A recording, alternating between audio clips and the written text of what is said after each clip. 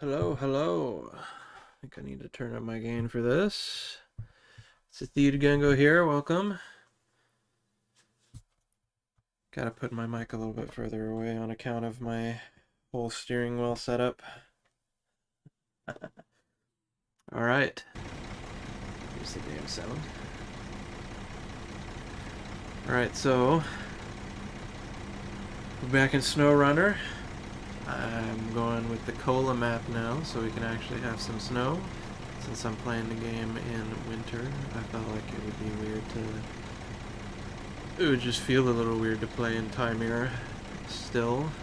I haven't actually played this game off stream since that one. So, you know, I still have lots of stuff to do in Timir, but just for the aesthetics, I decided to come to the next region, Kola Peninsula. I've already 100%ed Alaska, so here we are. And I have the Logitech G90 steering wheel and pedals, and it took me some effort to get this set up and working, and there's still something I'm not so sure about. And that is camera controls. I don't know that I want to play this in first person only. Also, what button would send me to first person?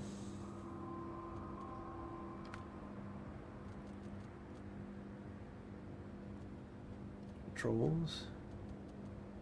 These are like keyboard controls, and it's not really helpful.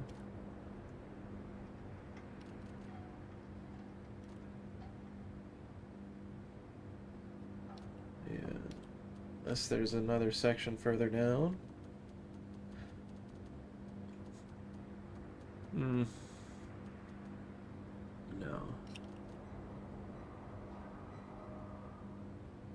Well. Alright. So this lets me, okay, the left shifter paddle lets me open up the gear control. I have messed with some of the controls already, but there's still the issue of camera controls. I can use my mouse to do it, but that means taking my hand off this. Well, I guess I can still have one hand on it. Hopefully this doesn't confuse the game too much. I just like playing this game in third person. I just want to go into CAD mode. But I don't trust myself to not just smash the back of my trucks all over everything if I do that. I have turned the steering wheel settings to be fairly shallow. There we go, I've already maxed it out. I wish it would stop me once I went outside of the steering angle that I set. It's unfortunate. Is there a maximum? Here.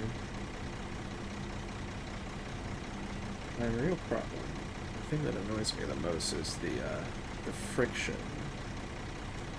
I get that there should be some friction, but it just feels like it's too much. I already have it set to 0.5. What does this wheel sensitivity do?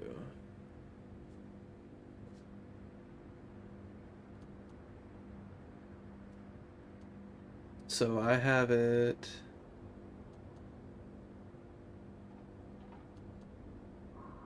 that's right, okay. So I want to set this lower as well. Feedback from friction? What if I let that be up higher and then turn this down? It's still pretty rough. Oops.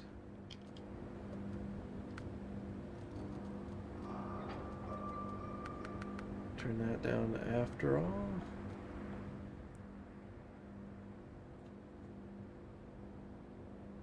Spring gain is still pretty OP as well. What if I just turn that all the way off? care, it's gonna keep springing anyways.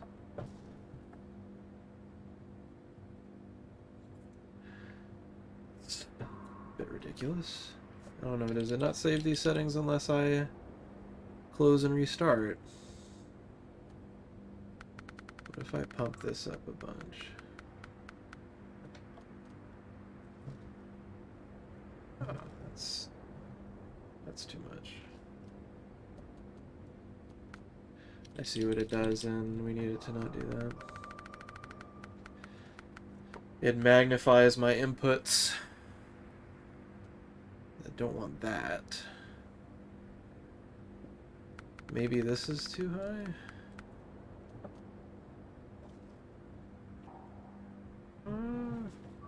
Oh, it does. I think it feels looser, actually.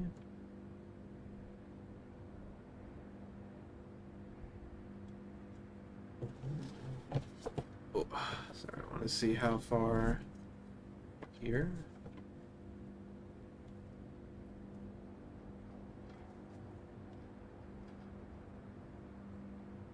So, like, as soon as my steering wheel gets upside down, that's where the max is. And that's at 390 degrees operating range in the Logitech G Hub application settings.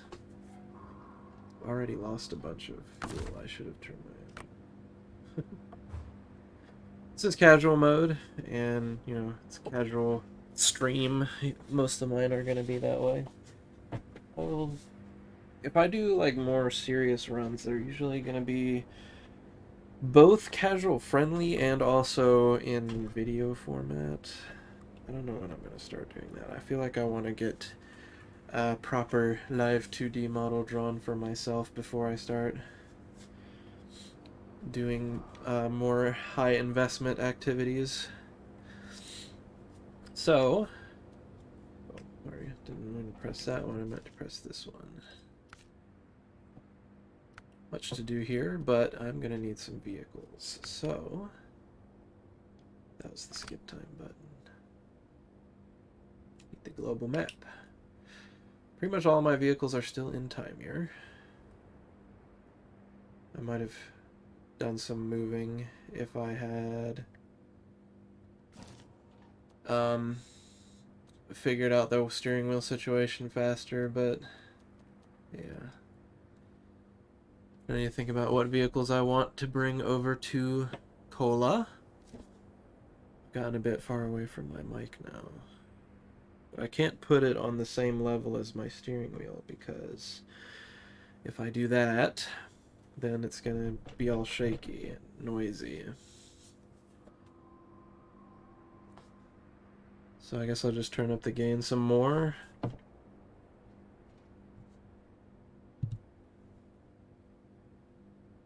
Yeah, there's not much else I can do about that. Let me go see how it sounds at least then.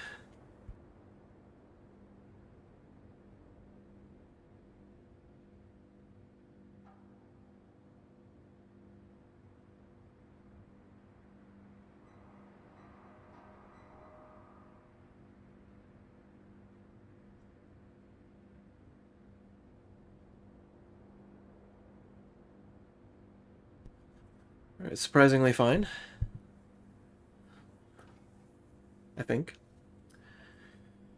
Okay, so man, I feel like we definitely are gonna want this. The Azov 64. 64131. The Antarctic will obviously have value as well. And here's my Zix. You can't change the wheels on the Zix 605R, right? The big Zix. This is the big Zix, right? Or is it the small one?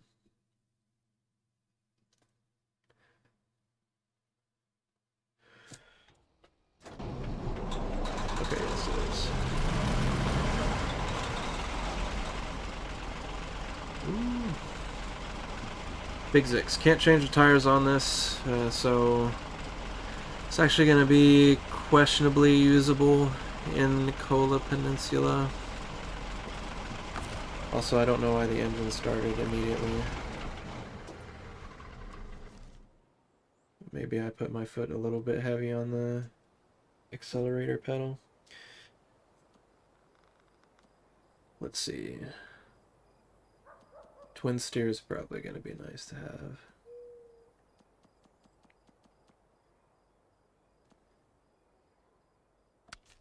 So the Antarctic, in spite of not being able to have chain tires, is still going to be really good. So let's retain that. What do I have in here? Oh, that one's pretty good.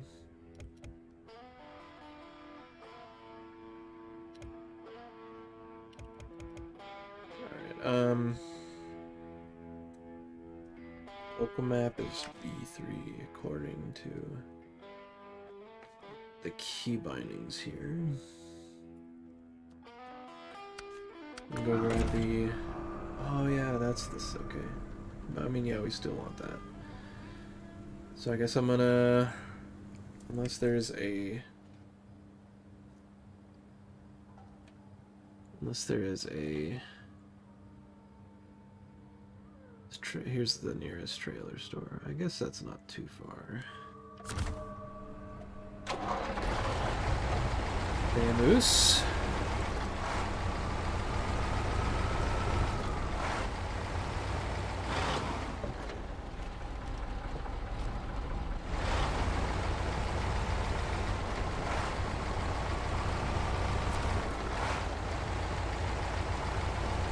Gonna take some getting used to the steering wheel.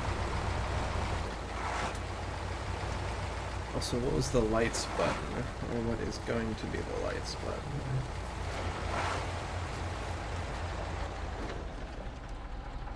Okay, why is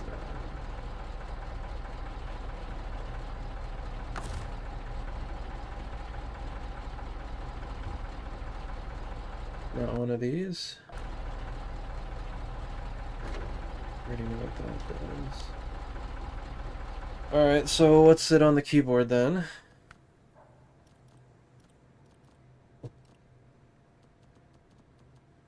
L. And anything else that might be useful to know on the keyboard? I think I'm good enough just knowing L.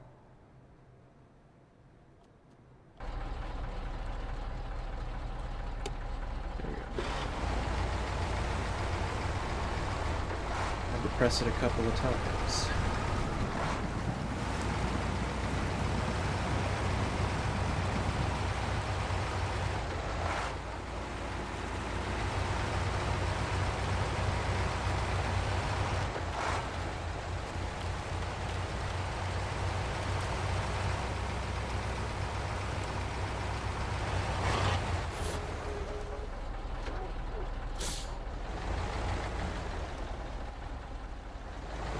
Serious getting used to it.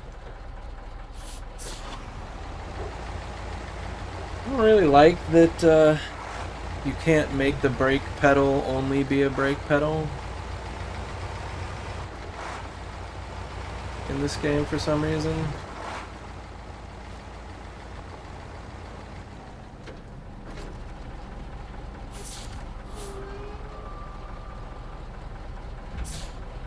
It would be really nice if they would let that be an option. Okay, so... And then we'll recover it. I know the garage is right there, but this is casual, so it doesn't cost anything. Retain it. This is the one I was thinking of. I'm gonna want this. Oops.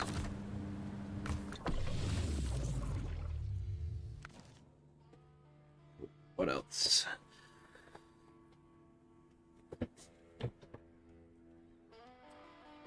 Hopefully I can get a new desk someday. I'll go get the twin steer. Twin steer's always OP. The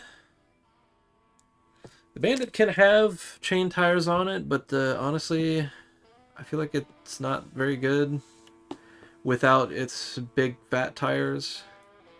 The Action tires. It gets really top heavy when you use the much skinnier chain tires that are the best ones you can have. Here's the mini Zix. Can't not have that. Wait, I forgot to retain it. It's fine. We want this guy too, I think. I don't actually know if we can have the chain tires on this. I don't think so, actually. In that case, it might not be that useful. Maybe bring the F750. Tataran might still have good use, even without chain tires.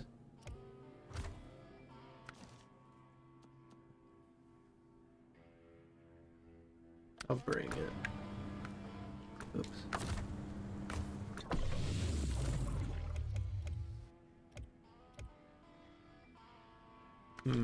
Any other vehicles that I have left?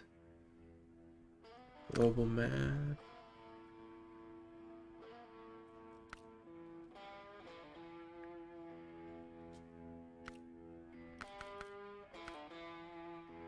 Oh, there's a truck in the foothills. I think that's one of those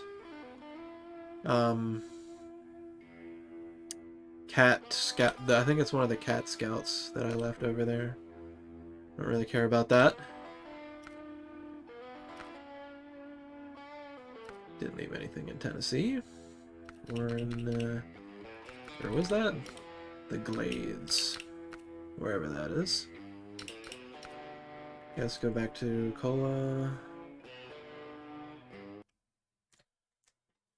Just press X to go to garage. Just notice that.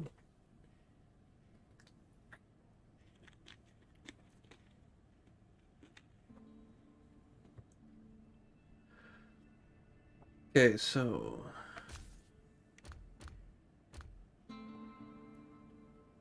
whip this guy out.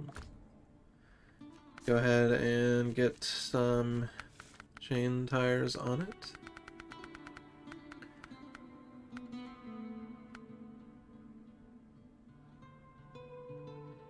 DH2. Can I please shift the camera? No. Okay, fine. I think I need to do anything else. Right. Oh, you already have chain tires on you. I guess I forgot to switch them. Awkward.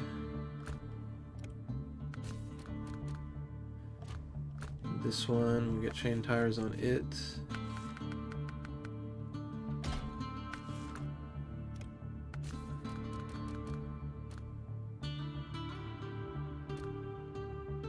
I like the Pike here.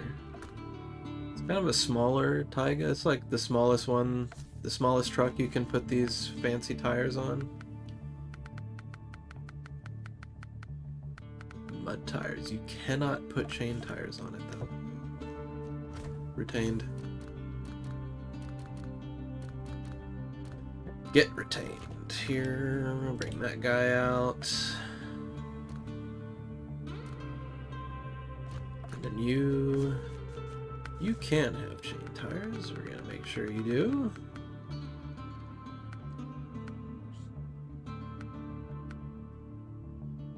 These ones. Yes. Okay, had to buy them.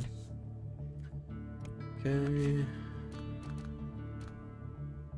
And priority on this one since we can put chain tires on it as well. You know, I do have that Hercules truck. I don't know where I left that.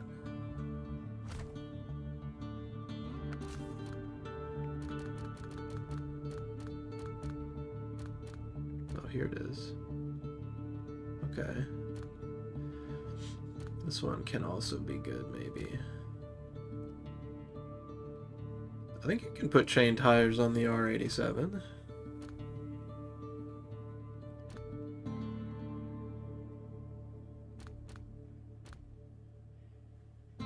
Hercules. This one can hold a lot of fuel and repair parts. Can't tow anything though. Worth noting. I can't bring myself to like the Tatras. I tried driving them before and it just feels like they're not very good. I don't know why. Tractor. Or bring the F750 back out. I didn't mean to retain it.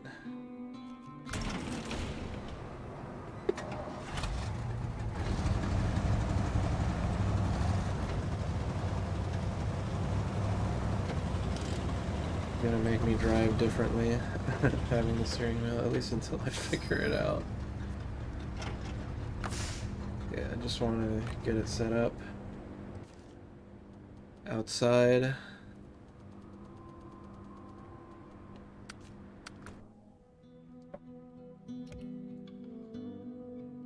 And bring you out as well.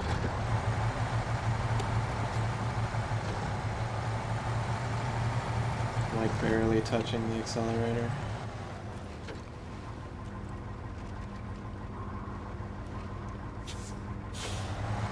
Oh, yep, I forgot. Brake pedal is not brake.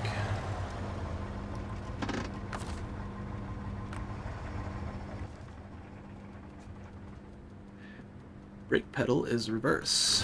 At least, I mean, it starts out as brake if you are moving, but as soon as you're not moving anymore, it becomes reverse. What are you doing? Oh, I think I was pressing B on accident, sorry.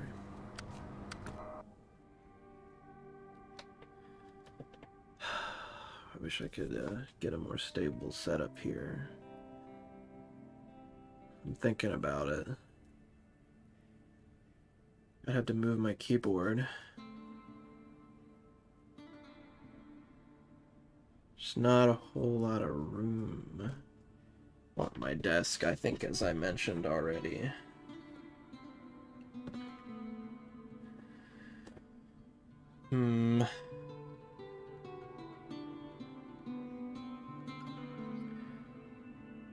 Let's see.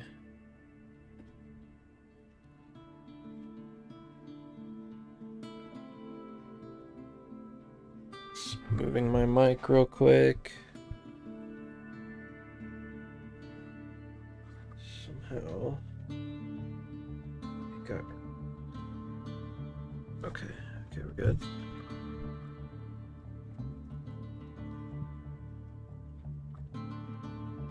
And I'm going to need to unfasten this. I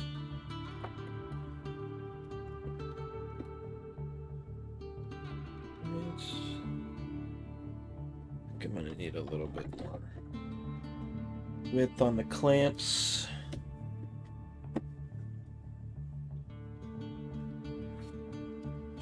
Keyboard back down to the lower panel.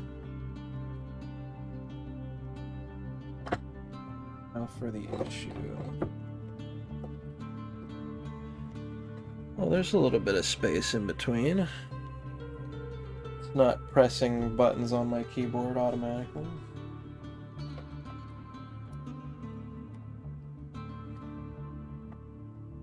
Okay.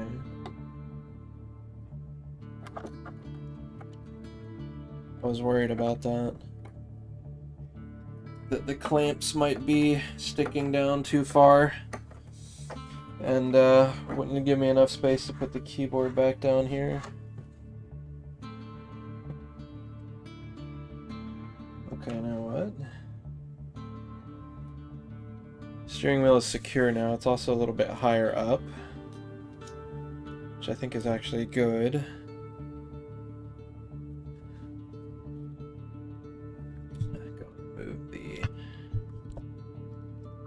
Here.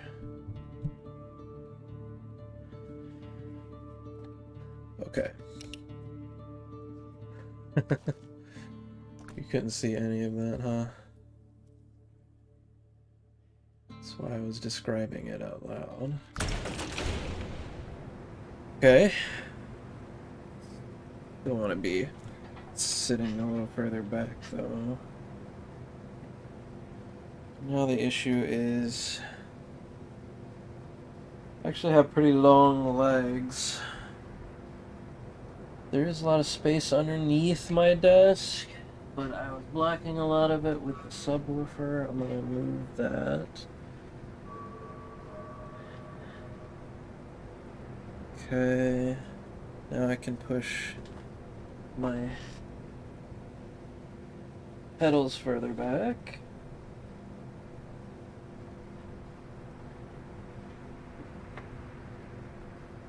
I got on top of a cord. Come on, get out.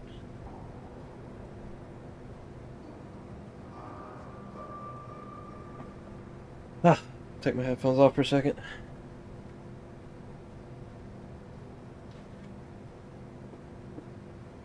Oh no, I'm recording.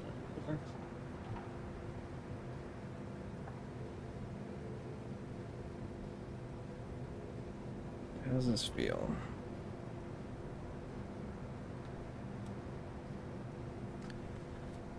Mouse space is running out. And move the steering wheel a little bit further to the right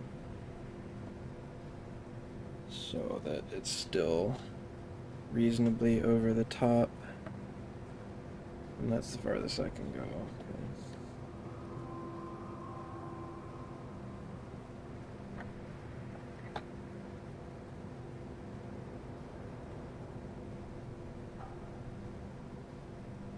Oh, okay. I don't want that to be happening.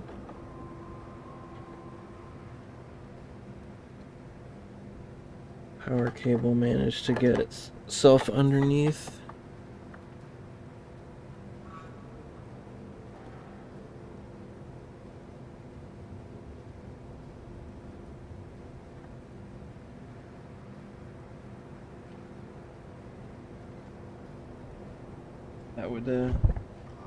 That would harm the stability.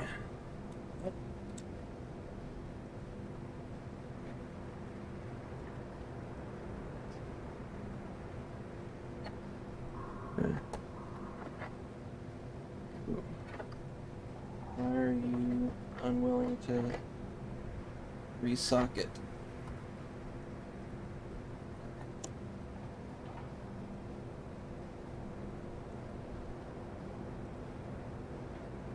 There we go. Whew. All right.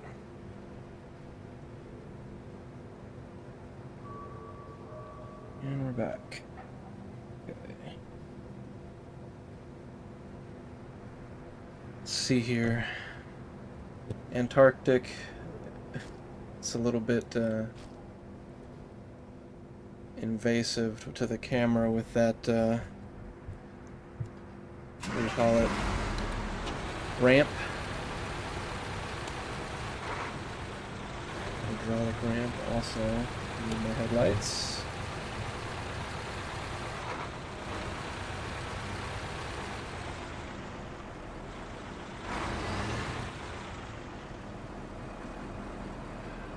Feeling like the mic is maybe too close to the steering wheel. The mechanism by which it creates friction is pretty noisy.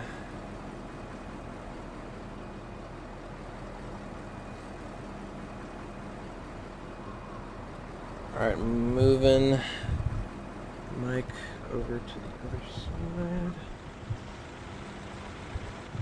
And accidentally pressing the accelerator pedal in the process. That was a mouthful. Why was that a mouthful? I don't know.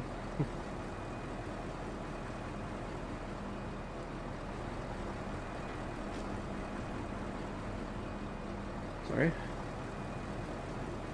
Okay. Alright, that should be it. No more wacky modifications to my setup.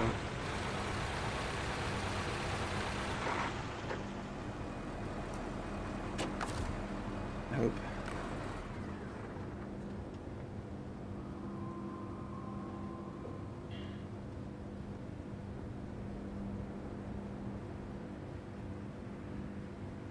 Steering wheel's a lot smaller than the one in my car. Let's see now. Do we know anything about those, like the pit stop and the dead calm and factory skyline missions sitting over there? Kolsky admin.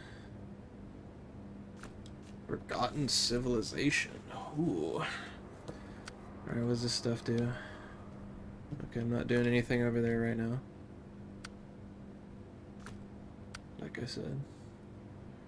Logs here. But where do we get them from? There's a log station. Okay. It's a long trek, and we have to cross ice here. You see my... Yeah, okay, cool. My cursor's awfully small, though. Suppose I could increase the size of it. Okay. No, Imandra, please. Prototype exploration unit is here.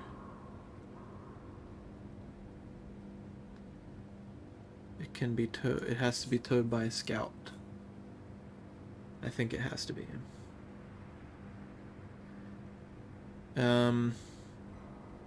And I actually don't think that will work with the F-750 then, because I think the F-750 can only tow full truck trailers.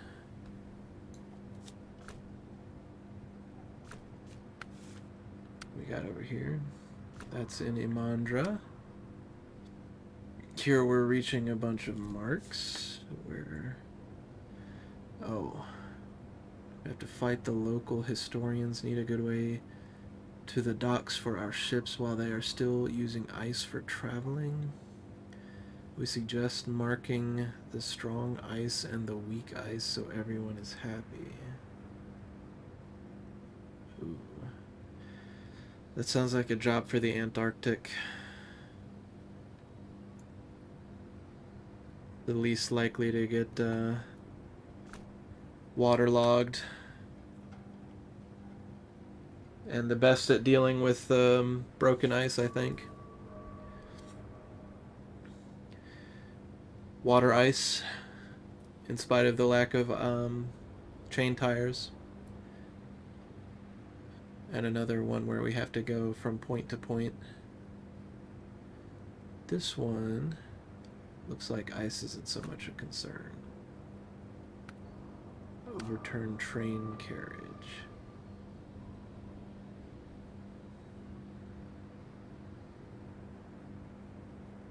We explore the train carriage and then reach a camp.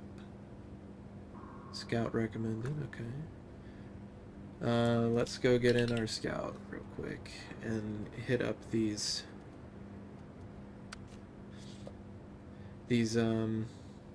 missions next to us. We're gonna have a time getting around this Antarctic. Where are my headlights?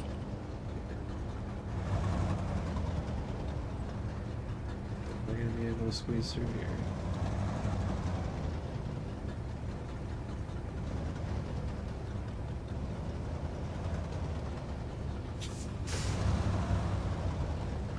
Take it slow.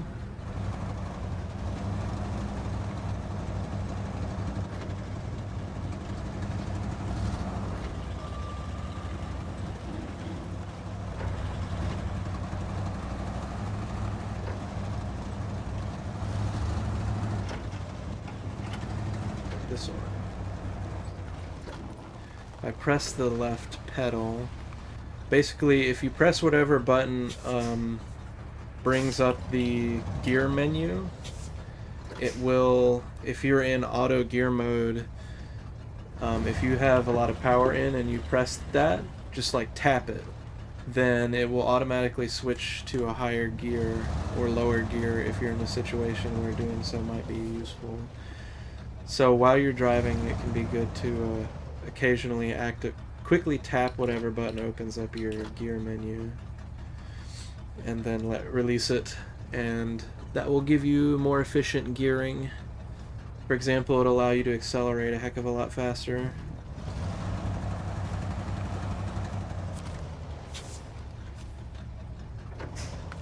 Hit stop. I keep forgetting that the brake is not actually the brake.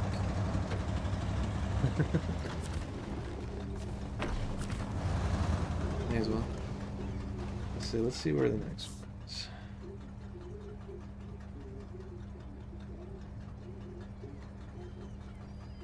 Need to get my hand off the steering wheel so that the game doesn't get confused about the controls. Ooh, I need to activate that one as well. I think I assumed that was a trailer store. Because on Time Era there was a trailer store right where that one is in the garage area. So there's no more mission up here. I'm gonna go to this one. Let's see. Right click to add destination point. I'm used to playing this on controller. And we'll just do this. Okay.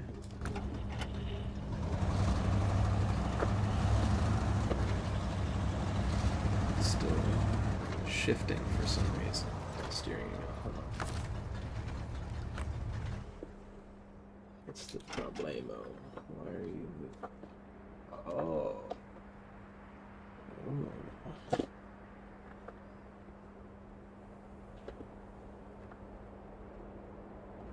Reason I had failed to lock this one.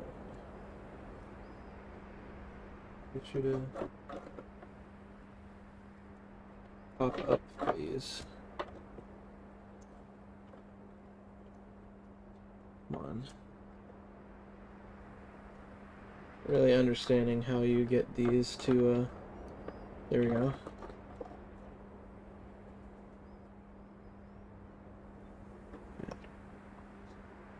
So that's why one of my clamps wasn't actually secured.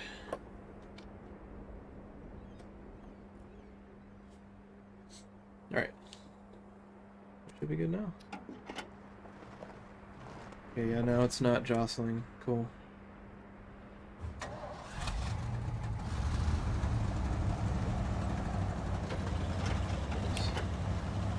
Left pedal for the gear menu.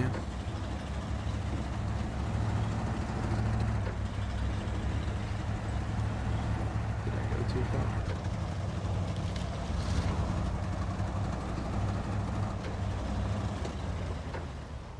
Yeah, I did.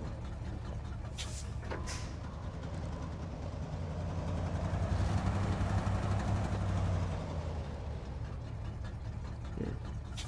Well, is what it is.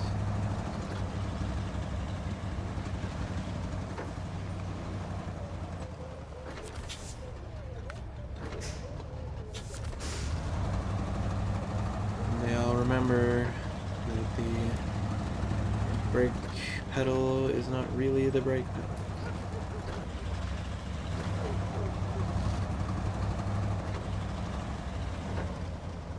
Ooh, struggling with the snow. Press this next.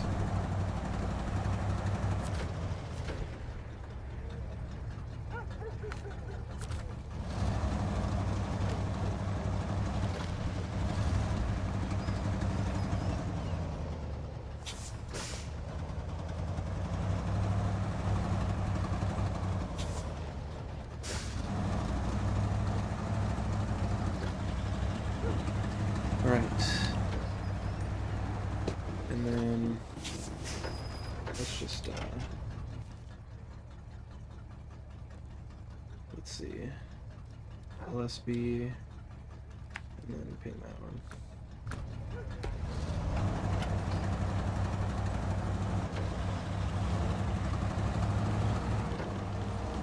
This is gonna be bad for my back, I can already tell.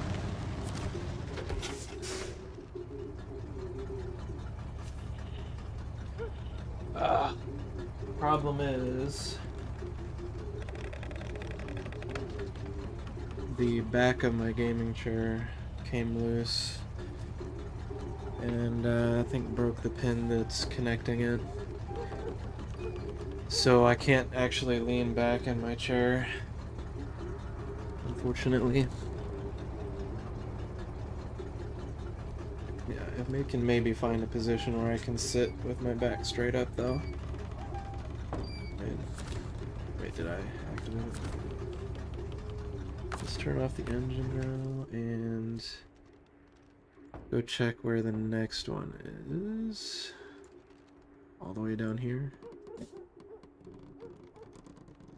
There's this on thin ice one as well.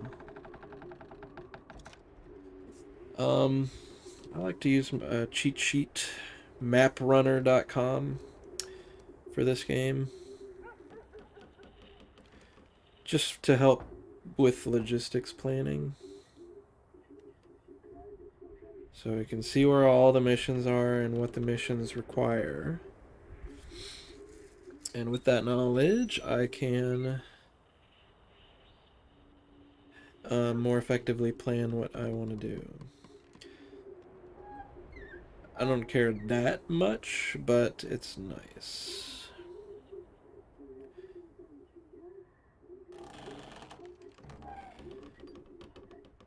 Metal beams.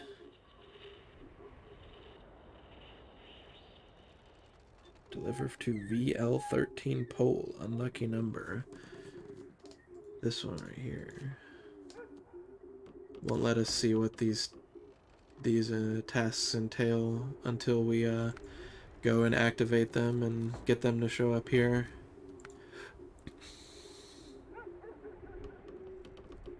Got this shabby guardhouse one. We already see that.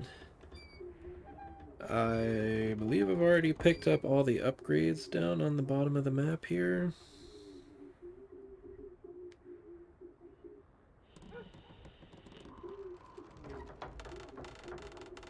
Walker. So there's 3 quests right here that we need to go discover.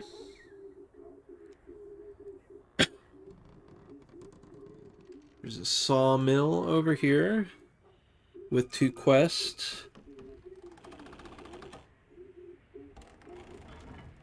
Wooden planks and oil barrels. Is it 1 each? 1 each. This is a service station, and there is a bridge quest near here. This, actually it's a resupply zone, which only applies to hardcore mode, so there's actually nothing in here, in spite of how significant it looks.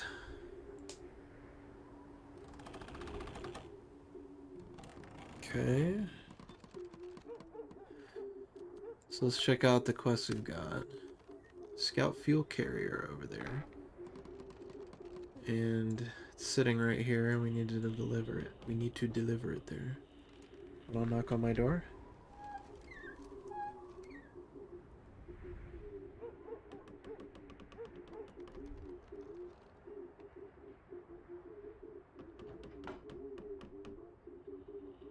Or maybe I just imagined it. Thought I heard a knock. Alright, so... Oh, right. Hold to clear. Middle mouse hold to clear. Okay. Click that. There we go.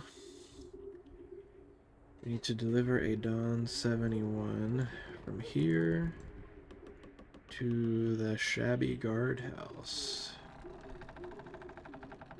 Dawn 71 is a little compact scout vehicle. Ooh, okay, that one's... We'll take care of that one later on. Oh, so here's why this place is here. We just need to explore it. Can do that with the scout. Okay, so a lot of stuff we can do with scouts that also require us to tow At least a couple of which require us to tow with the scout trailer. Two's 166 delivered to dispatch station mechanic. Let's go unlock that real quick. So I was looking at the quest that is... I'm touching the steering wheel and it's confusing the game. Well, why don't we just go see if we can't get a scout. I have to press enter on the keyboard there rather than just clicking it. So what can we bring out for that? Unfortunately, I believe I mentioned already, the Hercules cannot tow anything. So we can't use that. I don't think the R87 can tow anything either. Without using the winch, of course. So that's kind of an issue. Question is, what do I use instead? I don't know that the Tataran can tow anything either. A lot of you guys.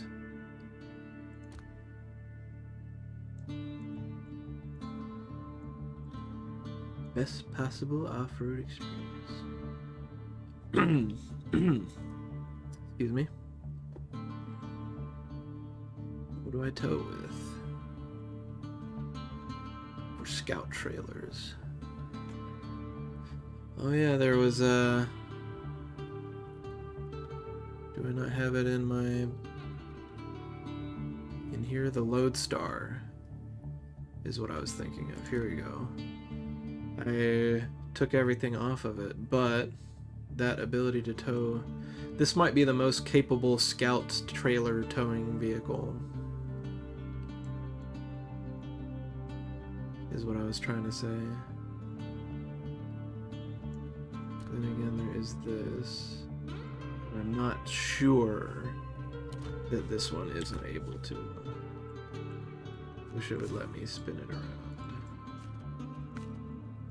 Why won't you let me spin you around? I know you can do it on a controller. Oh, okay. I use the WASD keys for it. It's got a tow hitch. It's got a tow hitch.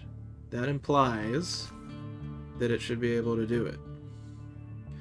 If we look now, hold on. If we look at the Tataran, I don't think I can turn much further this direction. I can, okay. See that it does not have a tow hitch. And also, I believe the Hercules has the same issue. There you can see, no tow hitch equals no towing. Okay, so I guess the R87 can do it, okay. So we'll bring that back out. I was mistaken. These tires are certainly the best, but we need the chain tires because of all the ice. Okay, I'm not missing anything that like gives us more fuel or anything like that, am I? This isn't really that topply of a map. Theoretically, if I get used to the steering wheel, I should be less likely to topple anyways. It's tempting me to get the Advanced Scout.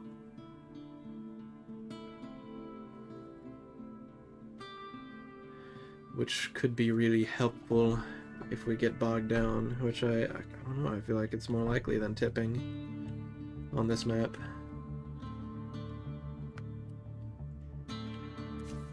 Got the money. SnowRunner gearbox. I just kind of prefer the SnowRunner. I'm a take it slow kind of guy. Alright.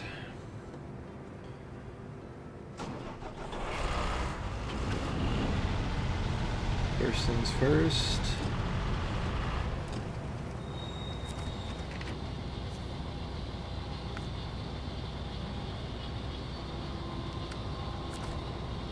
Okay, 2-166 for officers. And what is that referring to? It's down here. I guess I'd already activated. Anyways, it's down here and we take it here.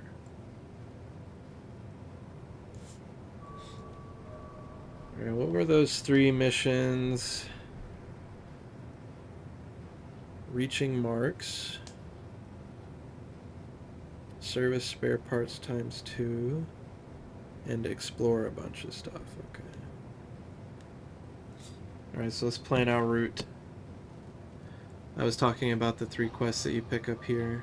Sorry, what are they called? Tasks. There you go. So this is not first priority. We should go pick up the scout fuel carrier.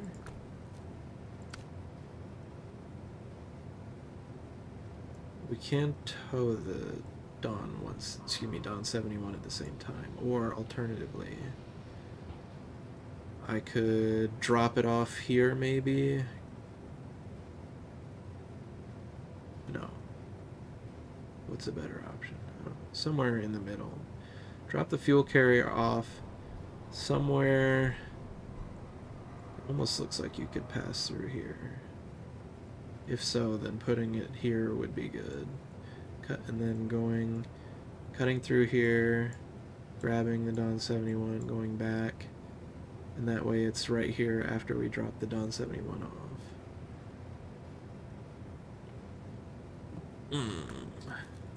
This, no, not worried about that right now. And we're not worried about that right now, okay.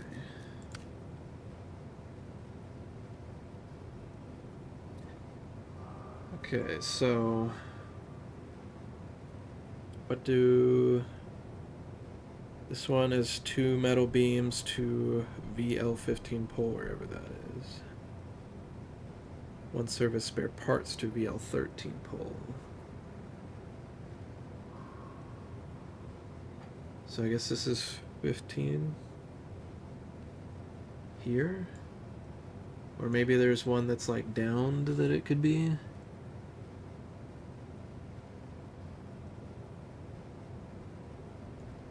Maybe it's that?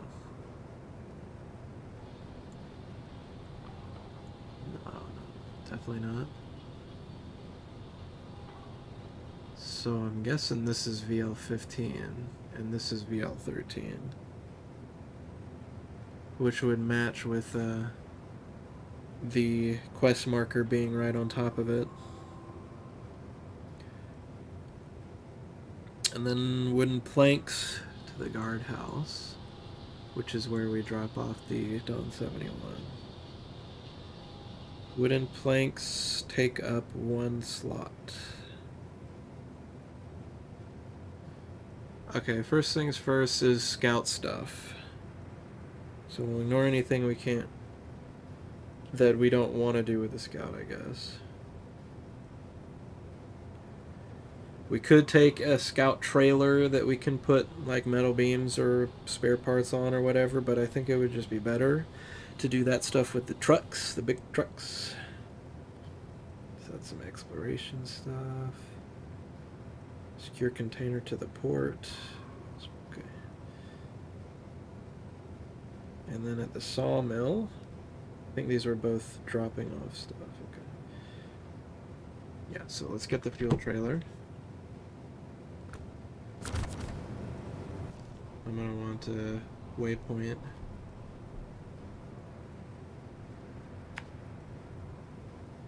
And then, actually I don't need a waypoint now that I think about it. Because, oops. We are going to start tracking. And I'll set waypoints between the trailer and our destination after we get there.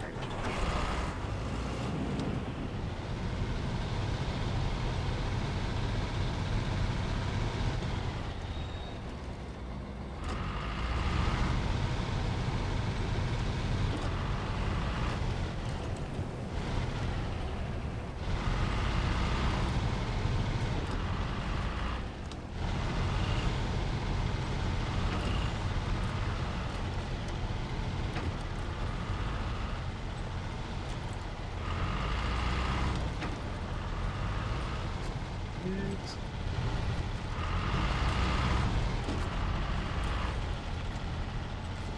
Turn around.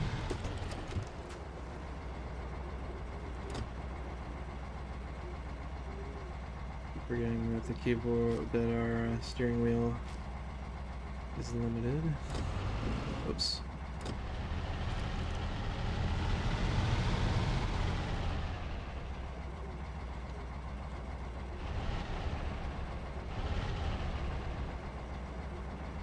Was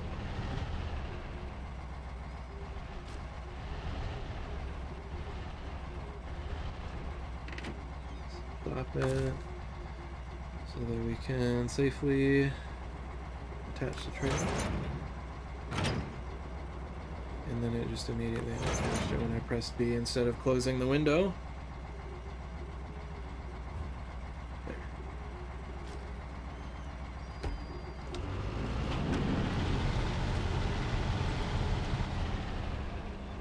Let's stop the engine and plan our route. Wow.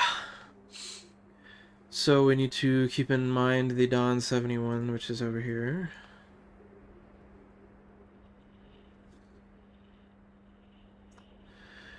Should be able to tow it to the guardhouse with the R87.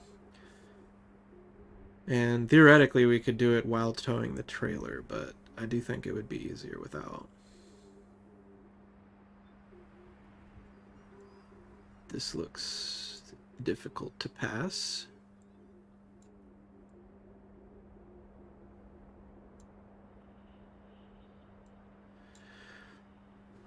I'm curious about if we can get through here reasonably. If we're towing too much, then getting through deep snow becomes almost impossible, really.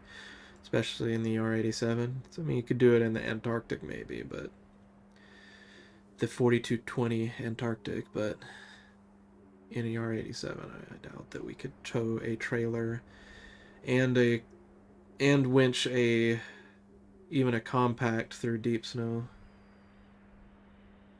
which I imagine there would be some through here. This looks a little precarious anyways, actually.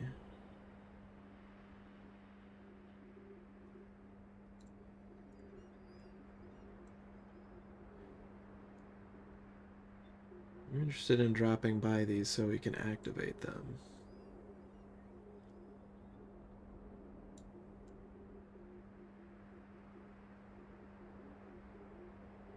So we'll take the road, and then we'll go through here.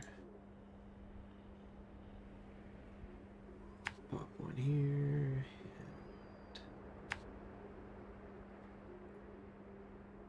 And here. I like to put the pips on the inside of the corners most of the time. Unless there's a situation like this. I like to keep it so that it's sort of over the road. Doesn't really matter that much. If I put them on the inside like that, then the line goes over the road. But if I were to put it like this and like this, actually it also works. What am I talking about? I suppose there's a good reason to put one there.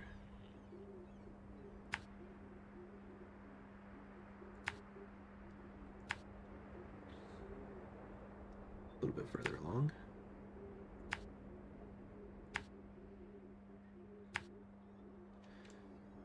Okay.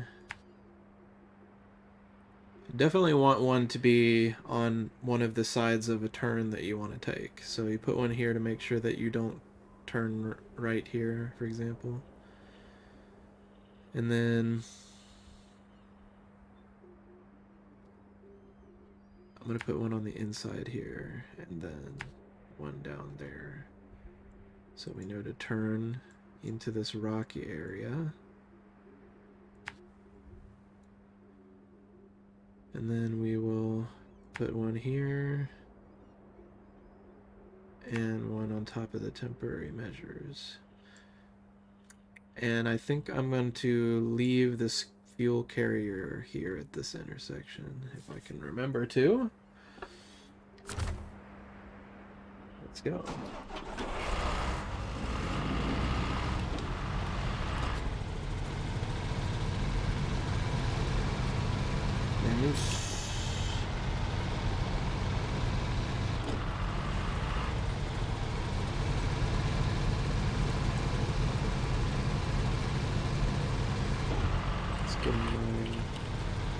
On. My headlights. Come on. Competing control schemes. Game doesn't like them.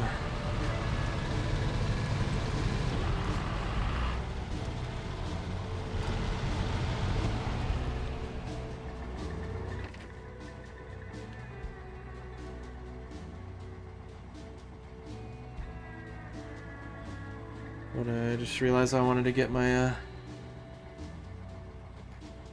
my stream back up on my phone.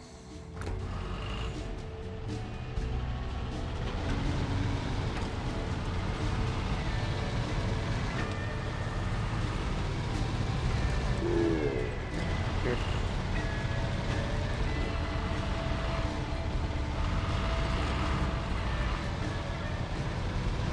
Still not used to the steering wheel.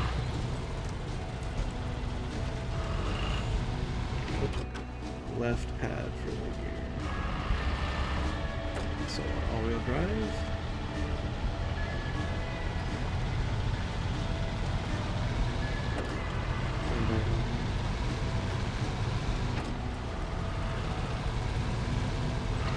The R87's all-wheel drive is a bit funky, or rather its four-wheel drive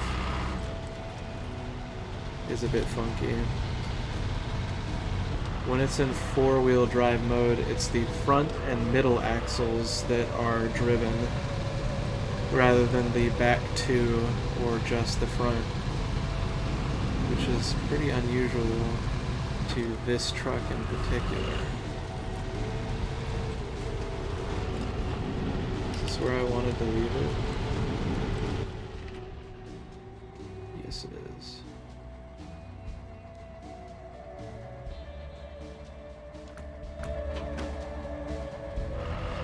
Pull off, I guess. A little bit. So we got room to pass.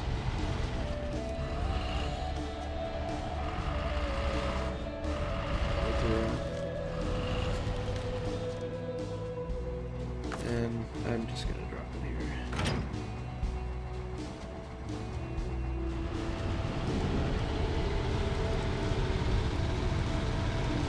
We will go mess with temporary measures and pick up the Don 70.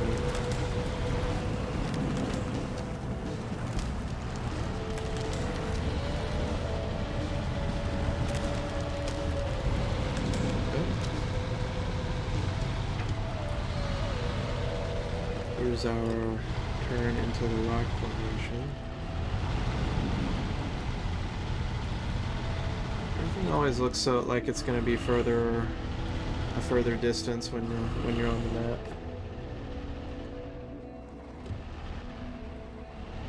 This is going to be a little bit weird.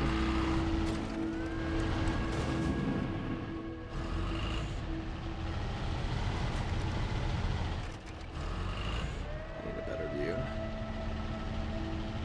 Higher view.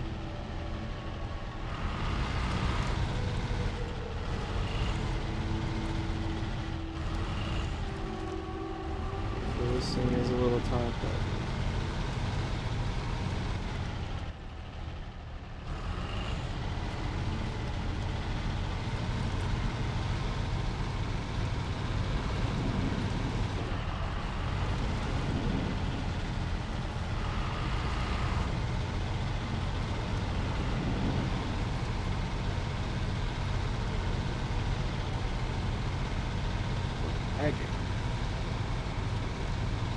Funky. No drop frames on the stream though.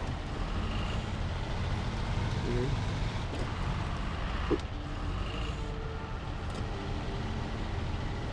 Noticed I was slowing down, looked over to the gearbox for just a second, and I started turning way too hard. Let's slow down the power output so that we don't waste fuel.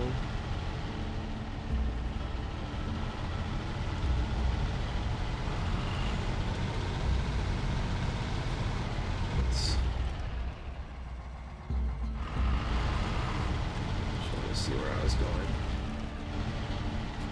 Put ice here. Too early to reset my steam to summer. So we got icy rocks here. Definitely important to have chain tires for this. And maybe I'll even switch to that. Seen a misnomer. I may have mentioned this in the last time I streamed SnowRunner, but there are definitely people who are even pretty decent at this game who think that low gears do not increase your torque. And while it's true that they don't increase torque nearly as much as low gears should in real life, they do actually help you get the wheels turning in situations where power is an issue. In other words, they do seem to actually have some benefit to torque. And it's not just that they slow down the speed at which the wheels turn.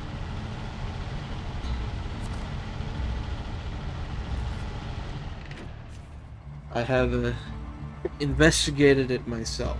I have been in situations where in auto, the vehicle just would not get the tire spinning because it was carrying too much weight up a steep hill, and then when I put it into one of the low gears, or the low gear, it was able to get the wheels spinning. So yes, it's not as much of an improvement as you might expect from a low gear in real life, but it does benefit to some degree.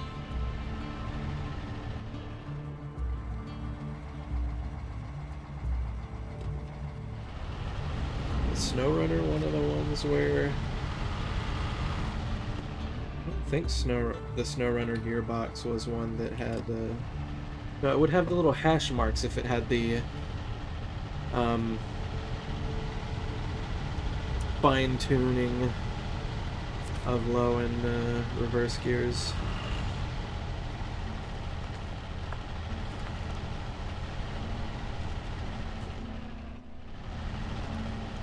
I thought that I was having a benefit in using the steering wheel in the form of an instant switch. Oh, hello. This is awkward. And I just took the autonomous switch off of this. Oh, SnowRunner, you. With your strange physics sometimes. I think I can kind of see what caused it, though. Maybe. That's annoying. It makes me wish I had just gone back whence I came. Seeing hints of a trail off to the left there. But in any case, we are tipped, so I think what I want to do here is grab this guy, the mini Zix. And why am I thinking I want to do that? Because we need to bring something, though. Of course, it's this one. Metal beams. Okay, so not the mini Zix then. Metal beams take up 2 slots, and our mini Zix can only carry 1. Let's see. Pay stars for 3. So let's go hit up the garage then. And then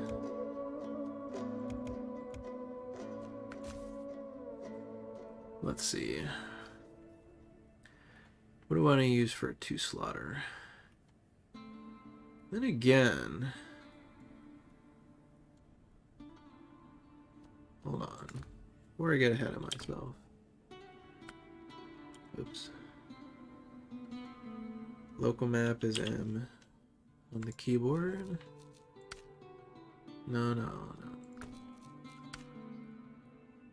Not that either. Not that. Okay. I was thinking, what is the unlucky number? Let's go check it out.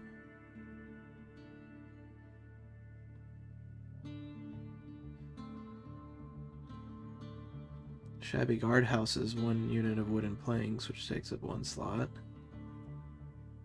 Unlucky number is service spare parts, also 1 slot. Where would we pick up the service spare parts, though? Another benefit of Map Runner is I can click on storage locations and see what they give. We can get metal beams from the port here. That shows me as well. Talking ahead of myself. Service spare parts we would have to get from the railway station. So I am kind of thinking that a 2-slotter is the appropriate choice here. Wooden planks I suspect we have to get from the sawmill.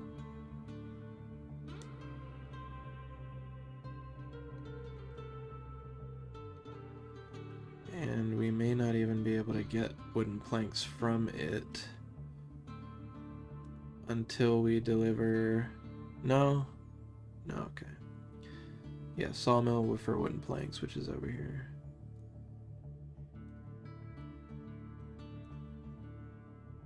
Yeah, so we'll just go with something that carries 2 then. But what? That's the question. I've broken down my fleet star already, so it's just the truck.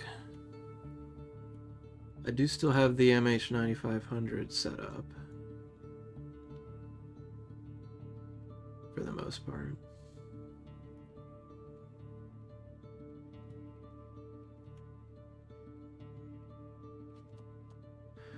I could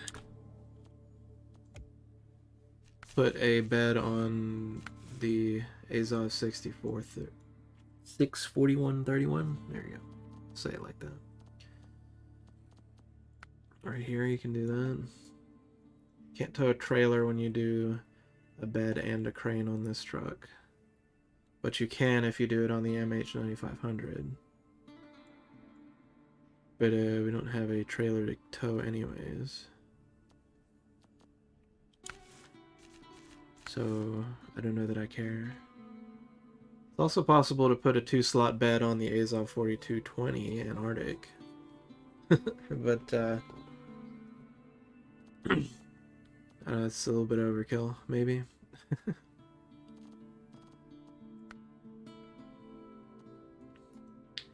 There's a lot of overhang on the flatbed, plus crane setup on this. Don't really need the crane, though. How do I take it off? Enter.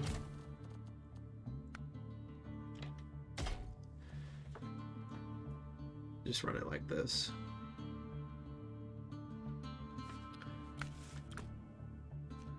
Alright.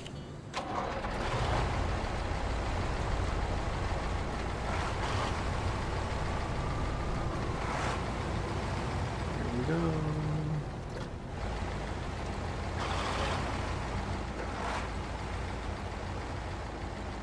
Oh, too much. And then I was kind of late on the steering wheel.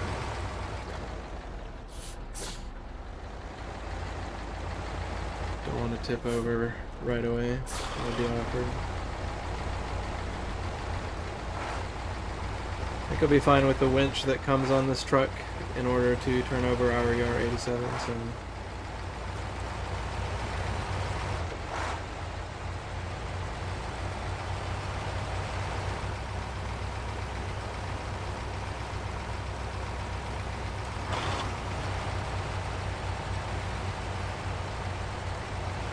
this is the slow and steady type of truck.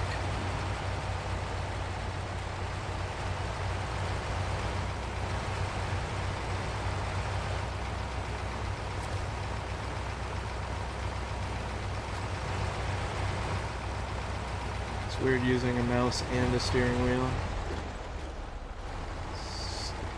So we get a tighter turn angle. There's our metal beans. You know, should probably set up my route. Ah. Okay, so first things I'm gonna track that.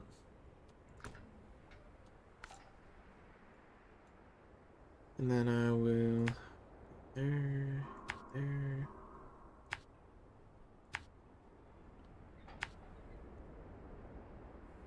Don't really have to put this many pings, but why not? Helps keep track of where we're going. This is gonna be threatening. Let's bring my stream back up on my phone, and that should be enough.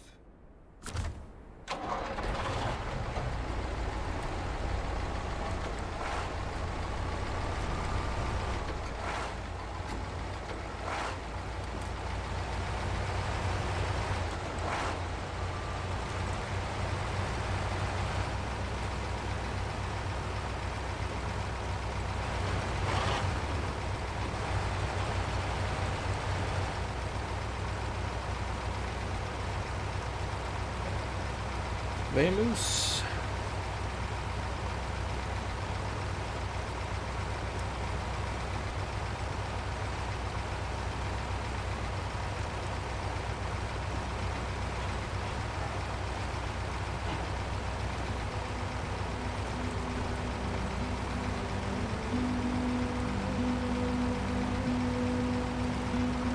Something advantageous about the steering wheel is that, unlike the controller, the position of my steering wheel corresponds exactly to the amount of steering on the truck.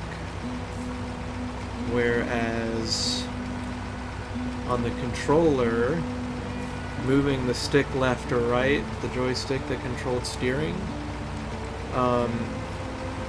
it steadily increased the amount of steering in that direction rather than having the amount of steering on the wheel be correspondent to how far the stick was in either direction. I don't know if you understand what I'm saying by that, but basically it doesn't work like in pretty much any other driving game. And it was very difficult to, I'm not going to say it's very difficult, it's just, it was not intuitive. You know, when I have the joystick a certain distance left or right, I expect the truck to be steering that much left or right, you know, to a scaling factor. You know, I don't expect it to be such that I can have the joystick like all the way to the left and actually still be steering right because the wheels haven't had enough time to turn all the way to the left yet, you know?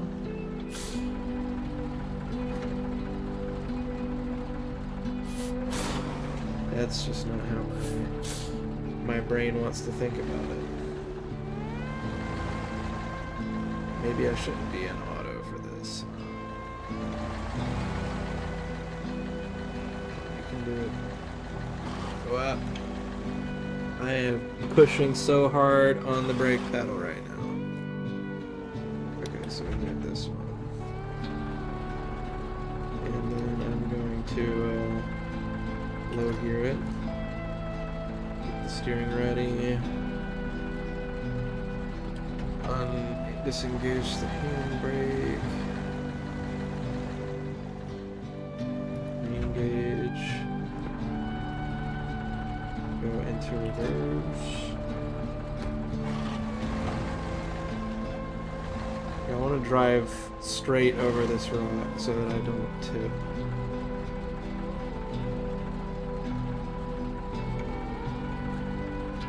Okay, then we want to go into low, maybe even low minus.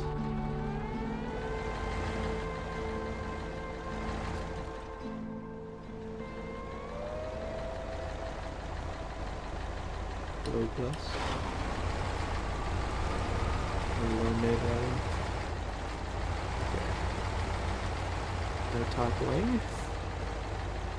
Not out of the woods yet. And by that I mean we're not off of the rocks yet.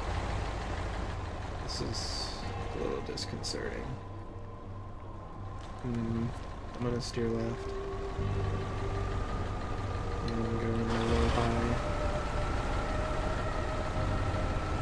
I want to steer left so we don't tip.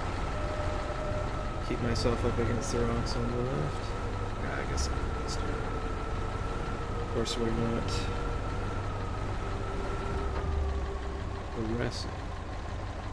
Is there anything I can winch to? Help me out. Cool. We're cool. This thing is a lot more stable than it looks like it is. So we can lean fairly far in one direction and not worry about toppling.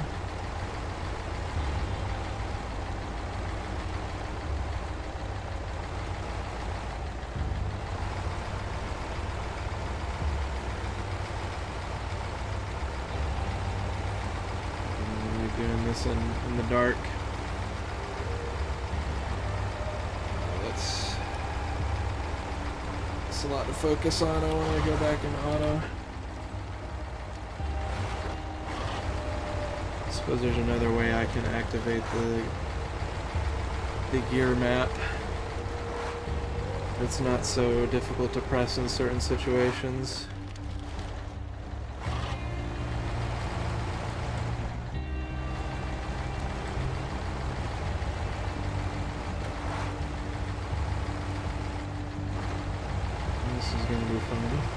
Let's go low.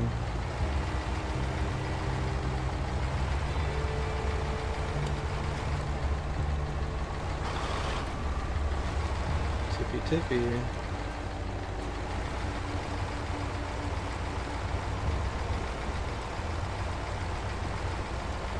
Steering right there.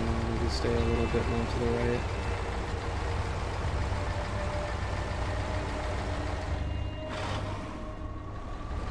I'm like hard left right now, but it's not cooperating.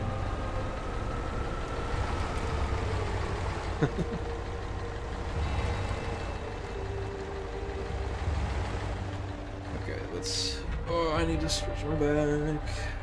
I'm probably gonna have to do that a lot, considering my seating situation. I can actually switch chairs. I do have more than one chair here that I can use, including one that does not have a broken back.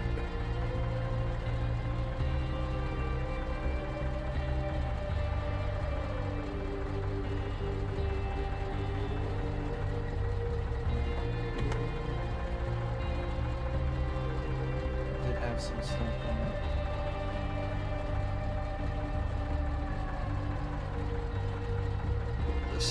Chair I was using. And I gotta sneak the chair out.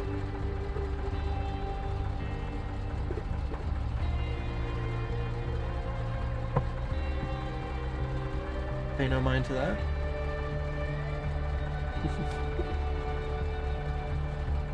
It's just a cup.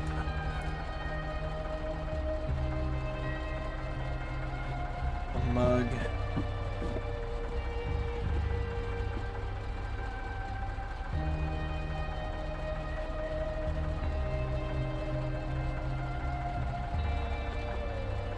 Putting that back might be some trouble.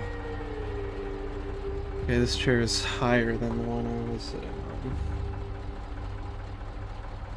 Hopefully it doesn't matter that much though.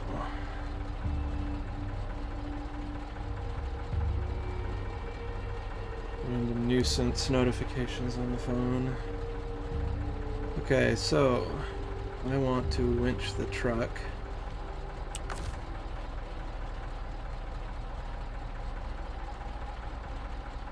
Probably should have turned off the engine before I started doing that. Where's the winch option?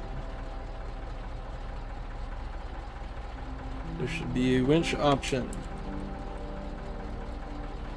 The heck?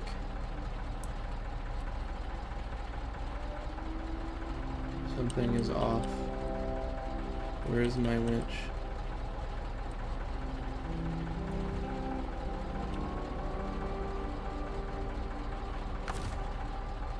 Why can I not use the winch with the keyboard? That's irrational. And how do I select winch points?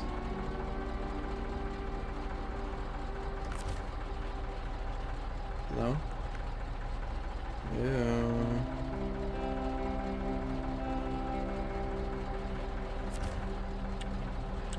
What the heck? What is this? Why can't I winch with the keyboard, and why can't I select winch points?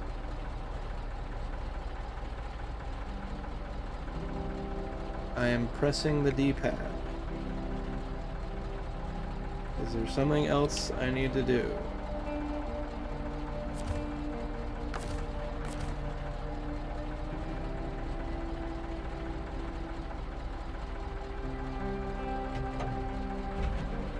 Not that. Bro, this is insane right now. What the heck? It won't let me choose a winch point.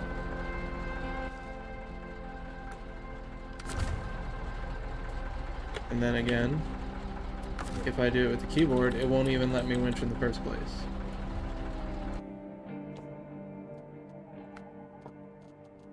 Is there a button for it? I guess. There's quick winch with F.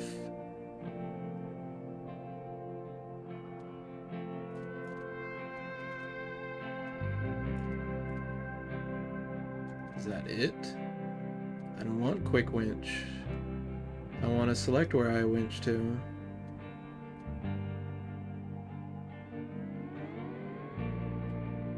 Why is this like this? Like, that's cool, I guess, but like, it's not what I want. Oh, now I can. Okay. I guess it was because it was confused with the mouse inputs. I think I want to go with that one.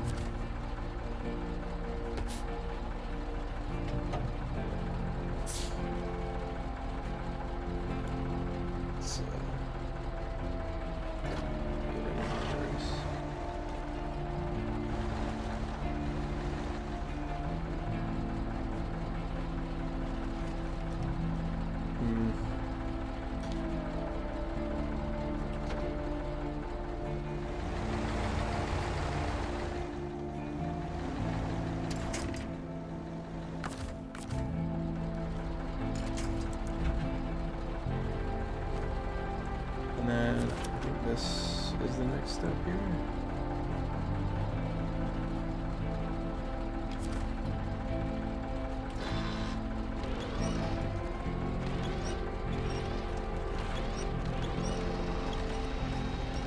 Come on.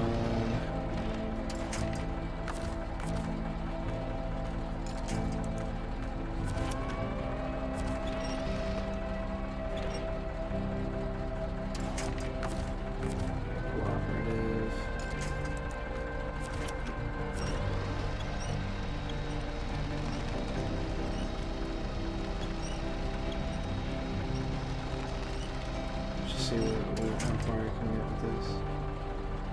Okay, let's go over here.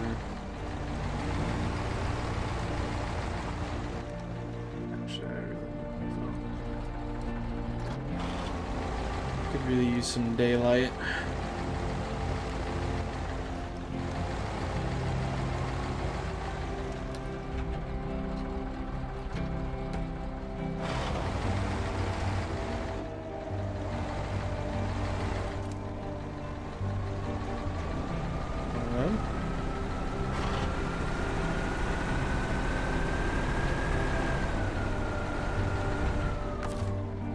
Apparently we're stuck.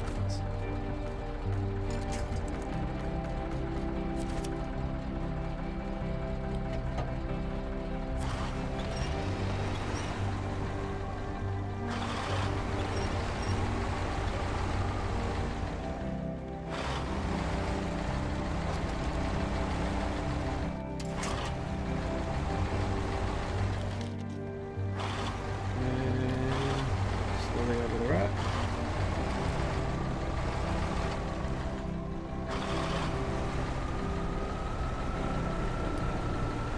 Messing with me again.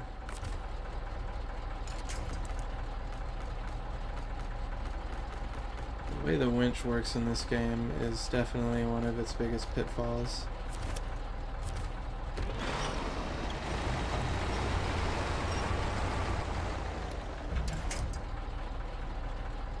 Let's turn the camera around.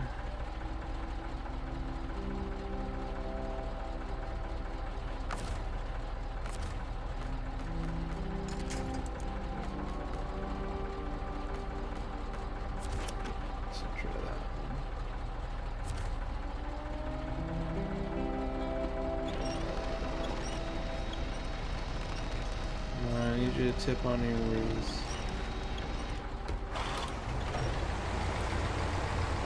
Wrong way, wrong way. It's over. Too much to look at once. I have to make a steering adjustment.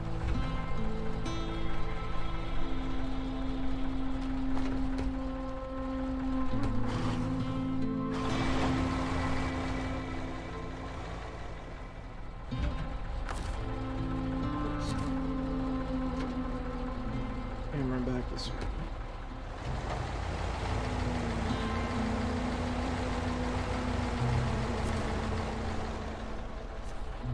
Alright, here we go. Dunsy, Dunsy. Back to the R. Reverse.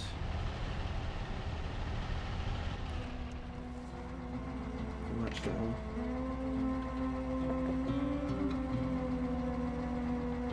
Pedals a little back, bit further forward. Camera's on. Adjust for me. Ooh, the power pole is acting up. Messing with my cam. Ugh, still messing. Okay, stop the engine. And now that we're settled, let's go mark the on thin ice one. Start the tracking. Whoa. What was that? Thought I pushed the brake.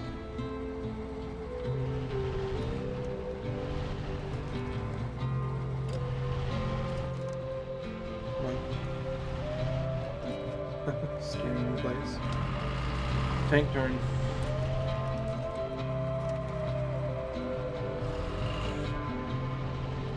Be careful with this. Oops. I pressed down before the paddle shifter.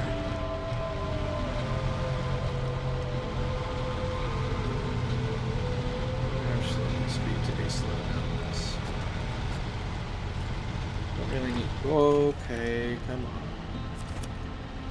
on. No. This way.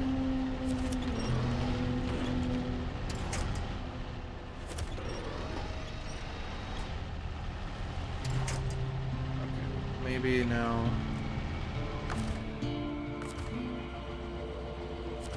I need you to go back to when you would let me click on stuff. adjust the winch point, really. It gave it to me with the automatic one anyways. Okay, that was close.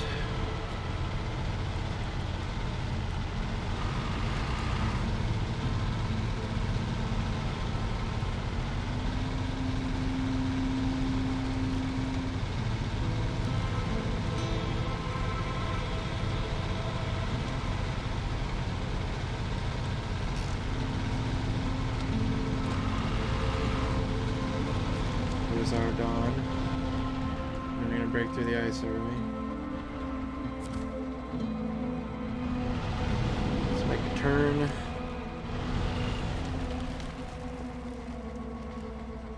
I guess I'll switch it back to auto, so that I can brake to reverse.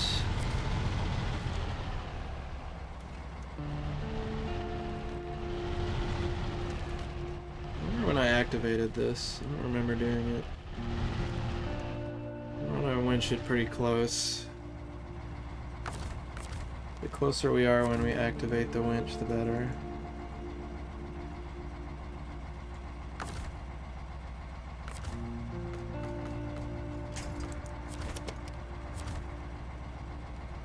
The closer we are to the winched vehicle, the better, actually, is what I mean to say.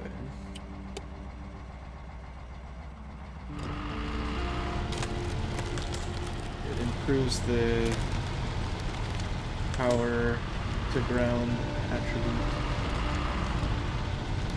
How should I put this? It makes it so that the car that we're winching doesn't drag us as much. Doesn't interfere with our ability to put power to the wheels as much.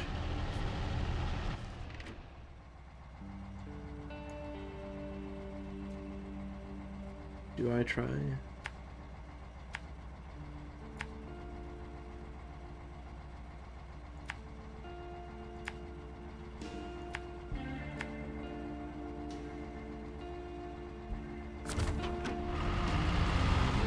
trying. At the point I turn my volume. This rock is very threatening. It's actually worse than that. I think I'm gonna go left of this rock.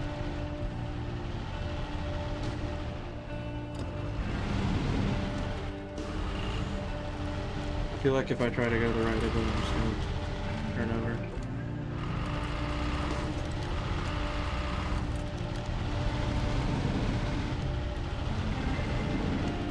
May have been a mistake. I'm strong enough to push the trees over at least.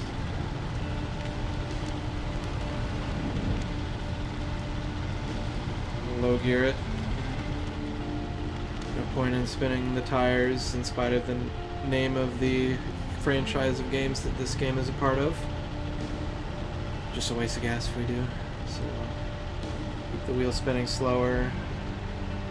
If we're going slower than the wheels are spinning anyways.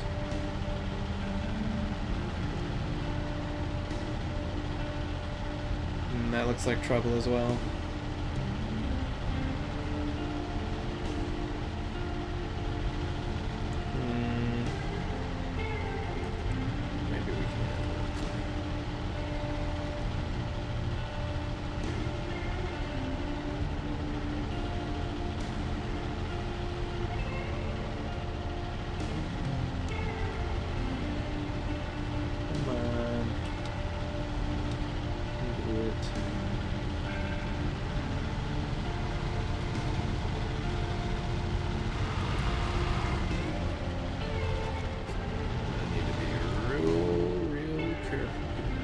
Go to the left.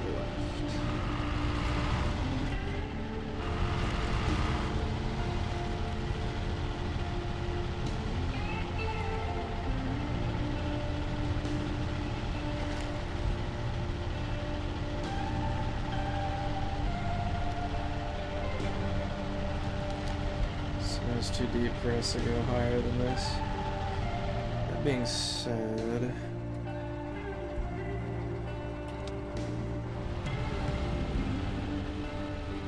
detour. around the right of this big rock on the left side of my screen.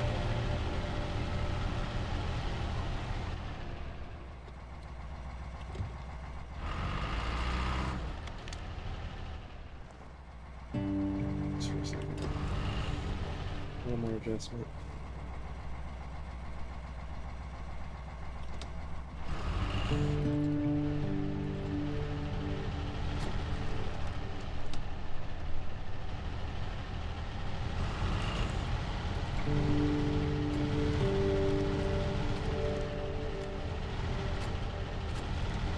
Steering, oops, and slipped off the wheel. Okay.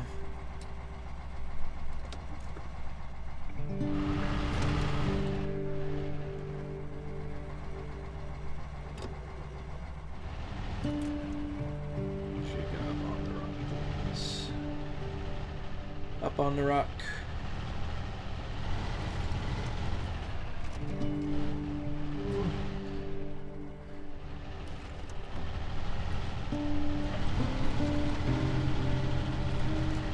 I don't really care what happens to the Dawn. Because apparently our customer doesn't care either.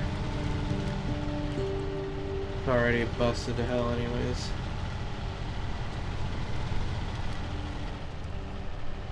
As long as we can get our vehicle to go through a space, that's all that matters. I wonder if I can go around the right side. Maybe the map will help me determine that. Looks tight.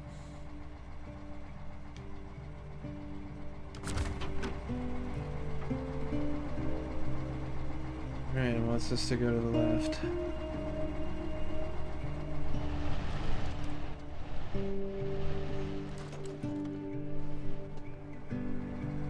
I'll put in a little bit of reverse adjustment.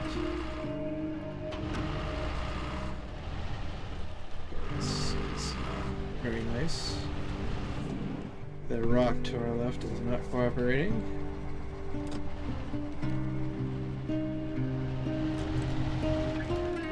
So much for that. Let's see if we can.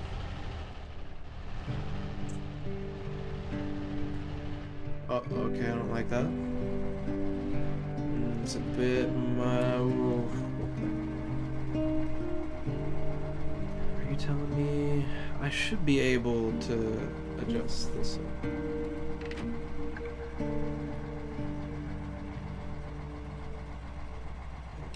Come on.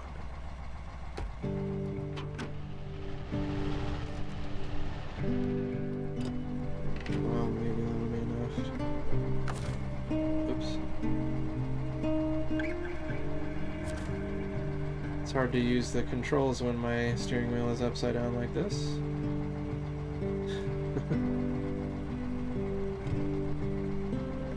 I guess it didn't need to be.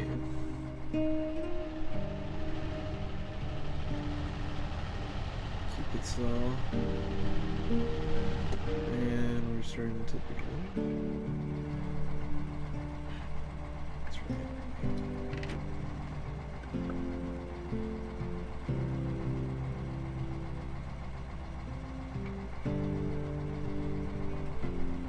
My steering wheel's upside down. So that's why I'm pressing backwards keys a lot.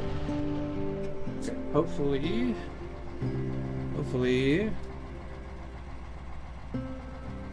Let's go back below. Hopefully now we can get over this without the unsafe amount of tipping. Cool. And then the Dawn gets to get over however it wants. Okay.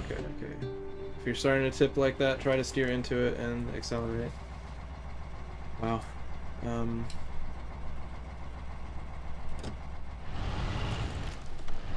was not expecting to almost tip on such apparently flat ground. But here we are, boys and girls. Let's get a couple of adjustments on. Please.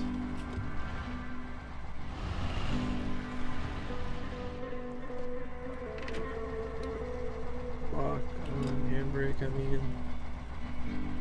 I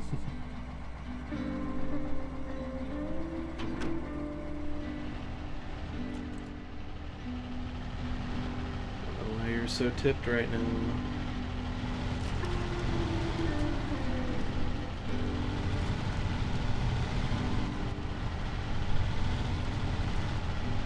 Ah, this reminds me of driving the Western Star twin steer.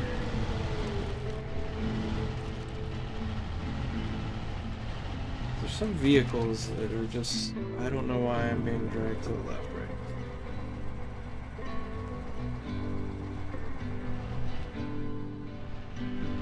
Oh, look, I have full right steering. Okay, come on.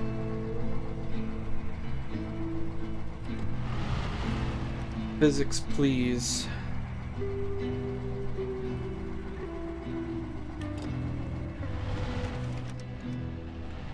Physics? Break. Swear to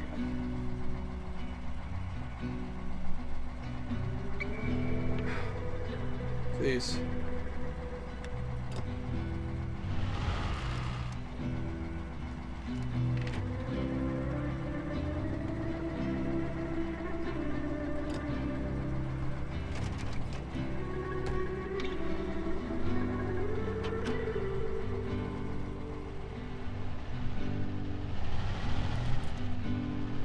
As the wheel goes onto that rock on the left, it's going to start playing funny business on me again. Right, there it goes. Can we just please just get over the rock? What are you doing? What? This does not make any sense.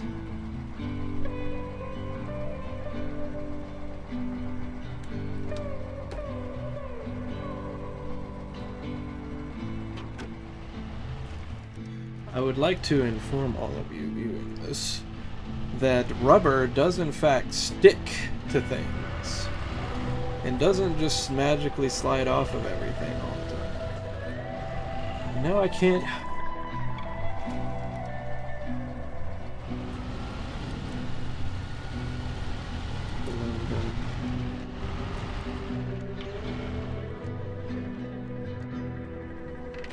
Let's just hope we haven't bottomed out too much.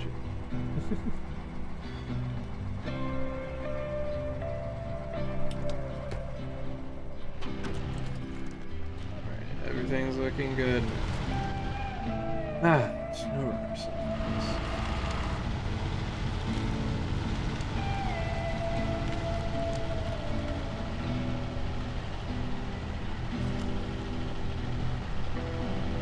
Back to just slippy sliding. This was not worth it. And we're just not turning. That's cool. I love it when we just don't turn. Even when the steering is full in one direction. And there's no apparent reason why we shouldn't be.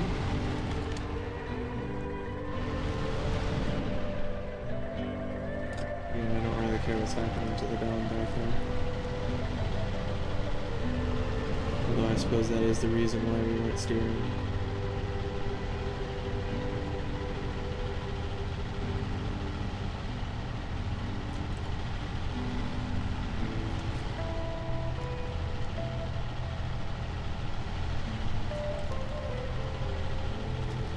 It's pulling on the back of our truck.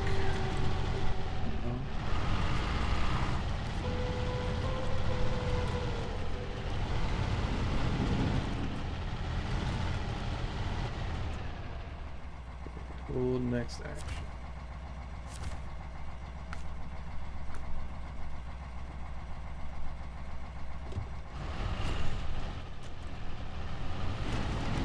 Okay, Don, we're making a detour.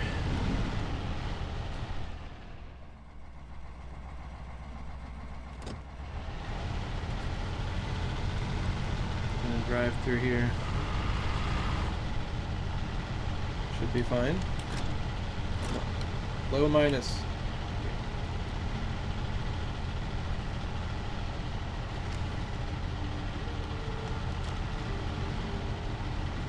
if I don't accidentally drive over a giant hole in the ground that's conspicuously covered by snow and tip over. That would be uncool.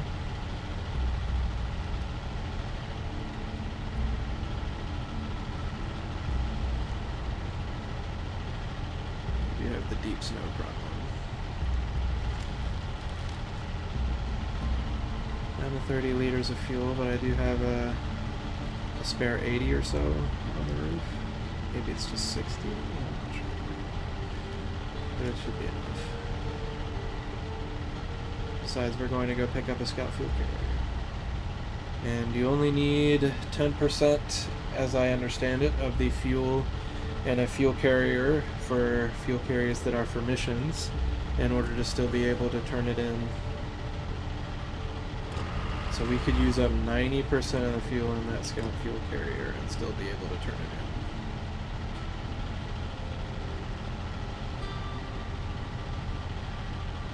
This may be slow, but at least it's not precarious. We'll take slow trudging through snow over, almost tipping over on craggy rocks any day. I suppose that's meant to be the appeal of the game to some extent, though. It's called SnowRunner, not Rocky Crag Runner. It's like the last game was called Mud Runner. It's about going through mud, not about, you know, rock crawling. Those are two very different thematics. But I'm on road now. I should maybe even go on auto, actually. Steering is funky because we're towing.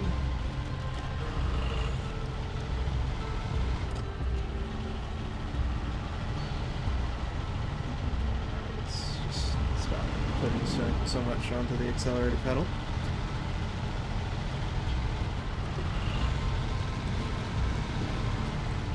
And we can't.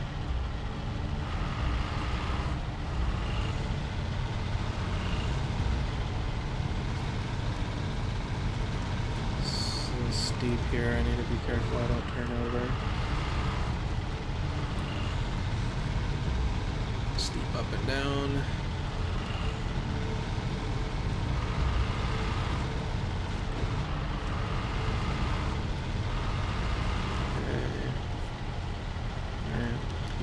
Almost there, come on, you can do it. You need to drag the dawn into it, and then it'll just disappear.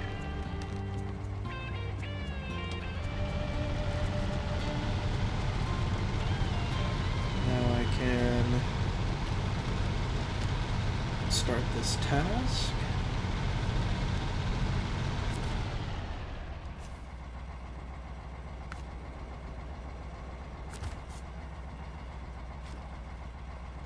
Bringing wooden planks to him. Let's chart a course back to our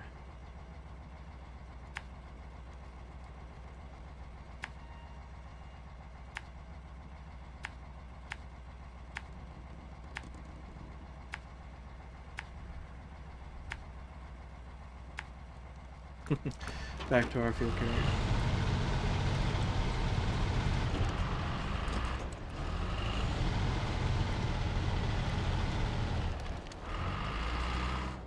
Fiddling with the trying to get the camera to start working, and also driving at the same time.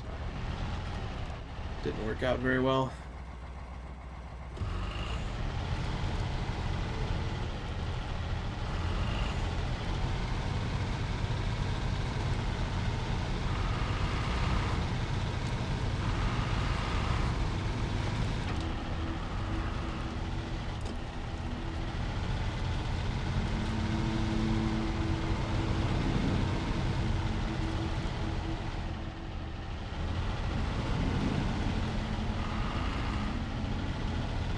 Digging in a little bit there.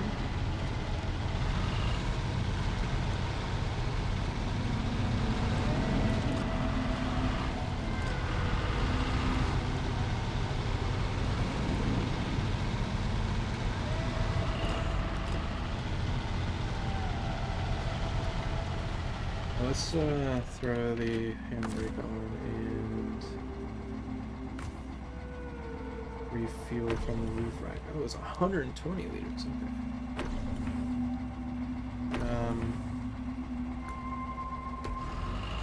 Just go with that.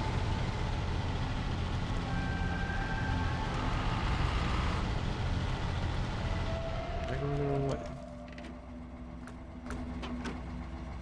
That's where I had driven through before. Maybe go this way. Can't hardly see there's a road there.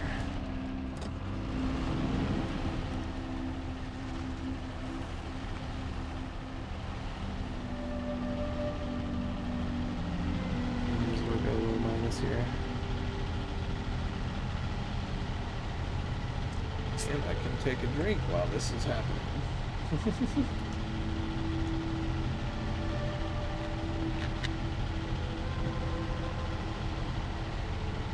Hydration check, as they say. Didn't need to steer at the time, so.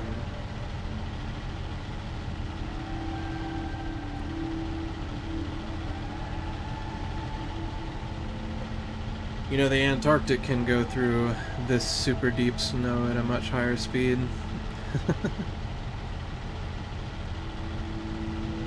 There's not many vehicles that can go through deep snow at a more relevant speed, but that's certainly one of them.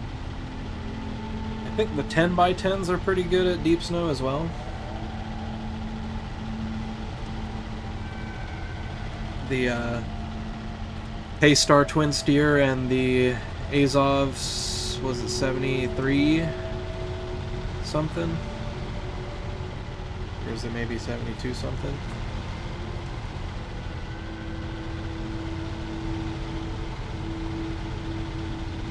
Oh, we're off the ice. Let's go back to auto. Pressing the left paddle shifter and trying to use the D-pad at the same time is really difficult. I've got pretty large hands too, so.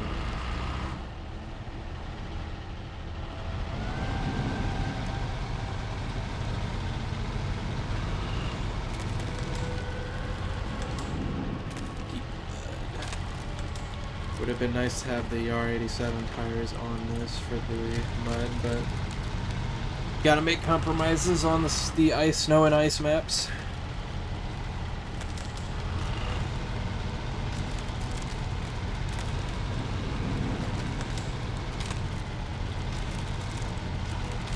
So I have a 3070 Ti, by the way, and the game's still lagging on rare occasion.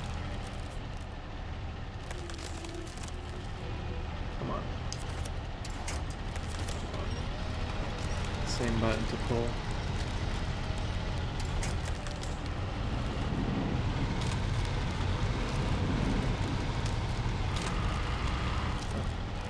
Can't go full throttle yet. There we go.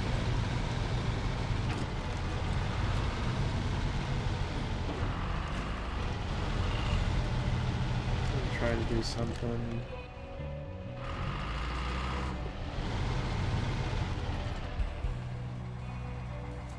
Maybe I should.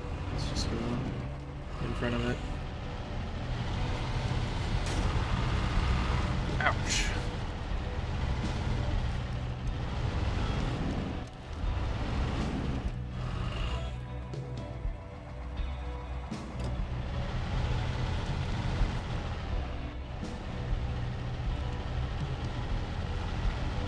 Tree down, buddy. Can do it. Hit the handbrake, attach the trailer, and decide how we're going to turn around.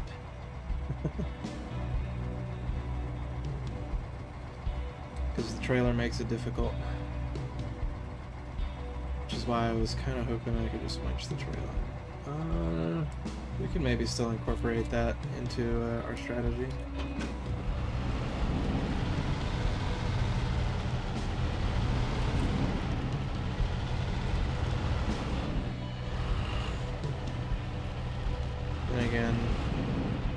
guess I could just brute force the reverse here through the trailer a little bit. Careful not to let the tire go over the top of the... Start the other way. We're just gonna have to do a multi-point.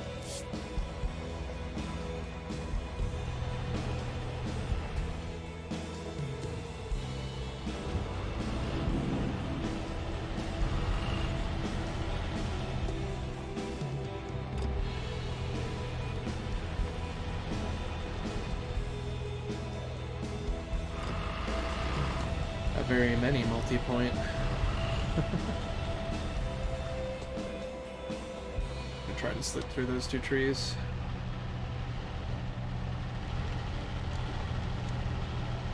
See myself just getting stuck. Still not dragging us too far in the other direction yet.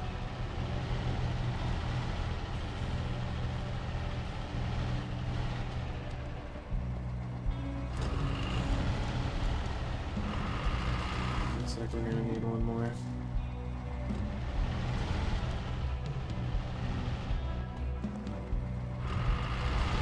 Now we're out.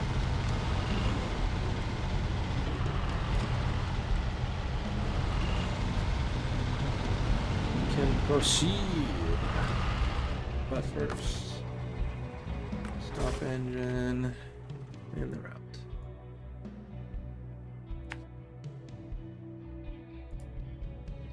Further here.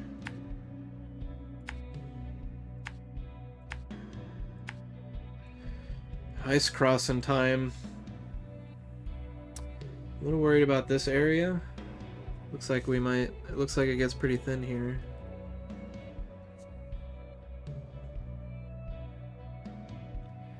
Could try going down this way.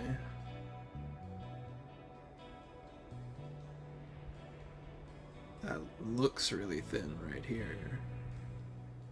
You know, it's probably fine for a ER87 along this route. Let's put a pip on the far side of the ice. And then I'll continue charting the route once we've crossed.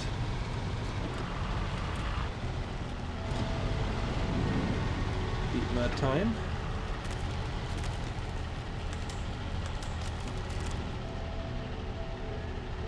I should be able to winch that, yeah, that more distant pole there.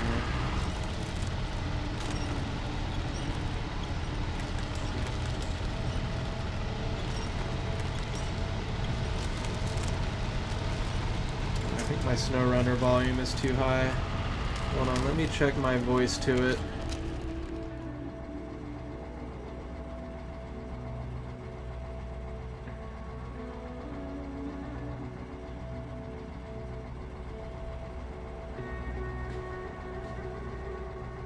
Probably should have looked at that sooner, but it definitely looks that way.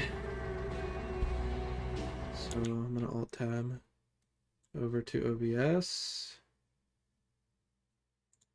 pull up the properties, and turn the SnowRunner audio down to like 60.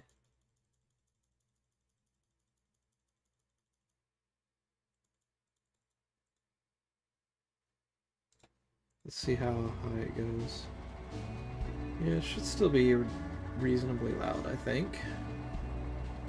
Let me throttle up right after saying something and check it again. Hello, hello, hello.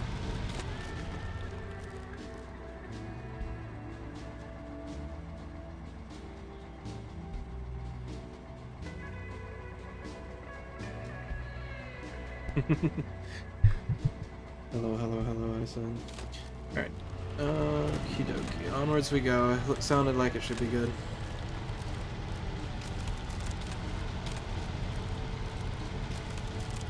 Camera.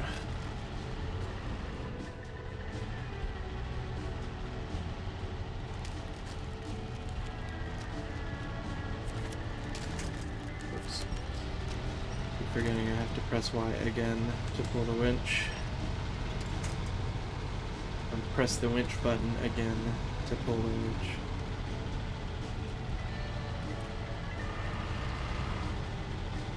These are To assume that everyone else is also using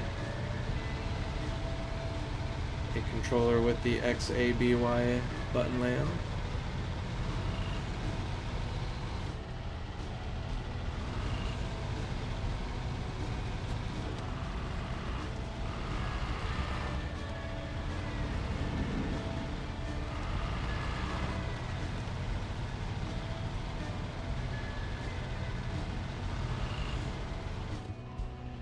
Putting so much throttle when we're in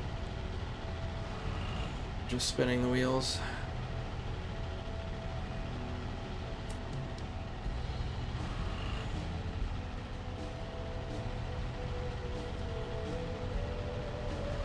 Come on. Going downhill too. Surely you could get a little bit more going. Got these nice ruts too.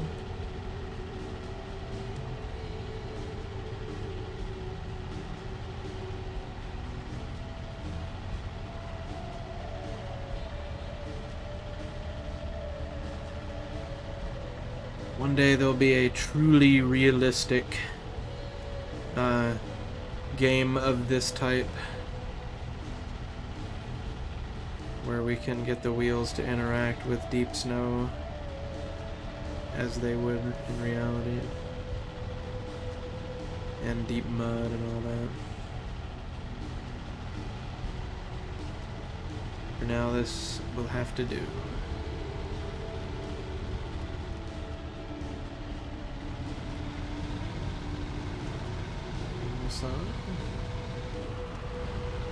A little bit of adjustment.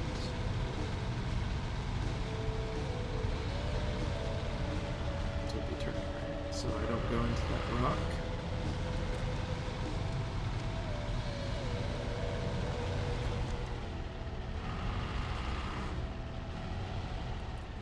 Come on, more turn.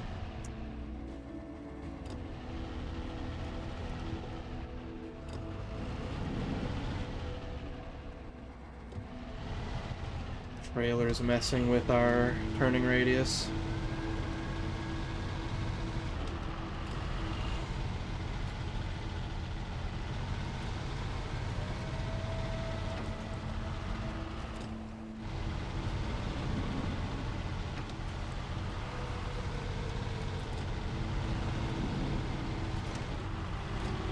Apparently this bit with this wooden log track was showing on the map as like part of this ice layer.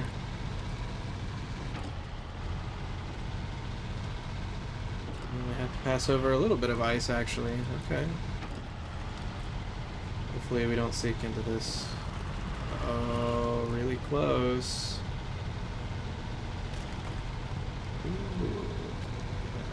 Really close to sinking into the ice there.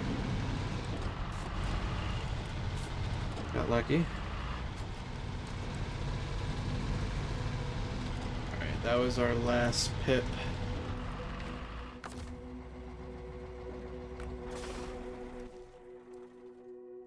Time to plan the rest of the route.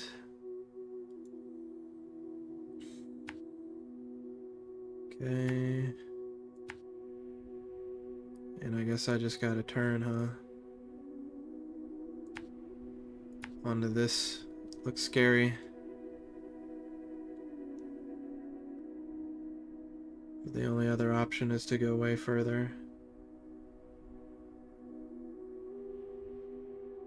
And then potentially go into some very weak ice there.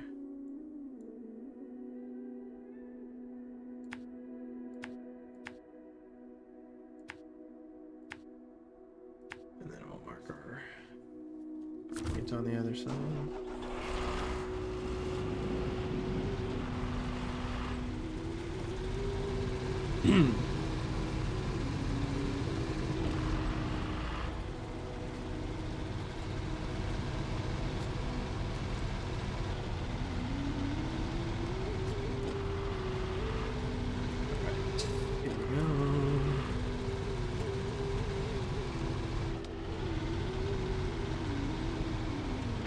I'm starting to get used to the steering wheel a bit. Ooh, this is steep. Not gonna tip anyway. Stay towards the right.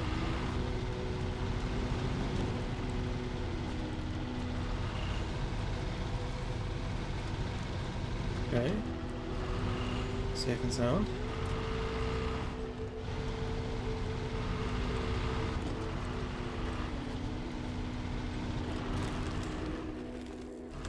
Turn right here. Oh. That was weird. Throttle was being a little unresponsive.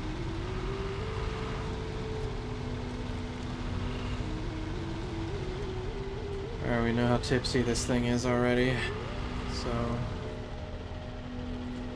careful, careful. I might even winch myself to that and try to yank myself over these rocks a little bit. Careful though. Oh gosh, oh gosh. I am so lucky that we didn't lose the engine there. Brake's probably not doing much, but let's do it on turn it on anyways. I need you to give me access to my winch points again. And then over here.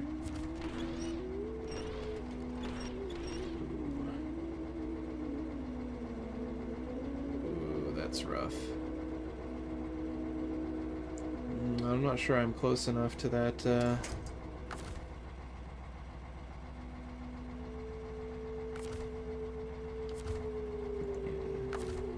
give me access to my winch points again.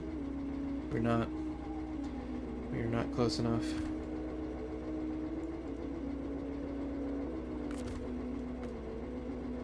Okay, how am I gonna do this then? Maybe here. Alright, where are you? Where is the other hip right now? What? Okay.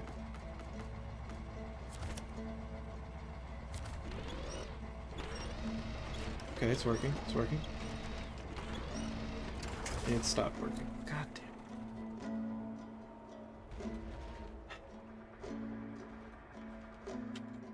Let's see if I can convince it it's not too steep. Are you good, Yar? You're looking a little jittery there. Sucks. So may as well go ahead and clear out the waypoints.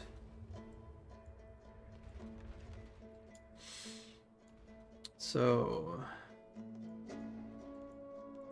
unlucky number was one service spare parts, which takes up one slot on a bed or whatever. This one, wooden planks, same deal. That means we could take the 64, the Azov 64. That's just investigating. I'm gonna go check out my cheat sheet again. A secure container delivered to port. The secure container is already at this railway station. It takes up one slot? Okay. Vehicle spare parts. Where would you get vehicle spare parts from?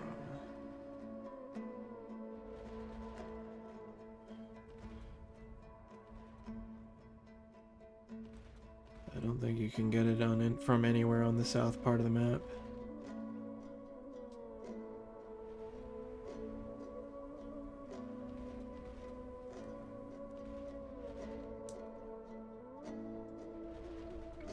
In fact, you may not even be able to get it from this map at all. You might have to go to Imandra to get the vehicle spare parts.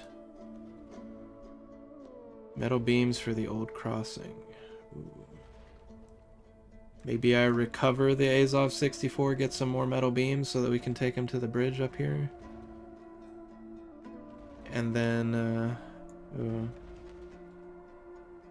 And then maybe on the way back we can get the other stuff.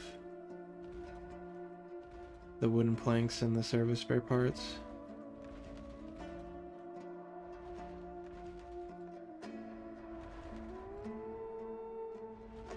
Maybe. So that's just exploring. That's the vehicle spare parts we can't get from this map. 2 service spare parts delivered to the camps in the north. Okay, it's not an immediate concern. Wooden planks to old meteo station. Whatever that is.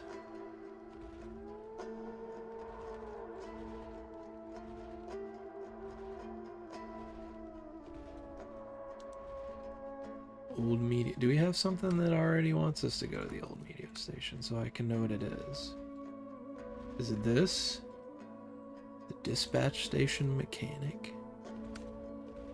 Coastal Medio Point. So maybe it's up there.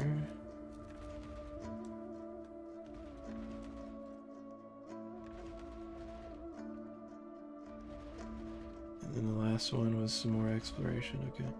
Yeah, I'm kind of liking the recover the Azov, pick up metal beams strat. And then we'll flip the R87 back over on the way.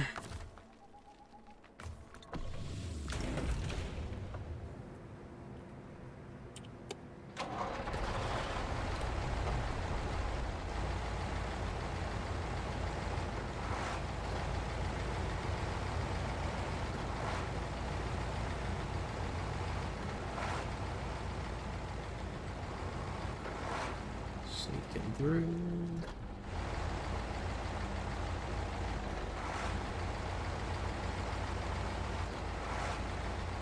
And pretty much as soon as we start going through this, so we go all the way left. Here.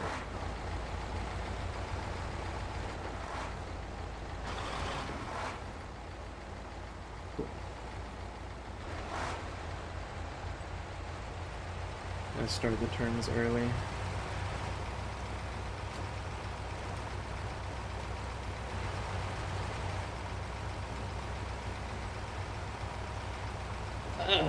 Since it's casual mode, I could just switch it back to daytime at will, but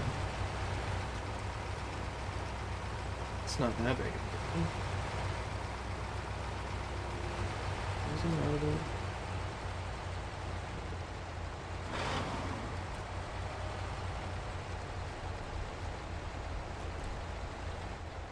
I bet you if we went over those pallets too quickly, it would have damaged our suspension. Same with this lip right there.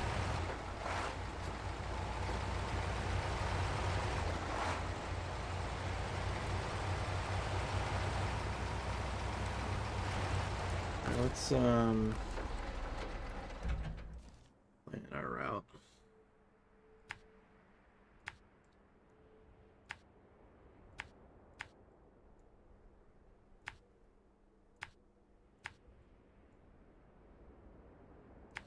There and pip there.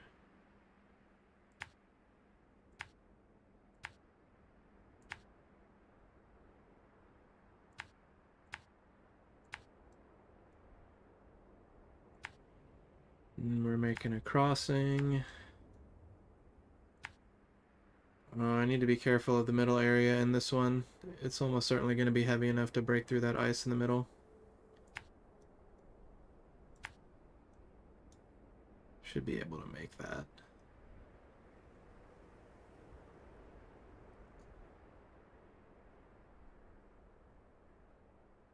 And let's just go.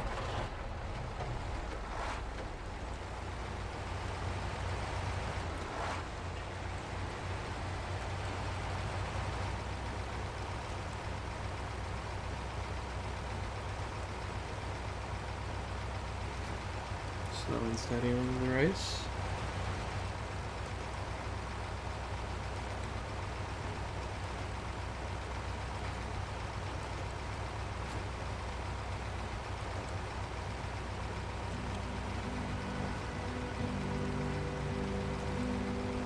Weird how it won't play music until we get out here.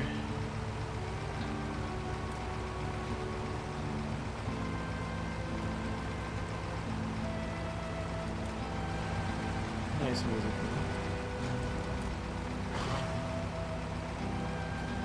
Careful. Don't want to clip the guardrail.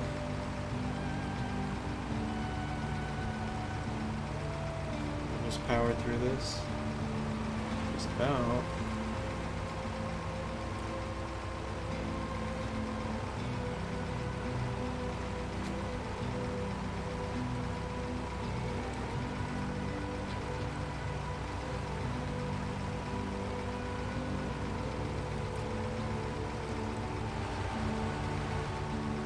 This is the best part of SnowRunner. The longer drives.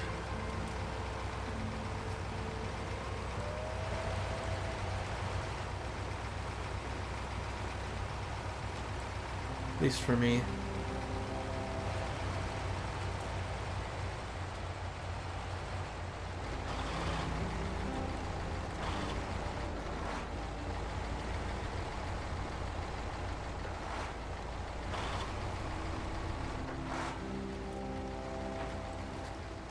Even this thing's gonna get bogged down in this mud.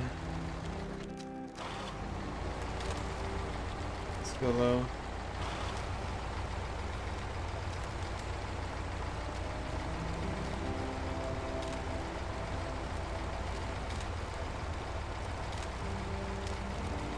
So much that I feel I need to use the winch though.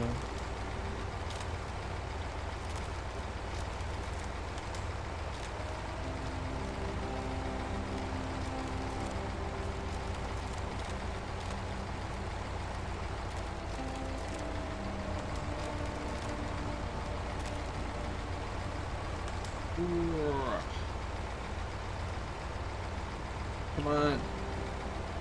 It's so hard to press that paddle shifter and the D-pad.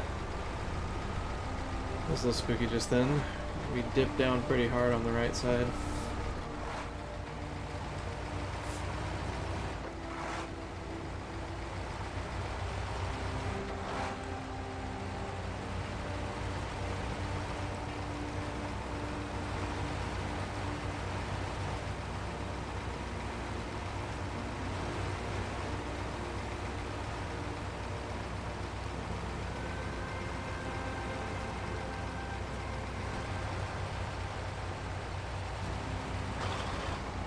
Steering is way nicer on the steering wheel. It's a shame though that I don't have any way to control the camera with it though.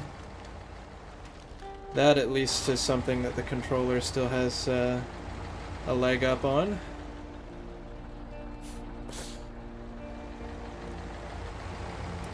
Couldn't steer sharply enough.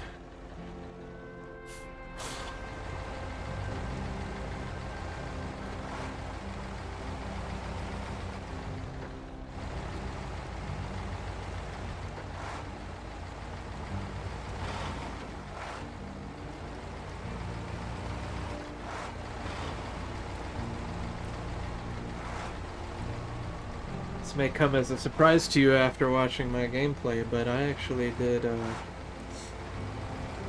have done a tremendous amount of driving for my employment purposes over the past 7 years or so. Let's cut to the right here a little bit. Maybe this is short enough. Can we get back up?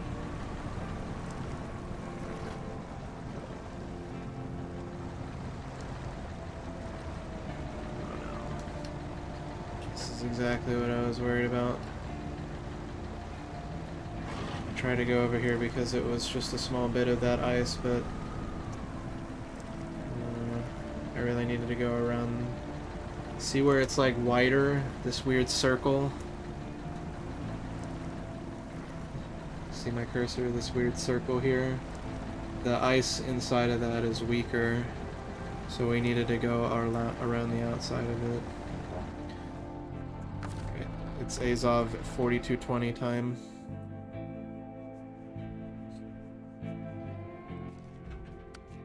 We're gonna have to bring it out at some point. With my driving. Clear the pips. Turning right, and then there. Gotta get our new waypoints.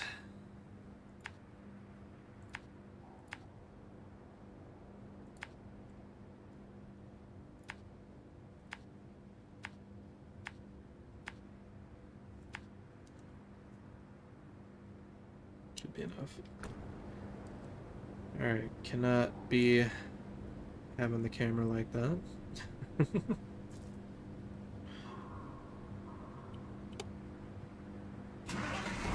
Start with some reverse action.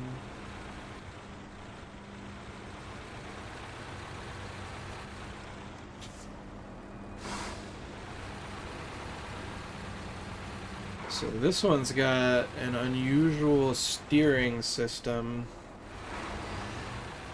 As you can see, we have an articulating point hinge behind the cab and the rear axles. And that is how the vehicle steers. The front wheels do not steer themselves, but we turn the whole cab.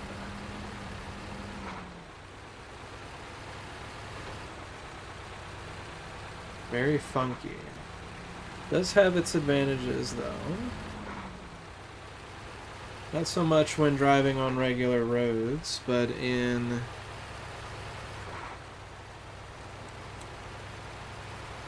let's say less vehicle-friendly terrain, it can be pretty helpful. If you're like in deep mud or on ice, it makes a difference.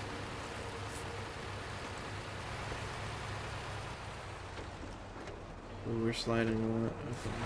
Okay. Lucky.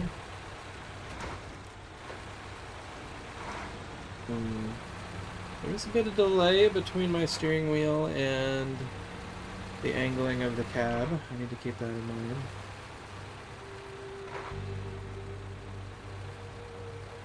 At least sometimes there is when I steer quickly on the steering wheel. The cab seems to have a limited rate at which it can do it, which is much lower than the speed at which I can turn my steering wheel.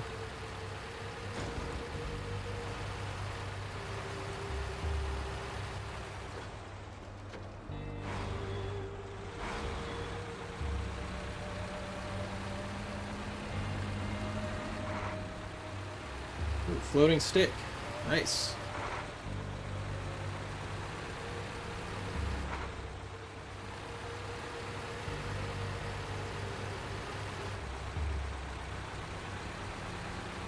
Changes gears real quick.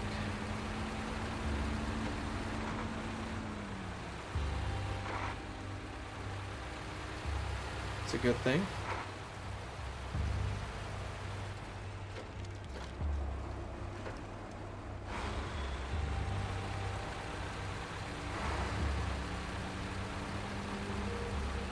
It's still dark.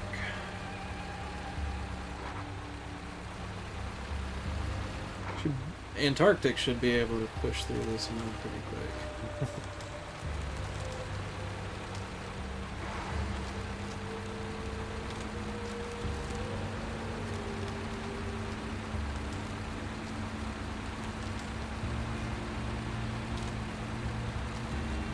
What is 72-inch tires, I think?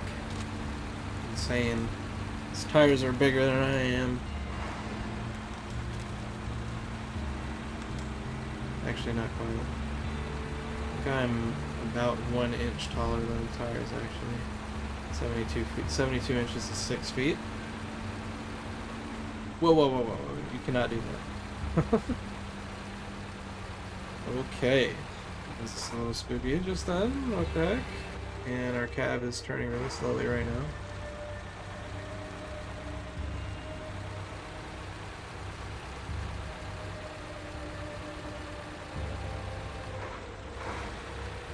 We can put some speed down.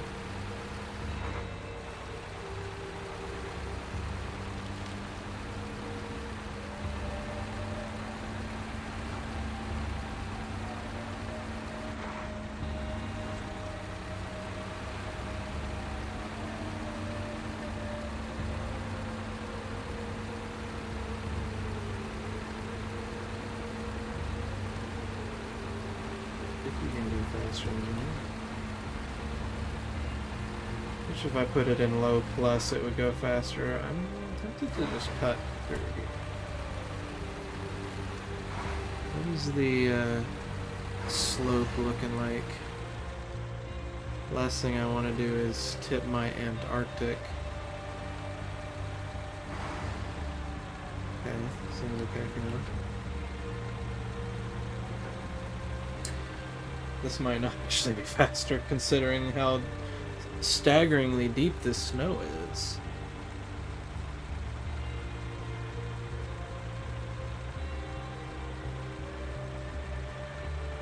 Sure, we could have gone around faster. Just going the normal way. Is what it is.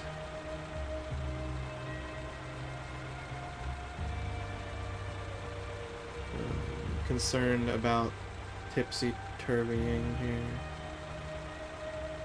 Turn into it, turn into it.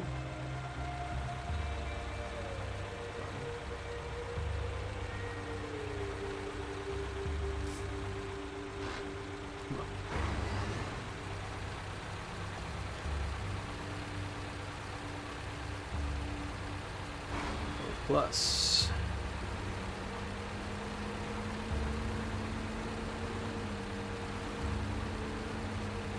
Tempted to just leave it there.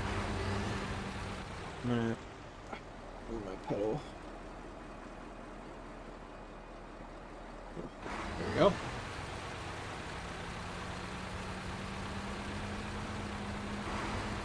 Yeah, I was gonna say I'm just gonna leave it in low plus. Almost there. Now the Antarctic can just jump down into the ice.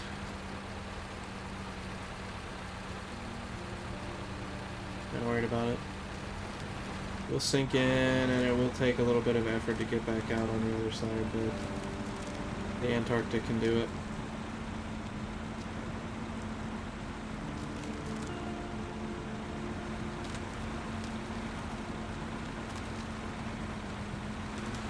See. Turn the other way. And straighten out. Okay, let's get the mouse back up. I need to do that in order to be able to select a winch point. I'll do that one. And now I can get my camera back up.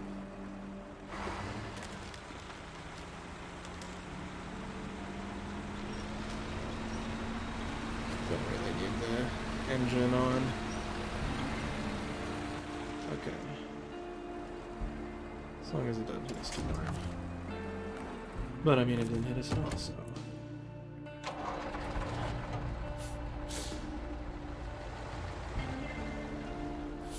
Alright, we're back on the road with the Azov 64. Camera situated, there we go.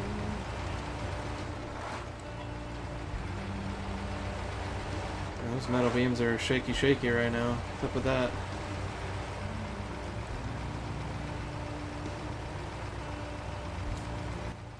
That's right. Hold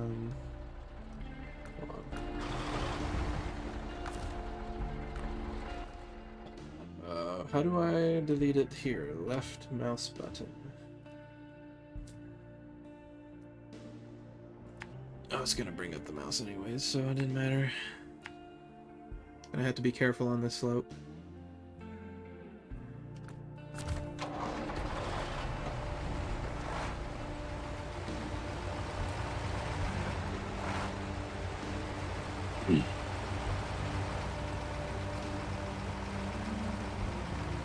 Stick to the right like we did with the Yar 87.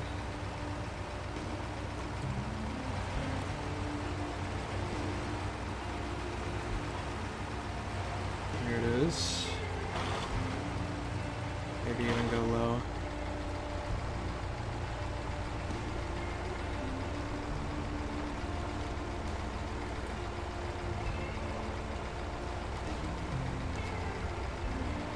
Okay.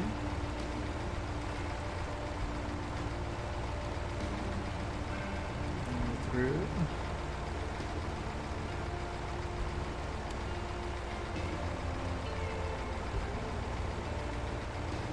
go up to the turn and then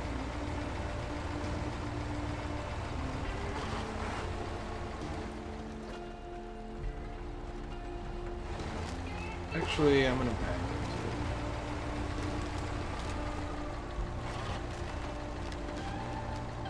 it. Throttle low. Okay, we're I think we need the winch help.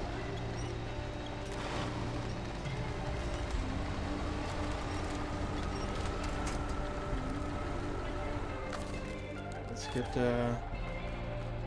back side. Steer to the right to counteract the way that this winch is gonna mess with our back.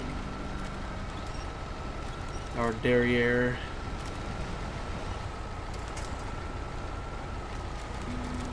Steering a little bit here.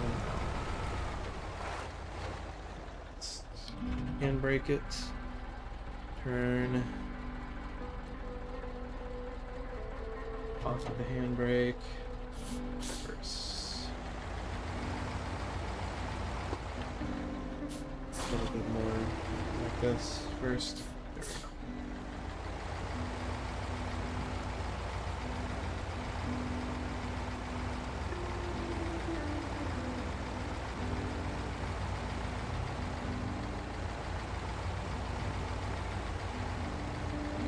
Oop. Forgot I was reversing. Come on. Come on. What's the problem?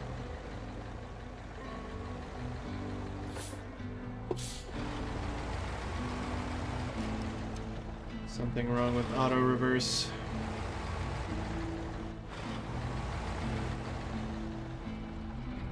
At least with the steering wheel. Let's adjust the camera and then I get our mouse up.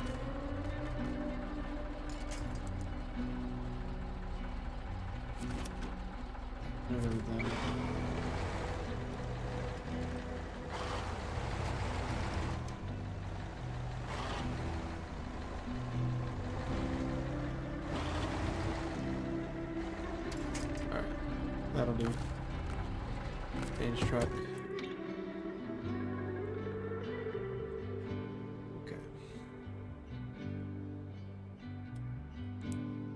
Leaves me with the what do I do now though situation. Let's go low gear.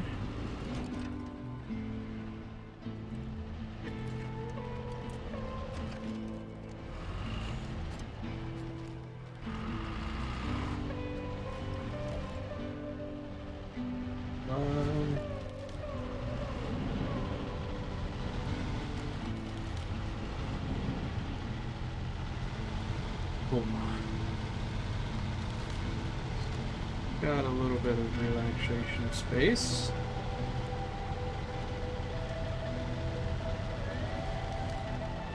It's kind of steep.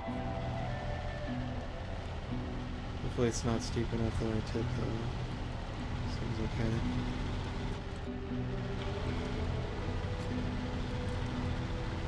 And then I'll go to the left of this road.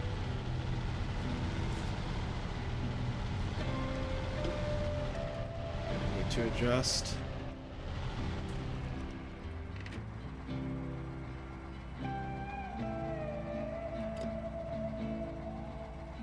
Steering angle and then go. Okay, handbrake. Back low.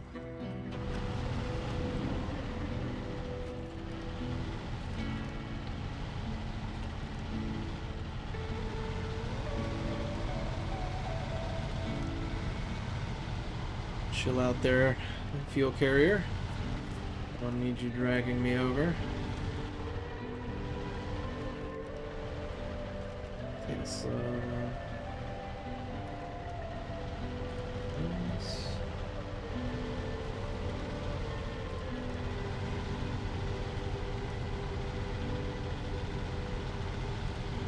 Starting to look like take a clear shot.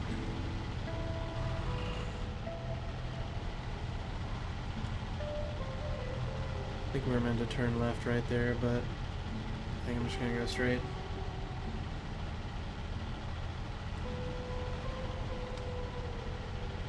Oh, okay.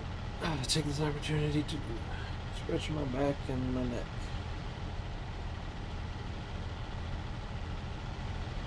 Gotta steer a little bit though.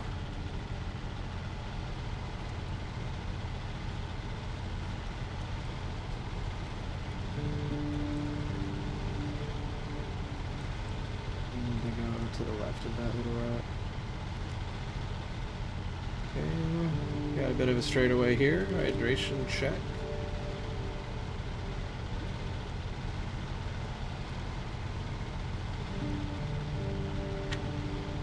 Ah. And then, okay.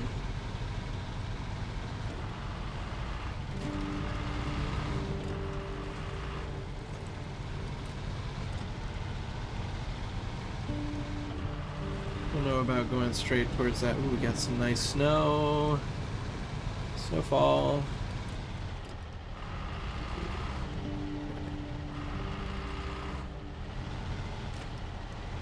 To the right a little bit.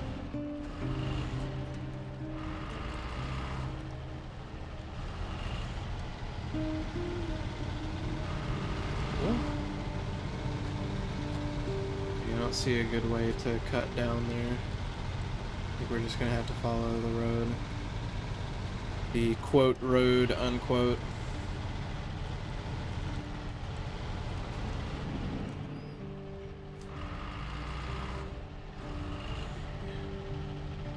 A little bit worried about our ability to make it over this without tipping.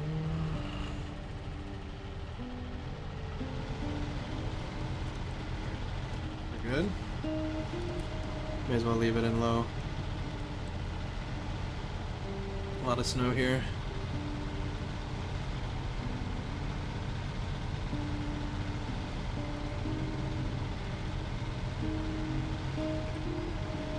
The nice thing about having the steering set such that I can easily turn the wheel is that I can have one hand off messing around with the camera at the same time and still be reasonably able to turn the wheel.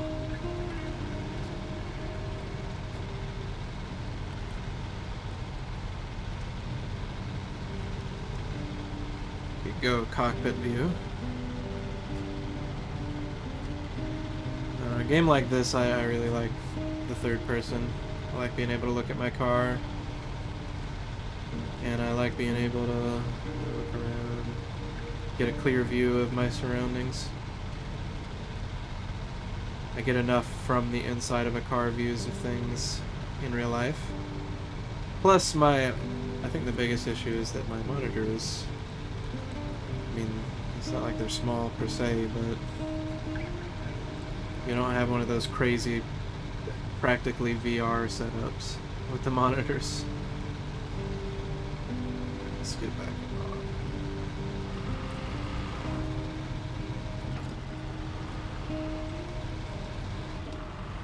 Before I drag this in to that spot, I'm gonna steal fuel from it.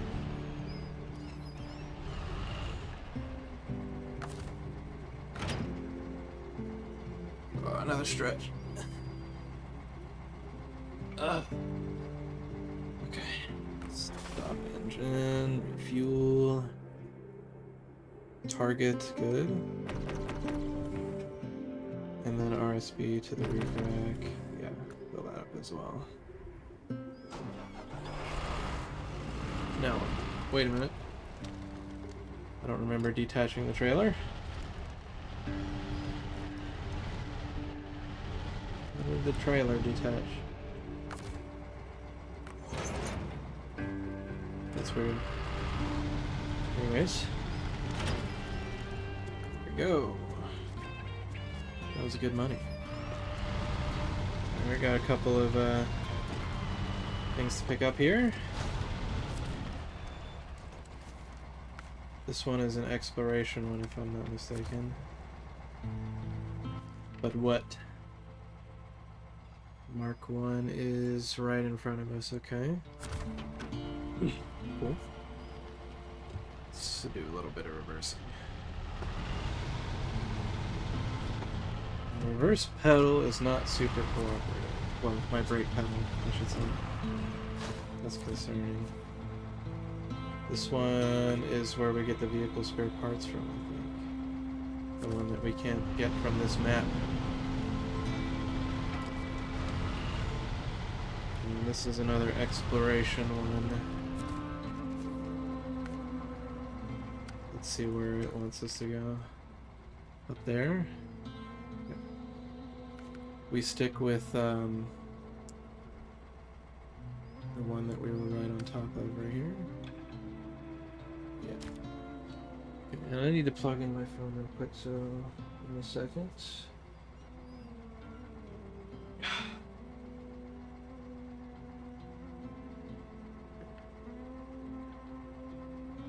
So I'll move it behind my steering wheel. It's not going to stand up as cooperatively with the plug in it. We can use the back of my steering wheel to prop it up.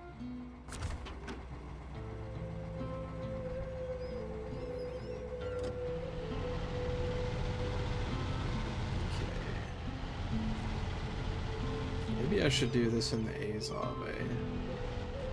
And that other one that wants us to go onto the ice. Yeah, I don't know. This is scary. I don't want to fall into the ice. There appears to be like a line of weak ice right in front of us. I don't know if you can, if you're seeing it how I'm seeing it, but this sort of dip,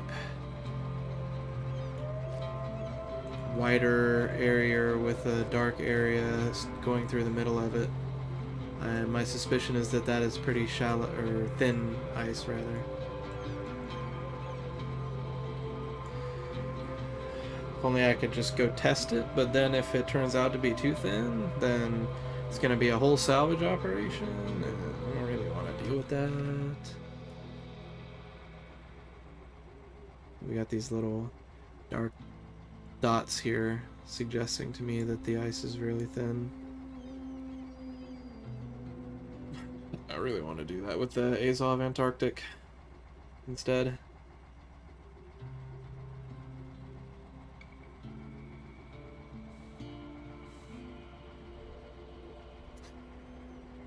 Just seems like the safer option. So, did we have anything that wanted us to explore over there right now?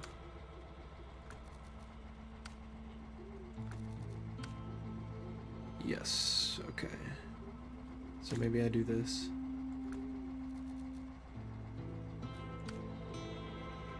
Right. Right. Later. Something, a different vehicle. Okay. Steering was acting weird just then.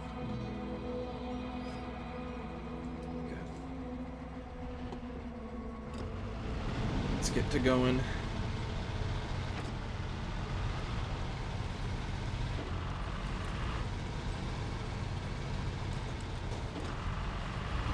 Ouch.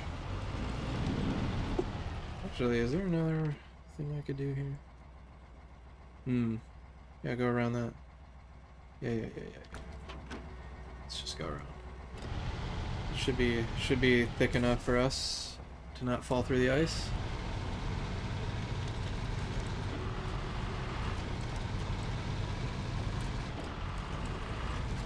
Thick with 3 C's and all that.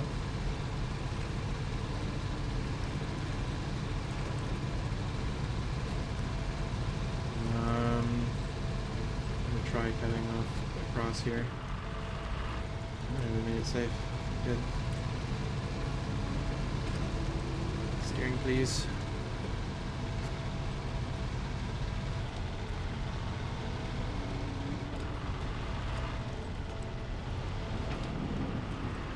go through that. Camera. It's a bit tight here, but I should be able to get through. Okay. That's our first point. And apparently I just gotta go back out the way I came into this. No break. Let's do it the other way.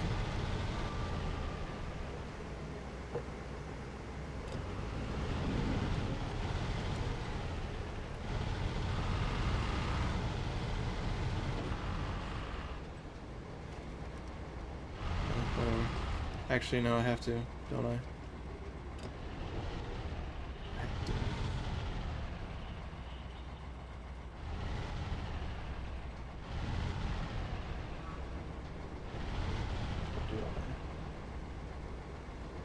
Maybe I come in through a different entrance.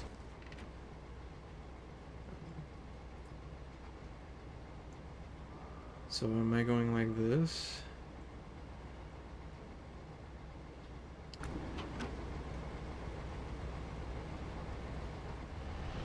Well, let's try it. Just take it slow. This is a little bit too skinny for my truck.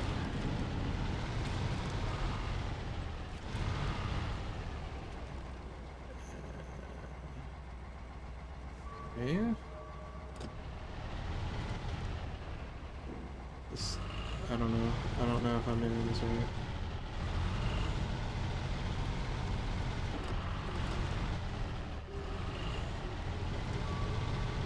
Being uncooperative, I may actually be intended to go up these concrete blocks.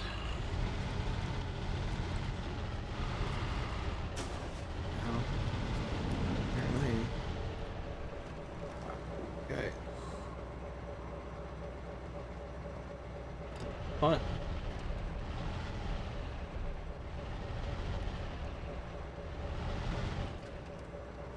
Especially love the uncooperative camera.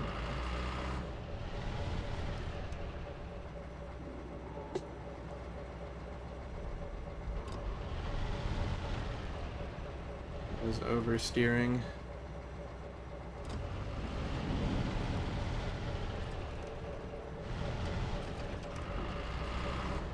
Climb up.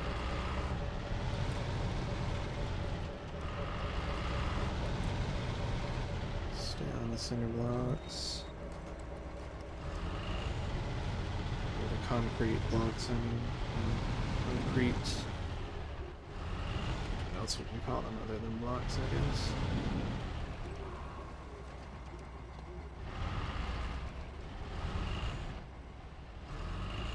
You gonna let me through?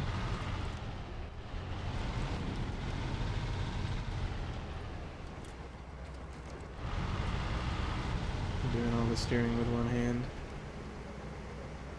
And I fiddle with the camera with the other. Oh, how the hell do I get to that?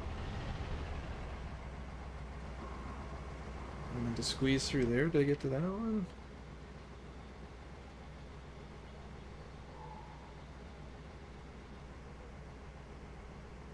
How am I supposed to get to the main workshop one? Through here? I wasn't expecting to have to like squeeze through stuff so much for this.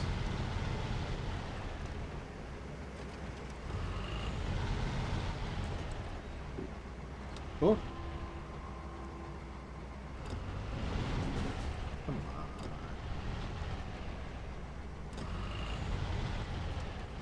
When I steer, you steer. Just like that.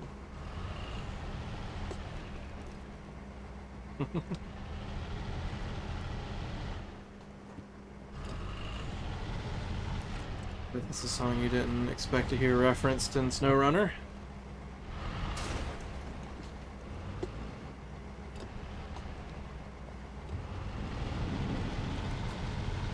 Maybe squeeze through.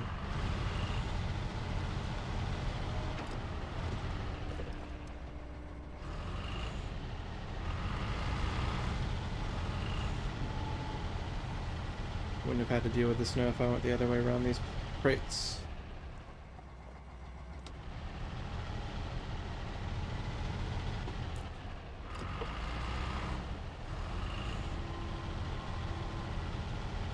My pushing on the steering wheel as hard as I am isn't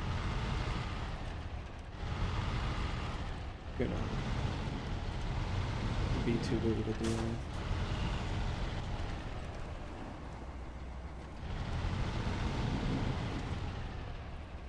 Wonder if you can be as severe with it as you can a real car's steering wheel.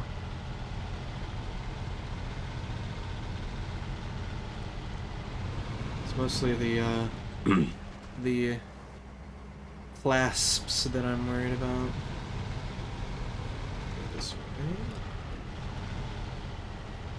Isn't there something for getting close to these Lenin statues on this map, like a collectible or an achievement maybe? It might have just been on the timer map.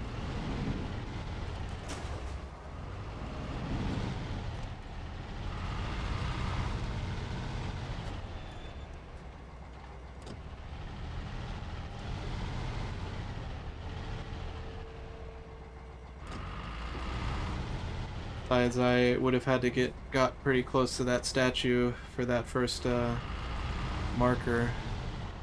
This is going to be difficult. No, maybe not.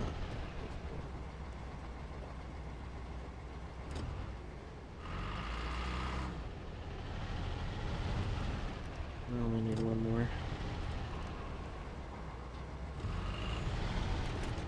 Oi. Let me over. Let me over. Maybe in low.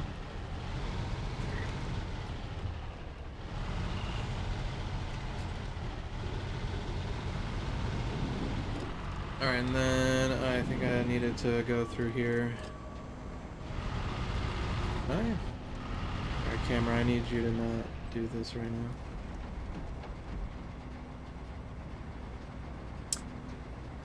It's not looking so good, actually. Yeah, I'm not feeling that. Oop. I was meaning to go out this. Yeah. See if I can find another way to it on the other side. I'm not supposed to go up on top of that stuff, am I? Oh my god. It's like a platformer with cars. Is this the same? Is this really SnowRunner? Oh my god. Maybe I can force my way over this in low.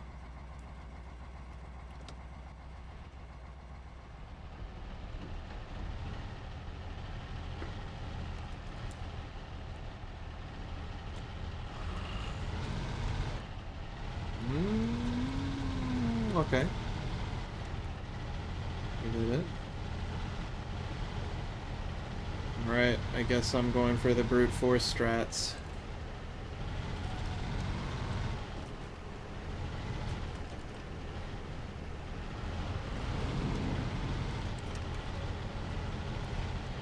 Oh my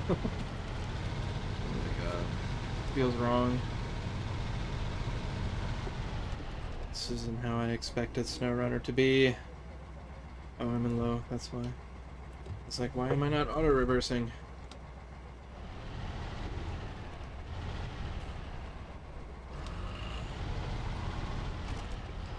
Oh, you're gonna be like that, are you? Oh, okay, take a sec. Let's see.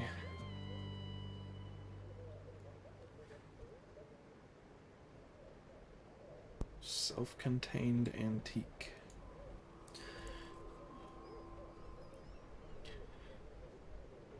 I think we hop into the Azov 64 and take the beams up to the bridge.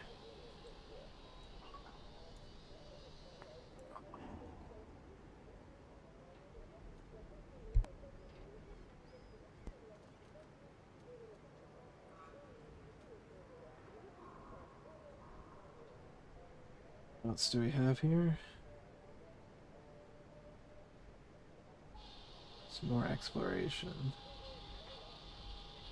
These were both at the sawmill, were both deliveries. There's one. Is it just one exploration at the rail station? Yeah. So take the yar. What was the frozen in time one? Is up here. Okay. Take the yar down the rail station and grab these 3.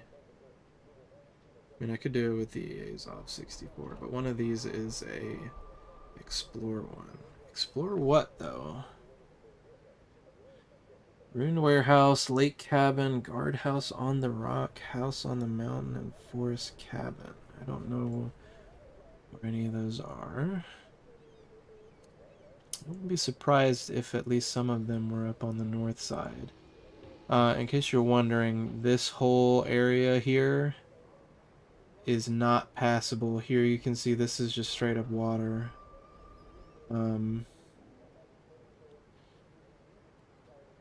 You may be able to pass a little bit in the center here, but it's not really safe. This is only like Azov, Antarctic, or Cat, whatever the Caterpillar truck that is also has the 72-inch tires is. Those are the only 2 that can make the journey across this, I would imagine. And then we got some more water here, and this water here goes a little bit further, so it's this one small patch here that you can pass, but only realistically with one of the 72-inch tire trucks. I think the 2, what is it, Kolov trucks with the really intense 8x8 permanent all-wheel drive situation, I think those can do it as well. They're not nearly as good at it, though, if I'm remembering correctly. I think I did something like that on, oh, which map was it?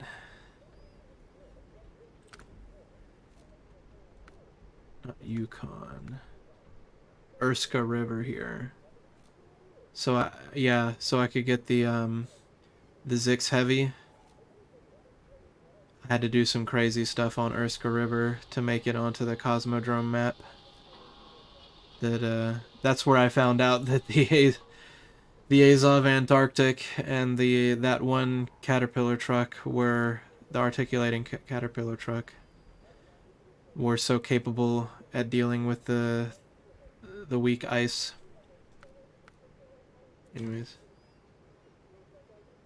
Anyways, we're driving the Yar 87 down here. So let's mark out a path. And how am I even gonna get out of here? Why don't we try to find our way out first, and then I'll worry about marking a path.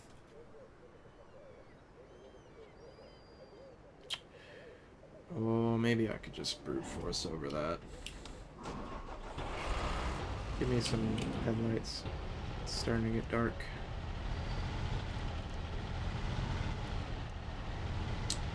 I don't know about this.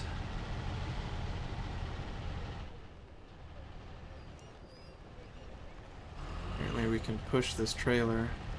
I'm not getting any ups though. It's not giving me ups on this. I think I give up. Turn around.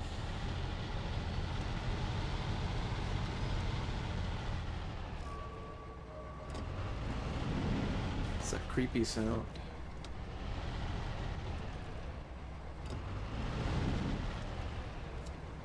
Put my hand on top. Oops. The other way, other way.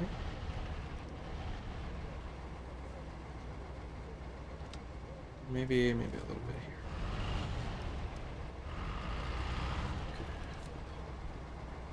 Yeah, that's the best way for me to have access to full steering in both directions with just one hand on the wheel.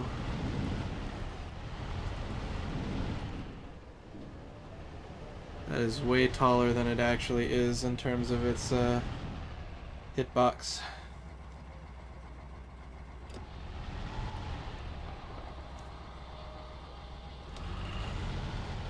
Definitely picked just the right amount of ooh, that was a lot of damage. Oops.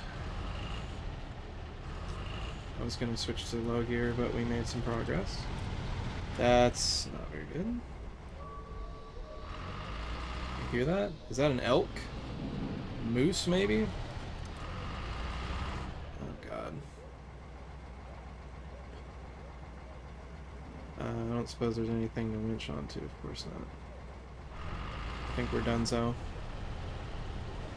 I think we're donezo. The engine may not have stalled, but I really don't see any way out of this. The only possibility would be for us to keep doing this and hope. Is there like 8 drive shafts on this thing? Anyways, yeah, you would just need to do this and hope that that left wheel catches and drags the vehicle back up. If I try to go the other way, it won't work out.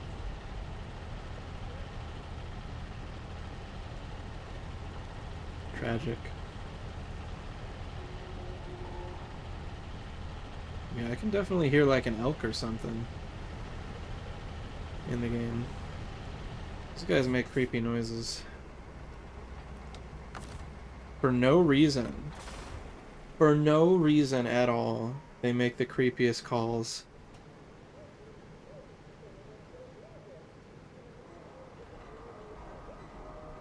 There's also some like metal clanging sounds.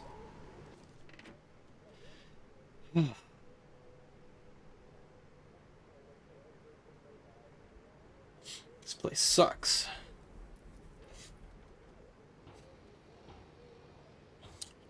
I guess I'm just gonna continue on with the, where is it? Azov 64. Try to get this in there to recover us. What are you getting stuck on? Careful. Should be fine.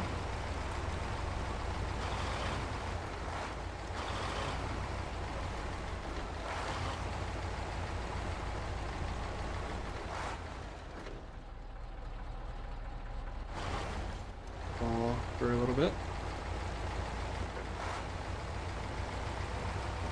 I assume this is the way to go. I guess I'll pick up those quests with this then. We're driving by the rail station anyways.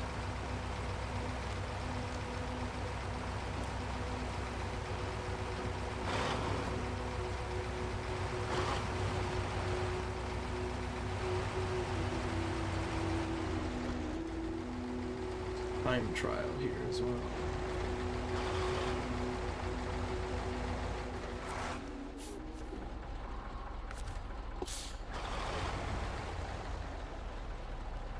Hold on.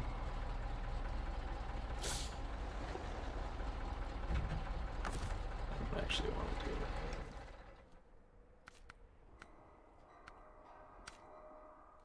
it. Cancel. Luckily it's casual, so we were able to do contests as many times as we wanted anyways. Let's mark quests, the task pickups. Okay, take my hand off the keyboard. I mean the steering wheel. There we go.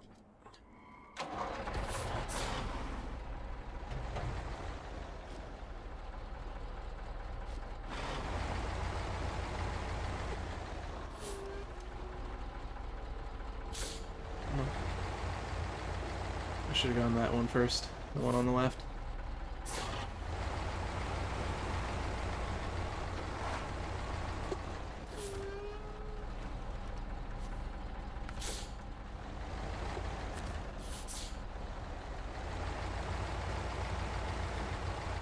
Because the other one was going to require us to go on the right side of these train cars.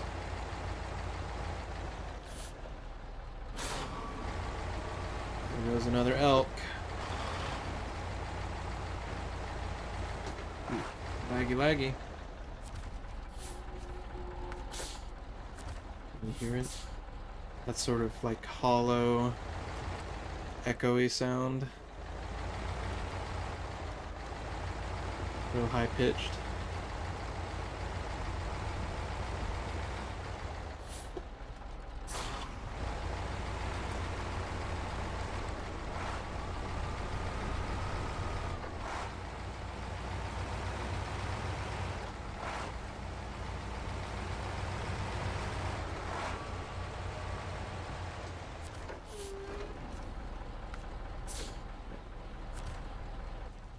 Oh.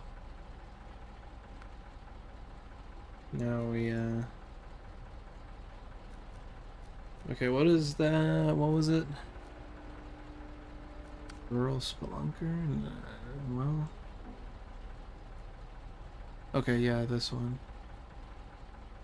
And most of them are up on the north part of the map, but there are these two down here. Okay. Oops. Yeah. Start tracking, and we can grab the two that are on this part of the map with the R87. And now the question is... Okay, there's an exit here.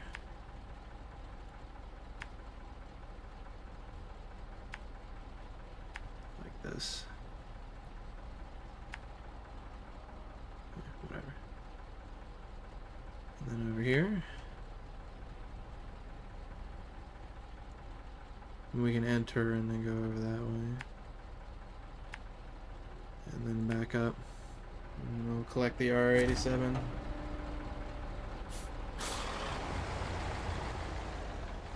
Turnsy, come on camera. Yo. Oh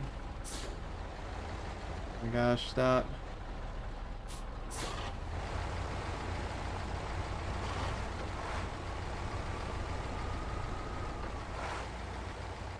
And headlights as well. Come on quickly. Need to stop touching anything I guess. On the steering wheel controls.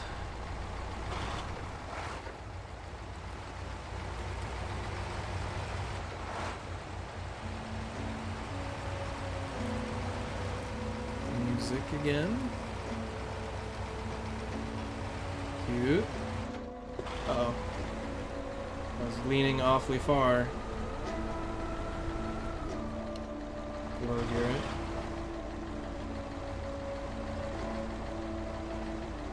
Oh, settle down, settle down.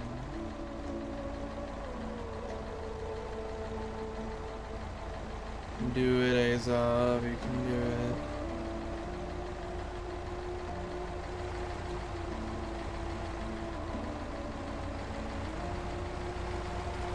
Alright, I think we're back in it.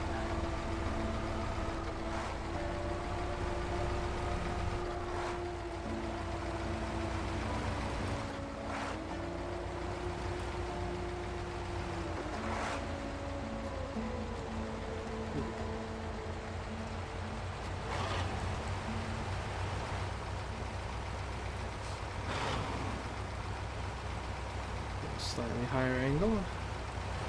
Ooh, okay, I remember this. We cannot be going at speed over these blocks.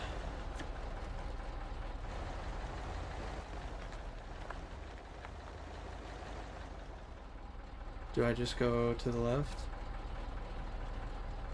Let's back up a little bit first.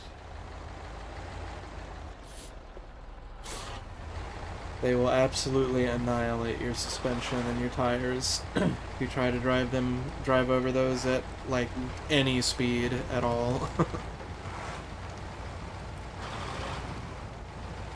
Because SnowRunner physics.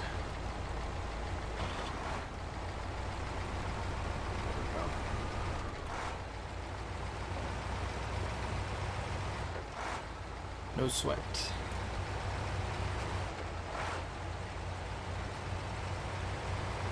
I do like having both hands on the steering wheel. Reminds me of driving my car in real life.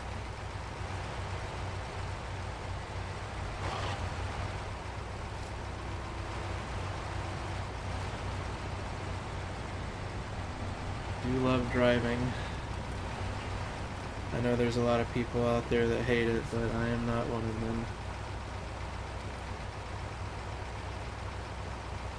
I do wish people that hated driving would recognize that they really don't have to. There's no law that says you have to drive, even in the US. You can get someone else to do it for you. Carpool, Uber, Lyft. If you hate driving, you shouldn't be driving.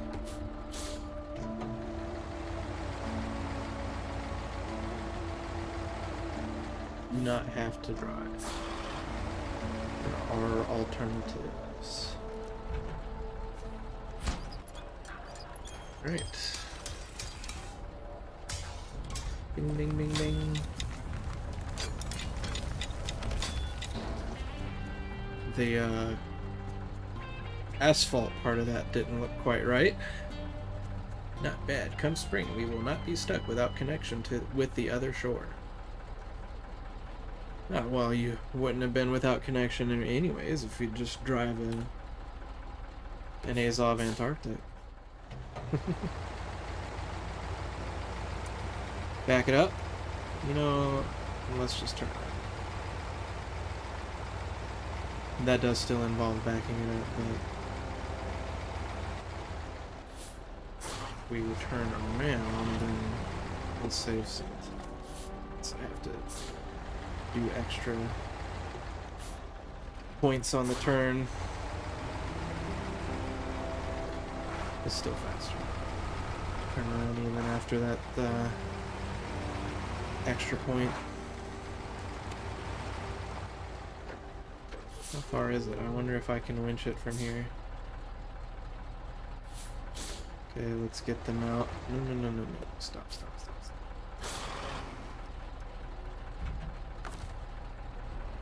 Let's get the mouse on screen.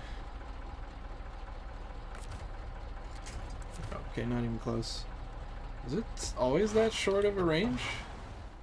Oh, for sure the Azov, the heavy winch on the heavy trucks had a big range. Oh, gear me. Come on now. I think we're dragging our... Yeah, I think our front bumper is the issue here.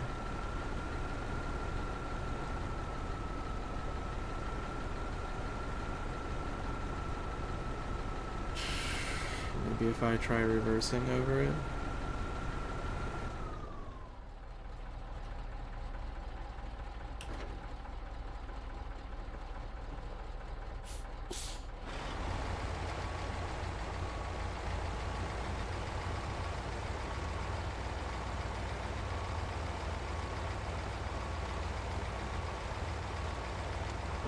Keep going.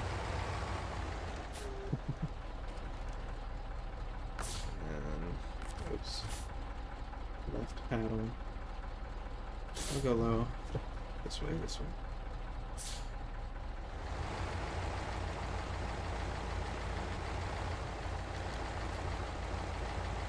Push a little bit out.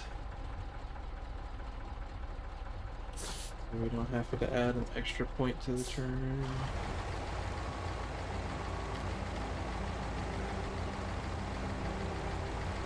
Now hopefully, because we don't have a bumper in between us and the wheels in this direction, it will let me over. We shouldn't have had any speed when I initiated though.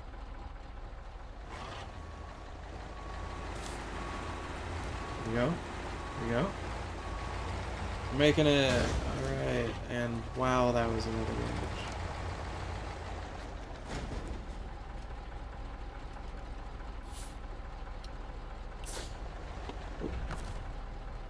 Stop. Change this. Repair the Azov.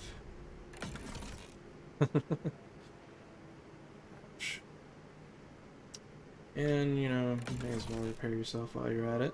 It's only 9 points left. Wow. And then we will change back. Get the camera around. Get the mouse back visible. Start the engine. So we can activate our winch.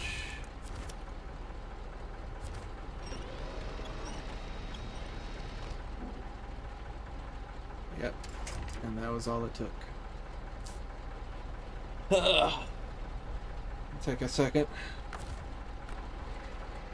Just to relax. Ooh.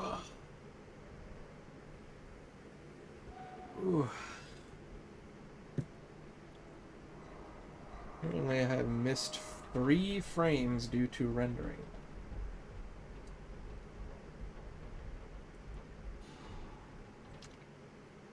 Hydration check. Ooh. It's pretty dark without the lights on. At least on stream, in my OBS it is. Should do. It's a little gamma E. Oh, I just noticed there's some Russian on that door over there. Can't quite read it. Even if I could read it, I wouldn't be able to translate it though. Служебная помещение? Помещение? Служебное помещение. Помещение. Anybody who sees this know what служебное помещение means?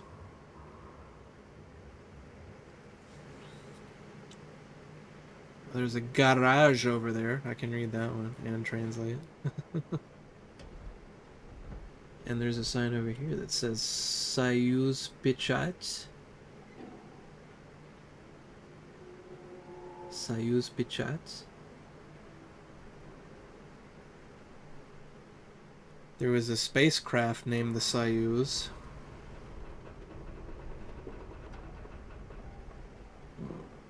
Nice creaking sounds in the background. Okay, well, I guess it's time to get out. It looks like it'll be a lot easier than getting in, at least. Take it slow though, don't want to annihilate our suspension and tires because of SnowRunner physics. Getting low gear.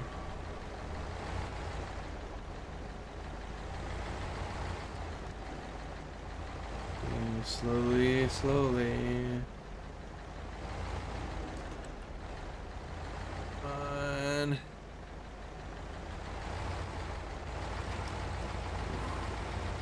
Pretty good. Pretty good.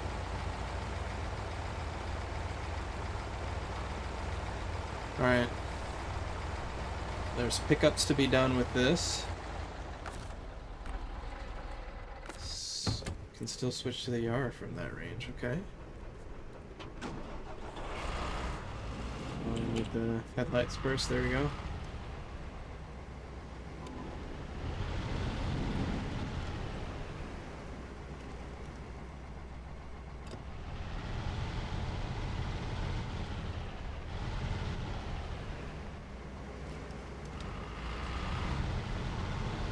Could whip out the old Wiktionary. First, I used Pechat and Sluzhebnaya. What was it? Can't remember the second word on that other one. Careful now. Yeah, I know there's a famous spacecraft named the Soyuz, but I don't remember what it meant.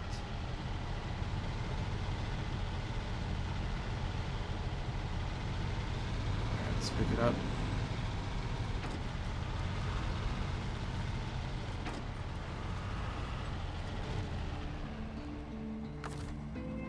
Do I do these, visit the ruin warehouse and the house on the mountain first, or do I get started with the Azov 64 taken some stuff to places. Already activated self-contained antique, right? Yeah. Oh yeah. Okay. And where was the warehouse? Is here. So go pick up the ruined warehouse, and then go down here and drag the Tu-66 with the R87 over to the dispatch station mechanic. Hopefully no tipsy-turnies this time.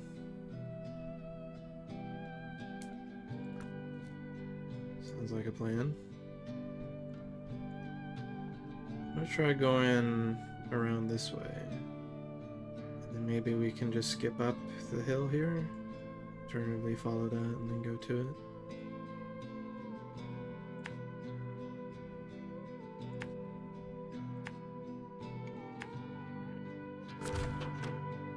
Sound like a plan?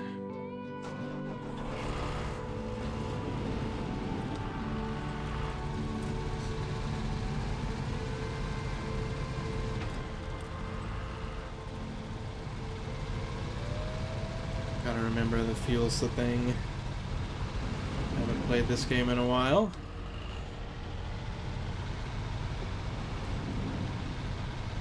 My habits have degraded. Doesn't help that I'm using a different type of control scheme. Careful with the rocks, they can crash our suspension and tires. Better not to go over them too quickly.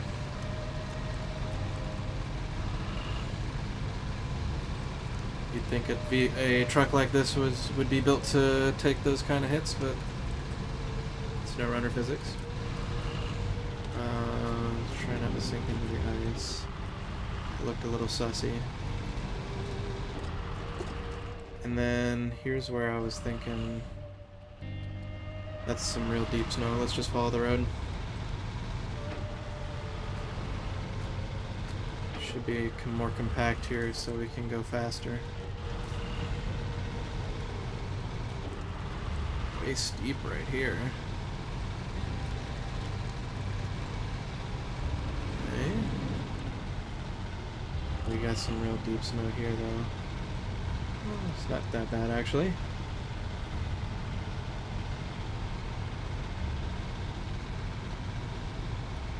Alright, and these concrete blocks here are even worse than the random stones on the ground. So you do not want to cross these blocks with speed. Again, it will trash your suspension and tires. I've done it myself. I learned it the hard way. You needn't copy my mistakes. Looks like we were gonna have to go through some deep snow to get to this anyways.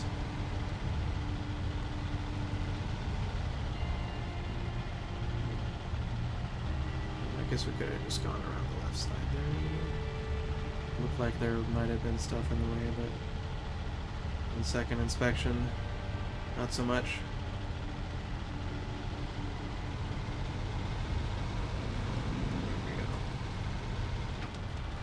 To avoid this thing in this direction. Ooh, and the trees. Real nice. Ooh, yeah, we need to go the other way. Maybe I can fit through. We can go around that weird barbed wire thing.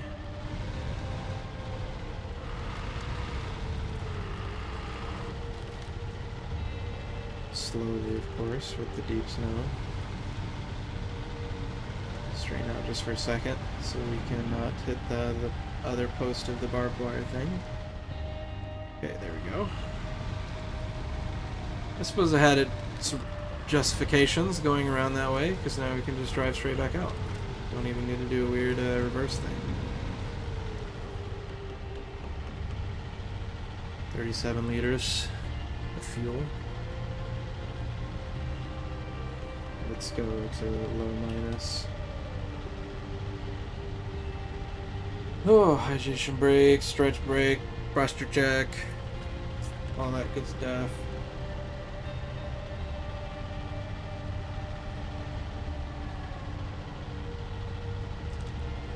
Wow, I was really thirsty. I just took like 5 gulps just then.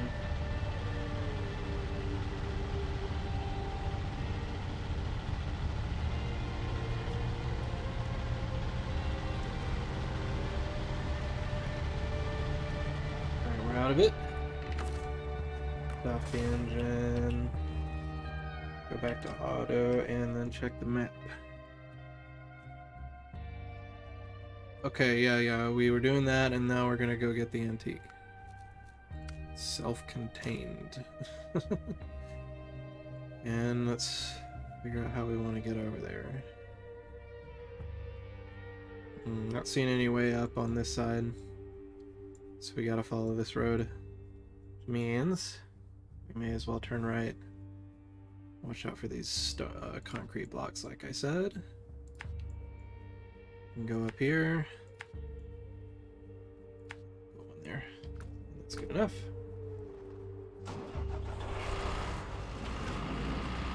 Vamos. Vámonos.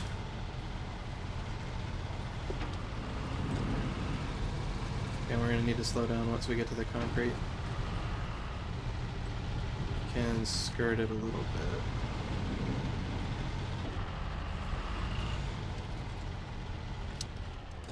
Slow down. Oh my gosh, what? No, I don't like that. No thank you. I didn't know that was so deep. Right, let's go around the inside then.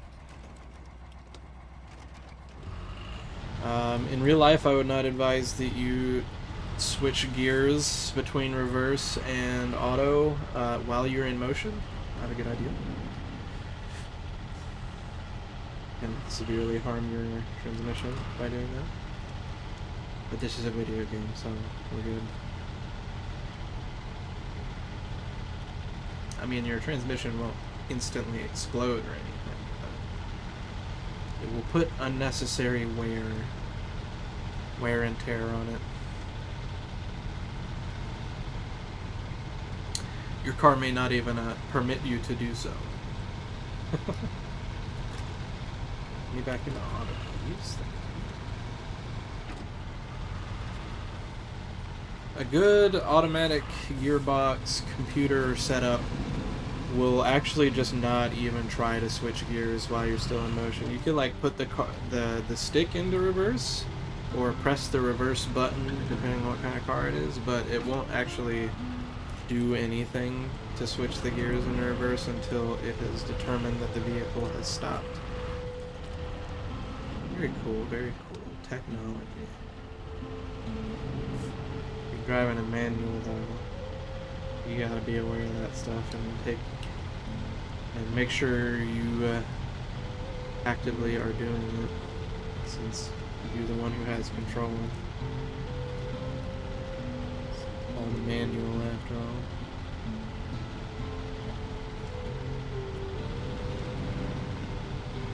Got a little bit extra speed. Oh. I'll leave it in low plus. I can feather the amount of pressure I'm putting on the accelerator pedal.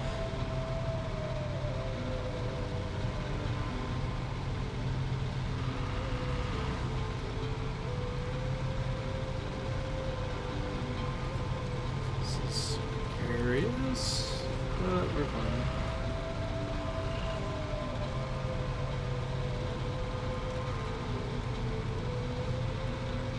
This is a, yeah, little compact thing. Deep snow.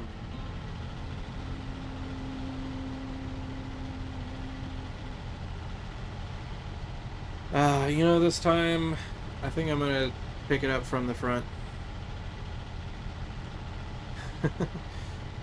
Dragging that other one in reverse, the Don 71, was a little annoying. So... I mean, it was annoying for other reasons as well, but the whole Don 71 being backwards was part of it.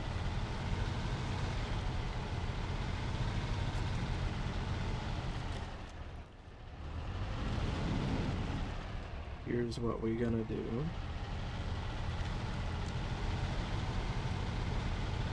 Whoa!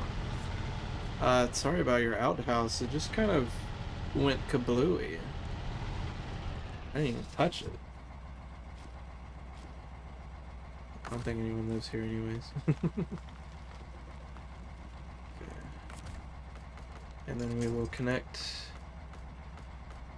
like this. And yes, it's fine. Because as we drive forward, the front of that thing will get dragged around. Oops. I need to press the right pedal now. There you go, we can watch it. Cha-chang! And then I will pull it closer as well. We want the winch length to be shorter so that, as I mentioned before, the winched vehicle doesn't interfere with our power to the ground as much. It's kind of a SnowRunner physics thing again. If the winch is longer, then for whatever reason your car doesn't cooperate as much. That's been my experience at least. Oh, hold on, we're almost out of fuel. It's okay, not from the twos, from the roof rack. Might as well fill it all the way. And we'll put it in low. No. Ah. So I was adjusting my seating position.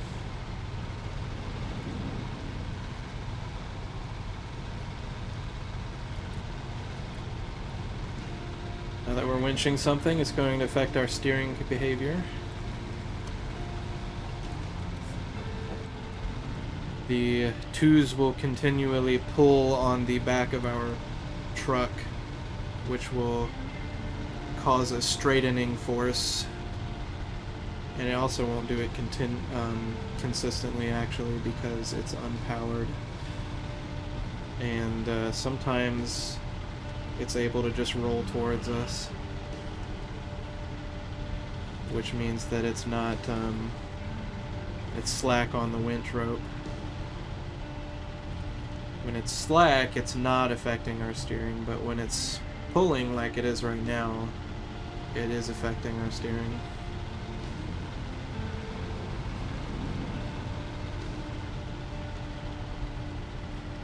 When it's taut. There's no point in me putting that much throttle down.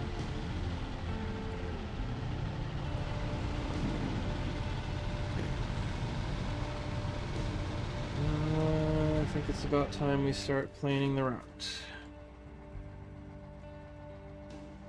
I'm thinking we go around the bottom. Is this passable? Doesn't look very nice. Maybe I go along this instead.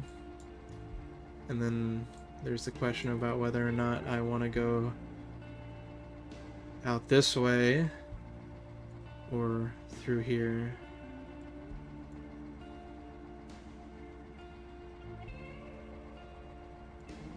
I'm sensing a topple risk right here for the R.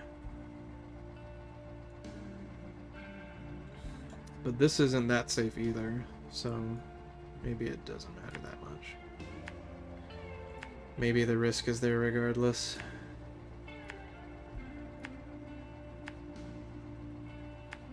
We'll go the shorter route then.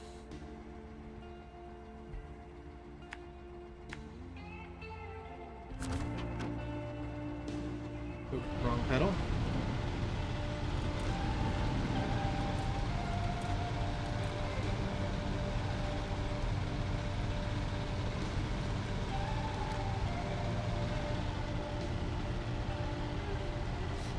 I wasn't paying enough attention and our steering was dragging us up that snowdrift.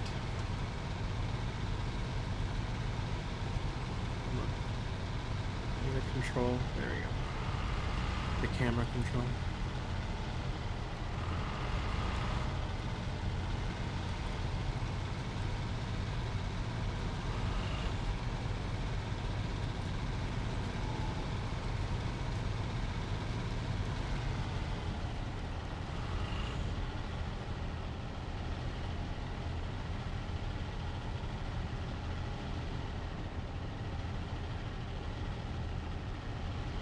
Remember to pull off the throttle when you're not getting grip.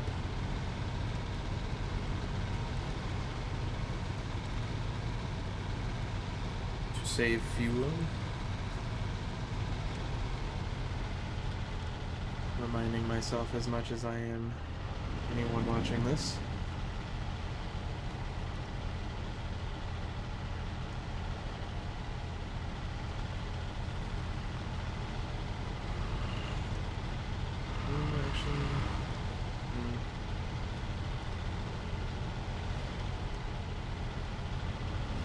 It's always hard to judge when I'm going to be getting good grip again.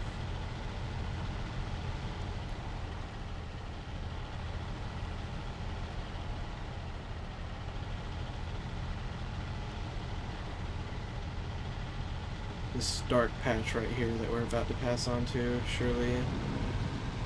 Okay. Get a little bit of speed off of that. Ooh, the twos. Having a rough time back there.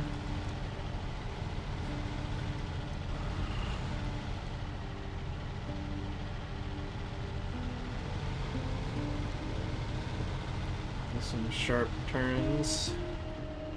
Move the camera a bit higher. Come on, power to the wheels. Oh, I was about to switch it to low medium. But the wheels finally started turning. Yeah, the twos is being a nuisance right now. Guess I could have just stop it from rolling now. And maybe go to low medium actually.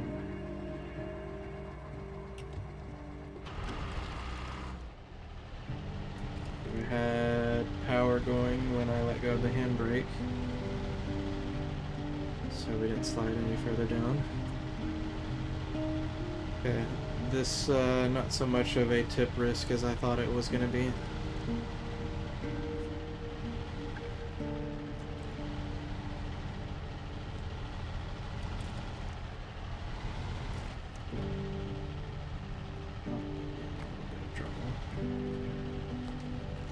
Let's handbrake it.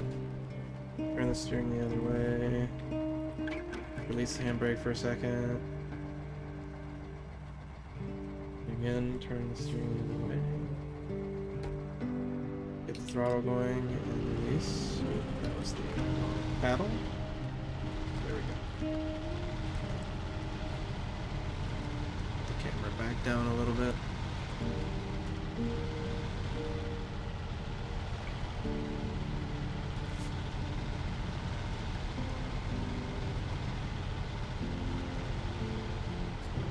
Height. Just wide enough for the R.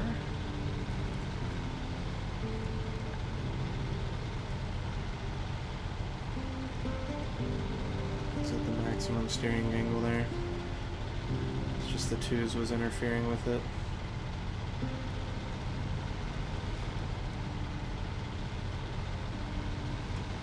Use 166. I'll put twos in the game.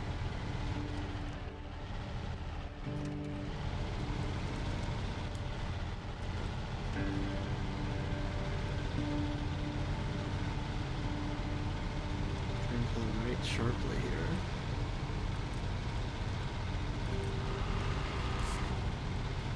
Let's go back up to low high, actually. Could have done that earlier, I wasn't thinking about it. That's rather steep downhill.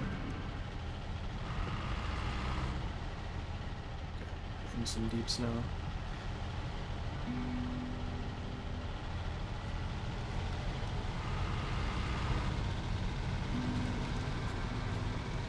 I was massively oversteered on my steering wheel during that ride.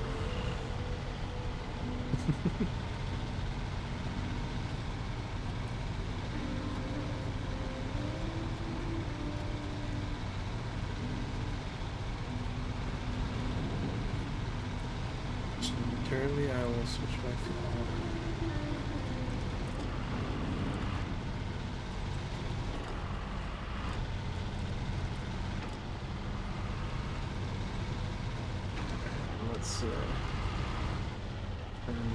it so that we can be facing out when it takes the twos. Cool.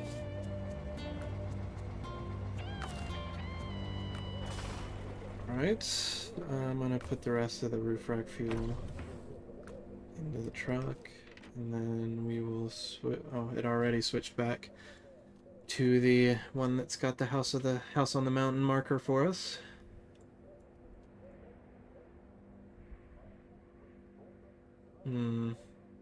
I was hoping there was maybe a way I could cut up to it from this side,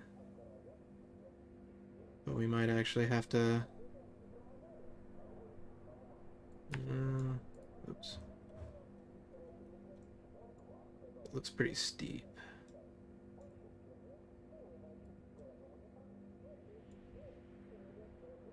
Kind of steep, maybe. Maybe we could cut up. For now, I will put markers out to this I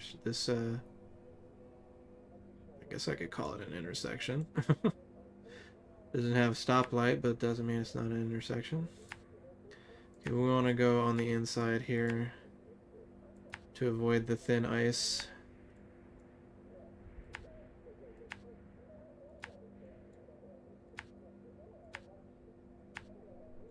Weird radio chatter sounds.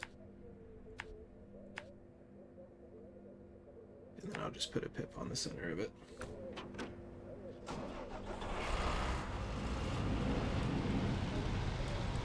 Ikimasho.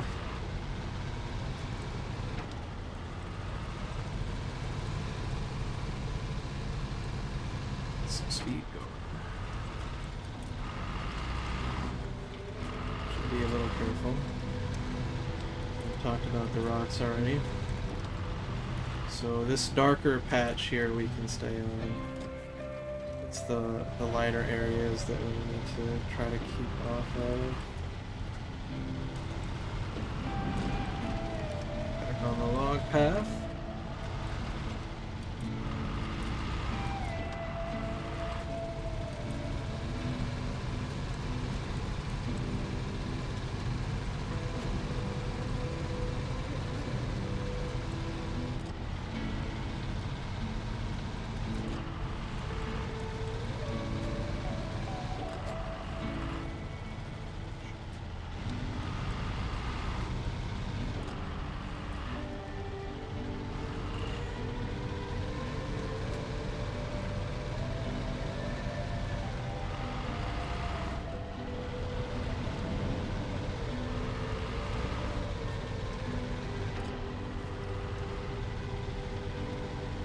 Catching on the heavy snow.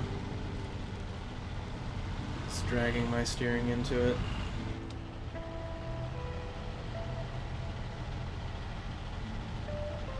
Some deep mud there, apparently.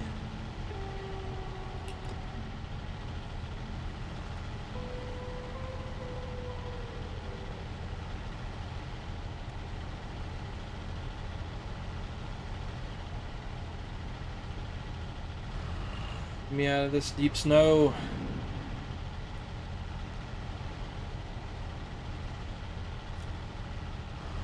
Take a sip.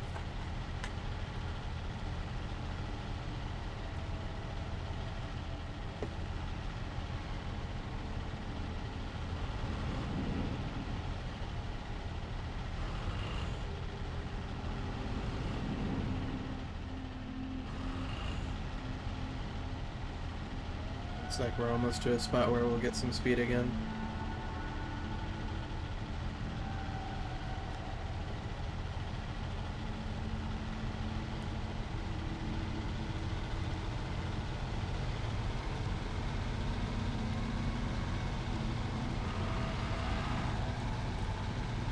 Cool.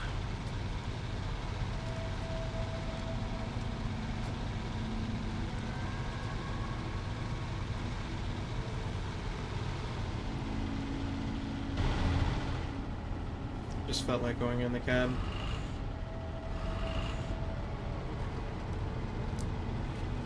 Hope this isn't what it looks like in real life. Vision sucks. Can I increase the field of view, maybe?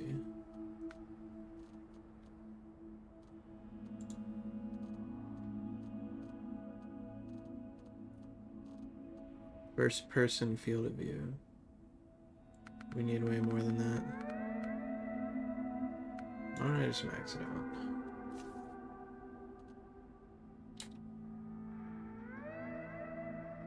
Yeah, it still doesn't feel like that much. Yeah, while I'm at it, I'll put the third person up to 90.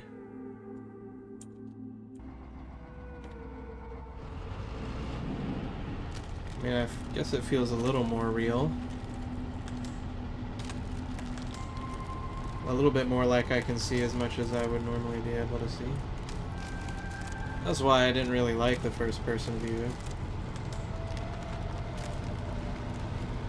We are getting some strange warping of the... Is that because of the glass? Can you see it? The road in front of us sort of warping back and forth. It's unsettling.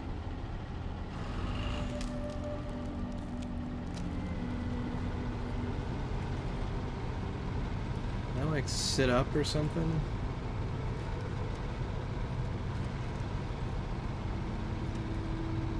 I feel like I remember being able to zoom out or something like that with the controller.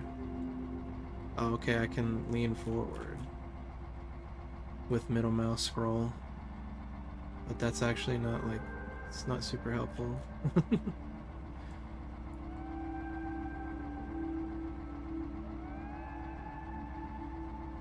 I guess that's it, huh? Okay, so stop engine. Actually, we're just going. We'll just try to find a way out.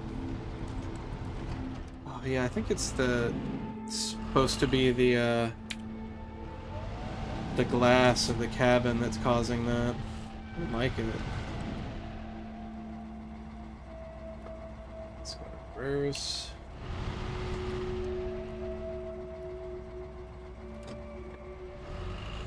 Full steering to the left. Meet through the trees.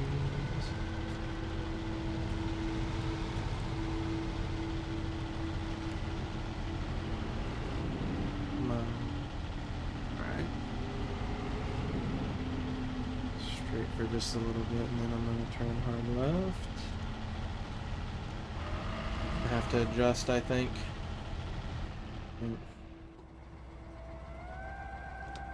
Turn on the... Oops. Didn't press the paddle shifter first.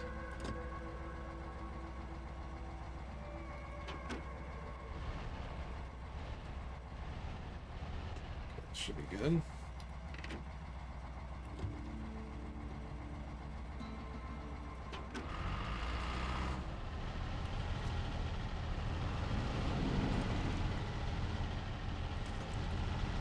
Well, let's just blast through these trees, I guess.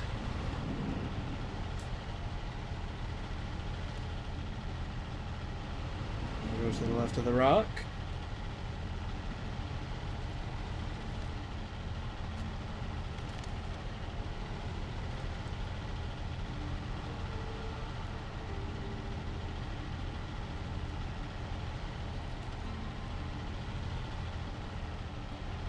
And it's just a matter of pushing through the snow.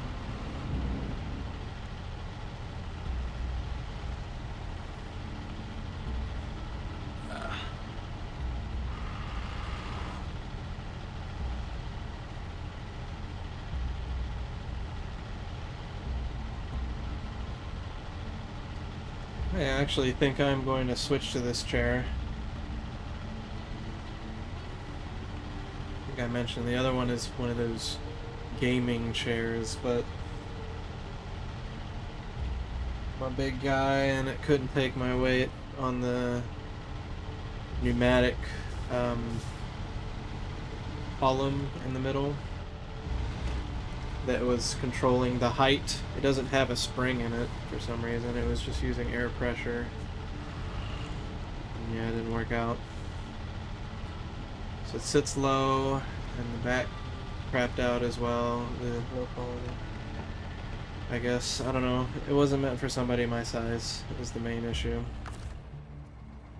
I do have wish-listed ones that are, but this seat, you know, I can't lean back the backrest, but it's a comfortable seat, and yeah,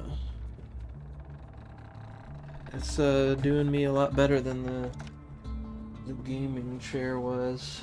So I'm just gonna switch, like I said.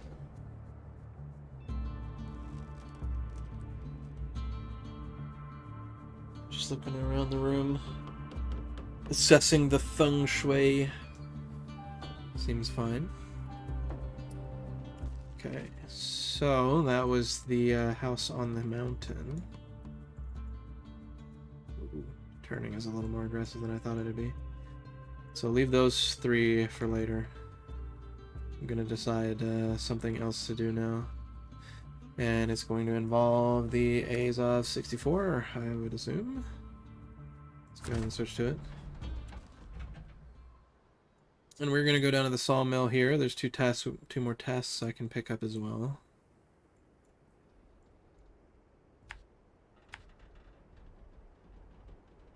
We can just go around the outside. I don't need to go in.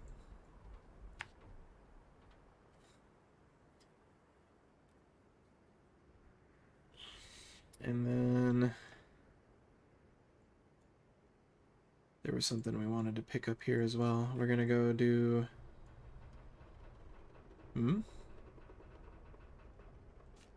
Is this saying there's just some vehicle spare parts sitting in the... Wow, there are. Okay. Why is it showing that to me now?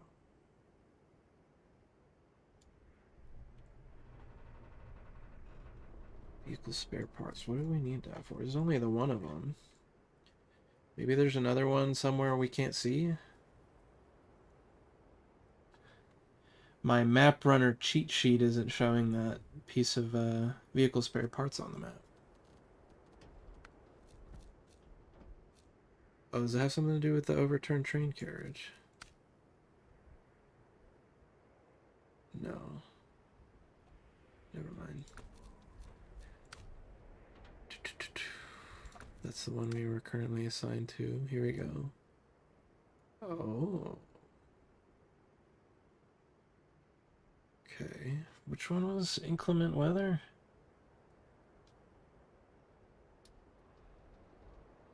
Which was the pickup point for it, at least? I think it was one of the ones in the rail station. Yeah, it was. Okay. Maybe I do that in the Zix Mini. The Zix Lite. Okay. Secure container. Oh, the secure container's all the way up there? Yikes. Service spare parts ×2 up there. Picked up from the railway station. One service spare part to the VL13 pole. I wonder if there's actually 13 of them on this map. Or 15, that is. 1, 2, 3, 4, 5. Wait a minute. Oh, that was the 15. Okay. So there's supposed to be more than 50? Wow, okay. I don't know. Hard to believe. Not gonna count them all. I don't know what VL stands for. Doing that with the Azov 4220 Antarctic. I was saying the rest of its name because I was forgetting the word Antarctic. Right.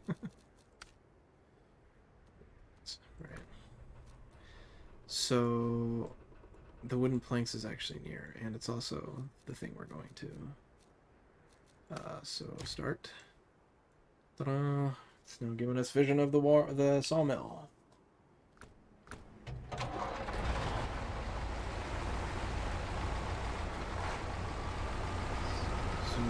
and push the camera up a little bit. Another something floating in the air. Nice. You'll have to see it.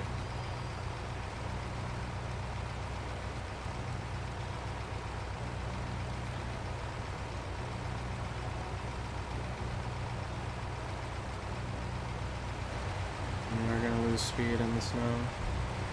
Not that much though. I thought it was gonna be a lot rougher than that. Speed loss wise. So this one. What does that say? Lissapilka? Lissapilka? Lissapilka. Okay. Anybody know what that means in the chat?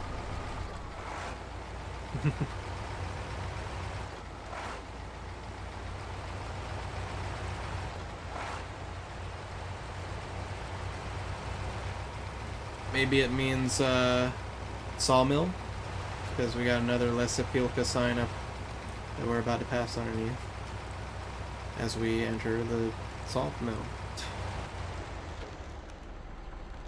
Okay, the other one's off in the back. No, that's the log pickup. That's where the other one is. Let's go over there. Grab that task.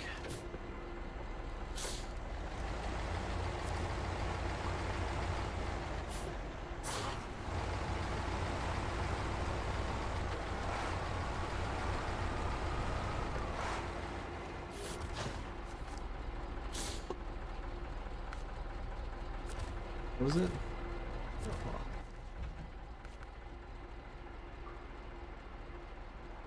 Forecast unclear? Okay.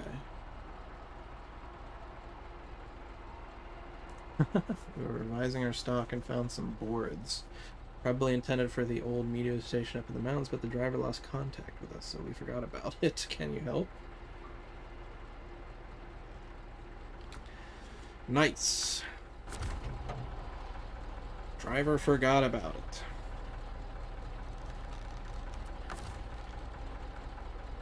I'm not sure what I was thinking about.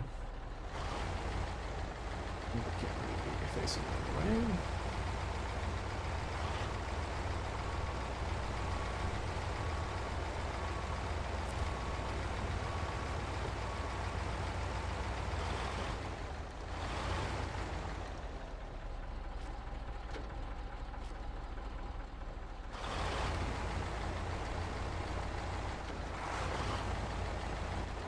A little ways through that. Okay, we only need one wooden planks.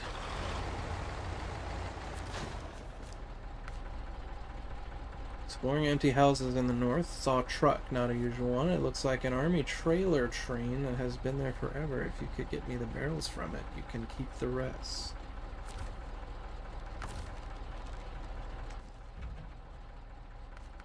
Show me. Abandoned convoy? Oh. Wait, no, that's the drop-off, okay. Pickup is way up there, okay. Yeah, I went up here, actually. Yeah, I remember doing that. I had to... Or didn't have to, but I picked up a car there? Of some kind? Or a truck, rather? Free truck, I think, up there?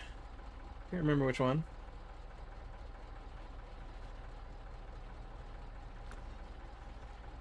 Okay, we're still on the wooden planks. We need to remember to stop at the railway station. So I'm starting to get close to the halfway point on the fuel.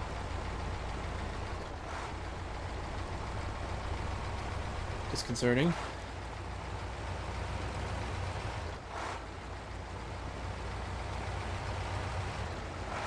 Kinda gotta go back the way we came for a bit.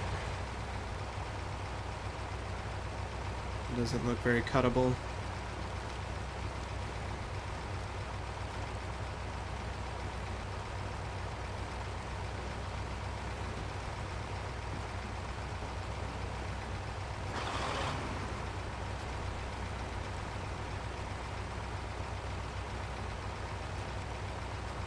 Okay. Out on the highway. Go my way. Gotta cut around the side. Guess we can't go over those concrete blocks. Oh. Still took serious damage anyways, though. From this tree, though. Even though we smashed right into it.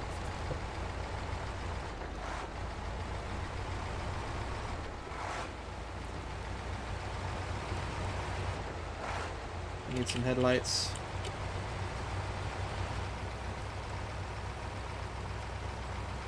Out on the highway, I'll go my way. I don't actually really know what the lyrics are.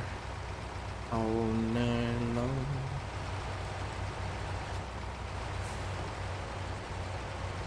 It is night. I think we want to go towards the right here. It's looking a little topsy-turvy on the other side. This side is not without its tilting either.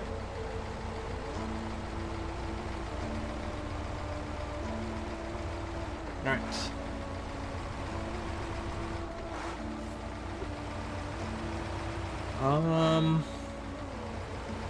Best way to go in... Sartirovachnaya.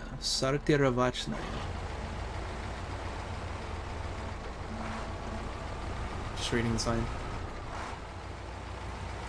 I'm a language geek. If I see foreign language text, chances are I'm gonna want to read it. Speaking of which. Zona what? Oh, Pagruski. Zona Pagruski.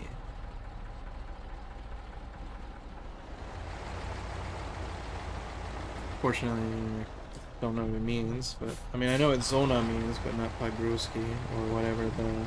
I've already forgotten what the side on the outside was. Read as.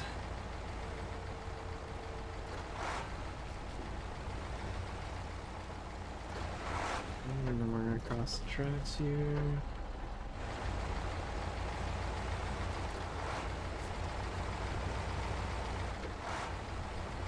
And we gotta turn right again. So we're gonna go here and pick up. Let's get a turn started. I'm gonna go here and pick up service spare parts, I think it was.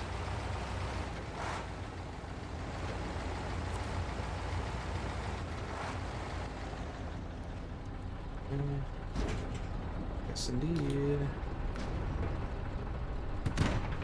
Nothing else to be picked up anyways. Literally all they have.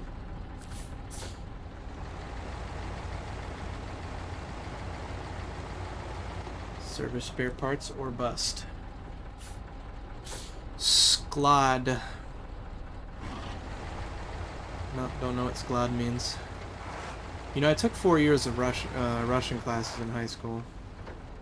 Got a lot of good it did me. Let's start planning out a route to the shabby guardhouse.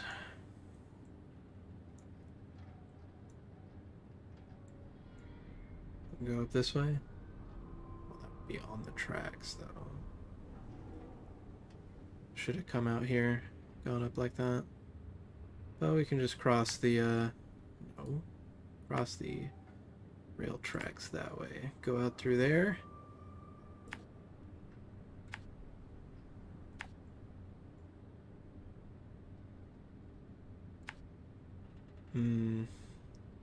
Going down that seems like it might be a little dangerous, but I feel like I gotta. Let's see if I can't actually put this one on the outside now. I thought I was going that way, but no. No, I'm not. Okay, so put one right here. And this right here, this blob is what we need to not drive over. So, like that. Then we're good. Actually, side. That. Okay. Looks good. Oop, wrong pedal.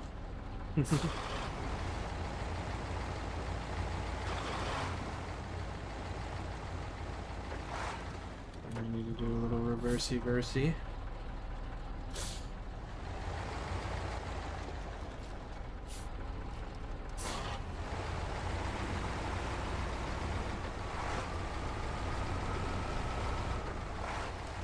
Come on now, camera. Don't do that to me.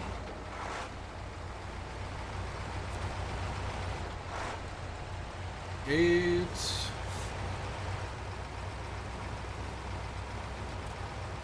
onwards and upwards. Well, a little bit of upwards at least. Hello. That's cute. Got some Aurora going. Is that always there in there? Or am I just lucky?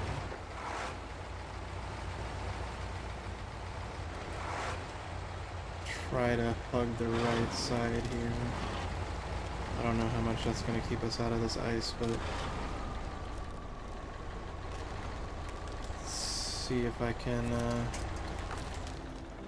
just do it.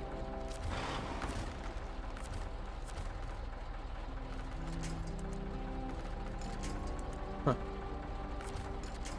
It's too bad it doesn't really work. Come on, give me that tree in the middle there.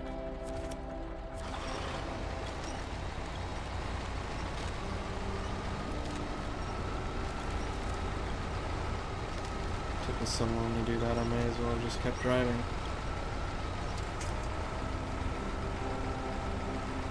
That's why I like the winches in this game. There's gotta be a better way to do it, surely?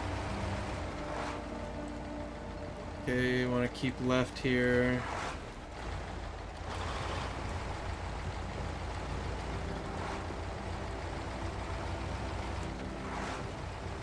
Avoid tipping.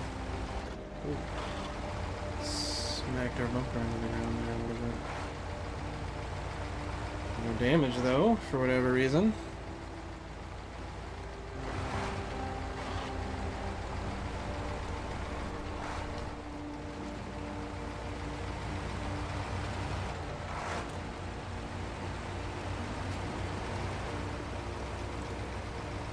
Speeding down the hill.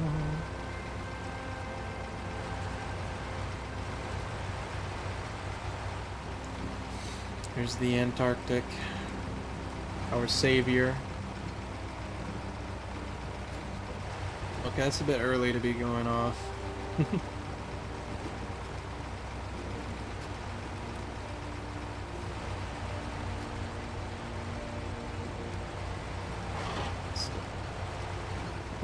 Did the job. We managed to trigger the pips, even though we were kind of far from them.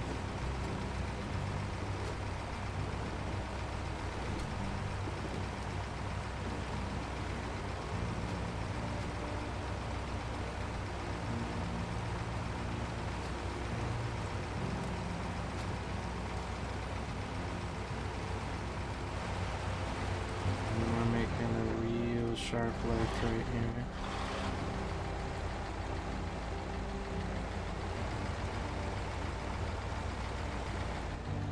Let's see if we can't, I guess I'm gonna have to, I thought maybe we would just roll back down a little bit. Even without reverse power. No such luck.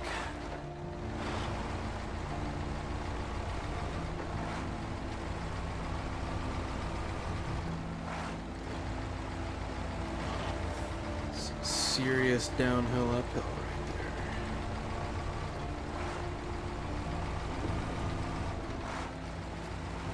there. Alright, here's your wooden planks. Those beehives? Bee whatchamacallits?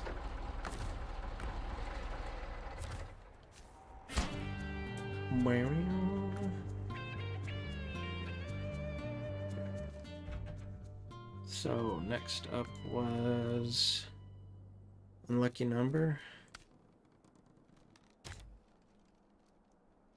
Right close by.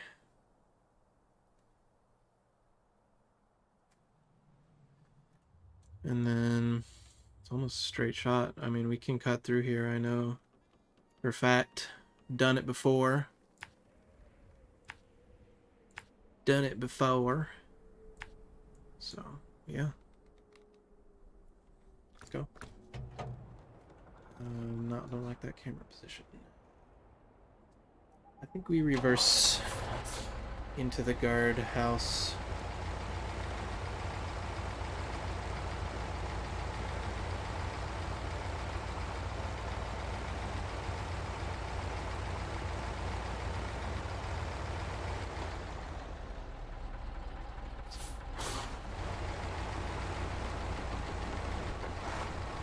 Clean.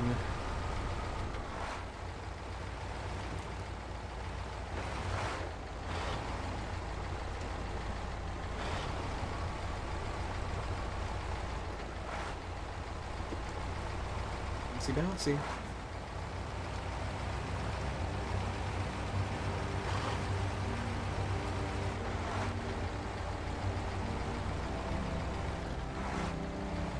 Too low, actually. My camera angle.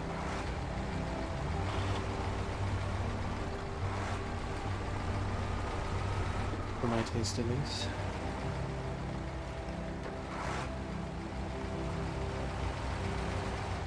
And now for the cut.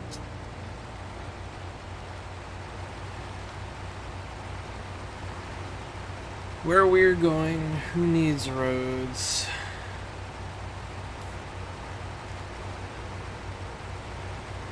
Who needs roads when you have an Azov 64?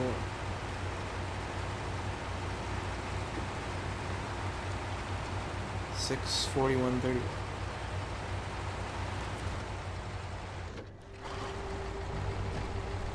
No.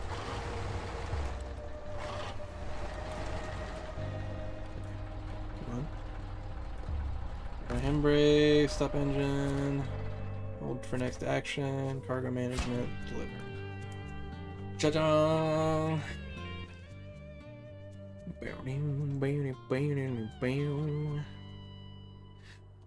Okay, here's the Zix Mini. I'm thinking about going and picking up them vehicle spare parts down here with that. Gonna have to take a little funky route to it.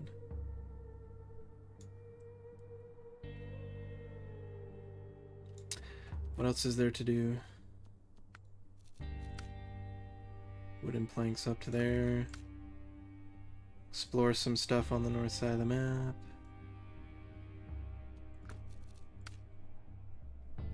The vehicle spare parts. Actually, let's go ahead and start tracking it. Go visit something way up on the north side of the map. Pick something up from way on the north side of the map and deliver it to the port. Bring service spare parts to the north side of the map. Azov task here. Wonder if I have enough, excuse me. Wonder if I have enough fuel to just go ahead over there with the Antarctic. Pick up some oil barrels from the north of the map. And then that. This actually, this area in particular would probably be very difficult for the Yar 87 to make it through. We can get that and that easily enough. And then maybe we could just go around that. Okay, yeah, maybe it's fine. Oh, that looks like it'll be fun to drive around. So I could do it with the Yar is basically what I'm saying. What's this? Oh, that looks like a naval gun. It's awfully far from the water. And I guess there's a little bit of river right here, but like the actual coast is way over here. Why is there a naval gun emplacement here? That's weird. IMHO.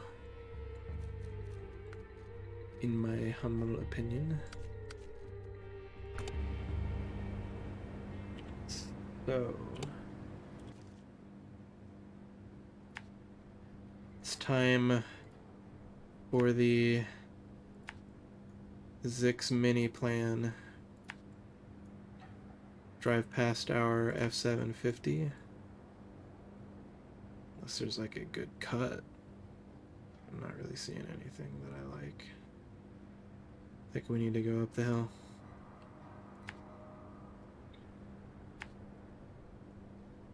Upsy daisy.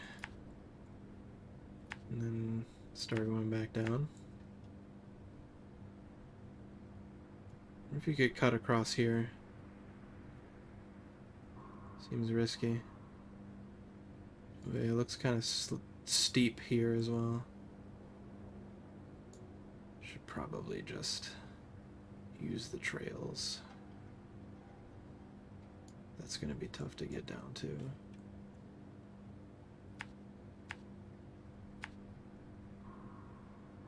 Okie dokie.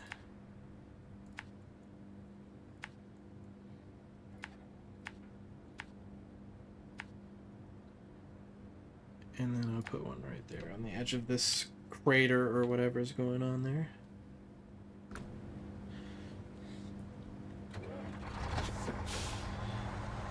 So this one is going to require some all-wheel drive and diff lock management that we haven't really done with any of the other vehicles we've been using thus far. All of them have had permanent diff lock. The R87 only had the all-wheel drive selection, which I kind of forgot about halfway through, I'm not gonna lie.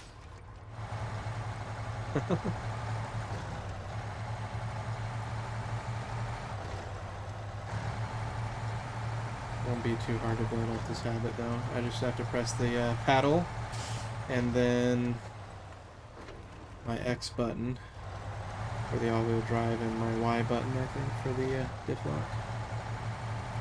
Diff lock can only be engaged on this vehicle in low gear,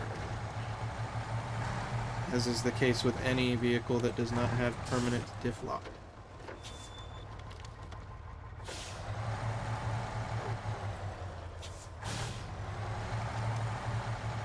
Try not to use all-wheel drive or diff lock if we can get away with it. Diff lock is the first thing that you want to turn on if you find yourself starting to get stuck.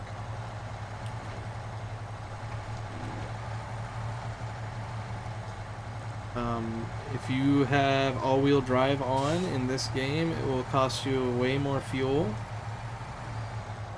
Your liter per minute consumption of fuel will go way up, like almost double. So if you can make decent pace without all-wheel drive active, that's the way to go.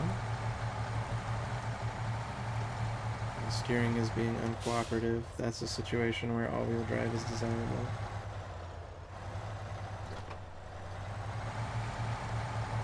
Another time you might find yourself needing to turn all-wheel drive on is if your steering is acting up because you're not getting grip with the front wheels. You're pushing the front wheels through snow and they're not giving you the steering effect that they should. You might need to turn on the all-wheel drive.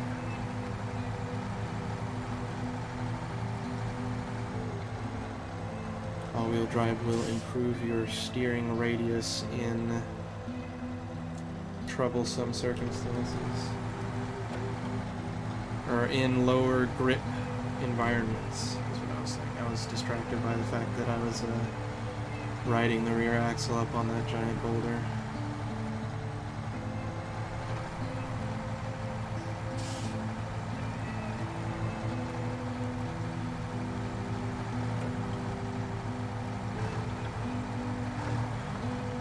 I'm aware that this Zix truck can use Action tires.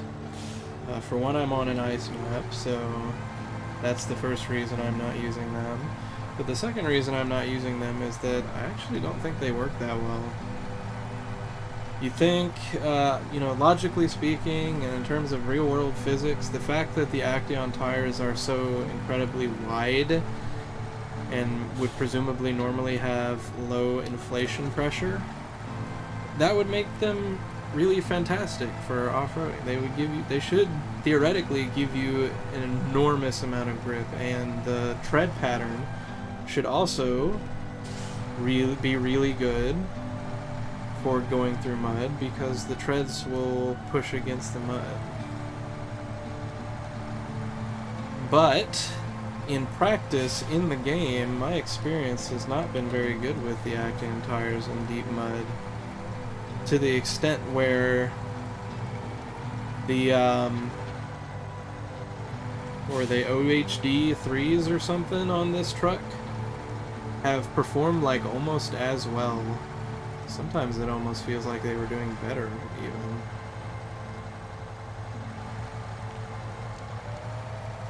So, yeah. I just don't use the Action tires on anything other than the Bandit.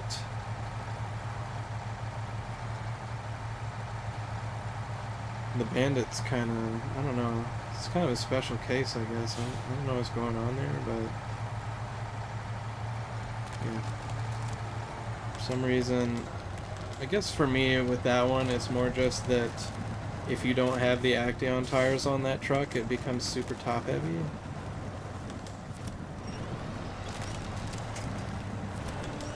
Maybe yank the front of my truck around with the winch help.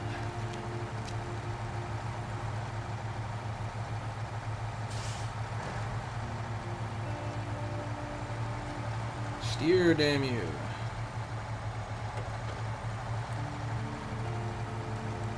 I wonder what this station is for. Just the transformers? Perhaps. Gotta watch the diff lock though. If you're driving on a surface that's too hard, like asphalt or rock, then the axles that have that are being powered with diff lock active will start turning red on your screen, and if they turn all the way red, then they will take damage. They'll deal suspension damage, I believe.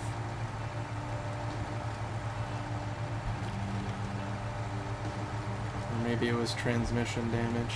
I think it was transmission damage. That's right, yeah. Transmission damage. Oh, look at that. Big ol' helicopter. And how are we gonna get to the parts?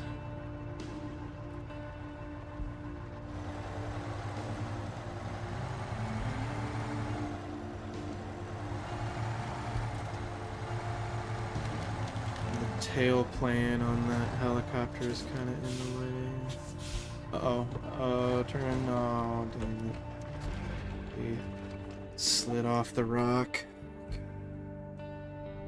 Actually would have been better off keeping right, I think, and trying to go up the hill. I need to assess what I want to do here, though. It would have been better to come from the other side. This way. So we should have cut across here and followed this trail to here and then come back down. Darn it.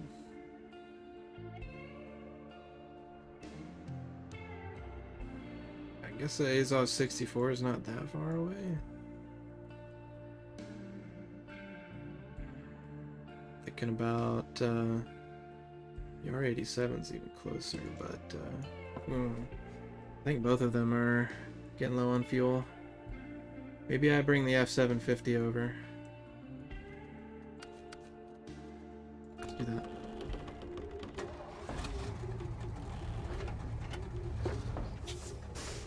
This one's got a unique gearbox.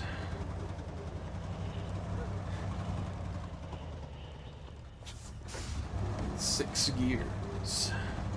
Permanent diff, which means that even in auto, the diff lock stays active. Let's go ahead and put it in low though. Too high. And we can turn all-wheel drive on and off as necessary.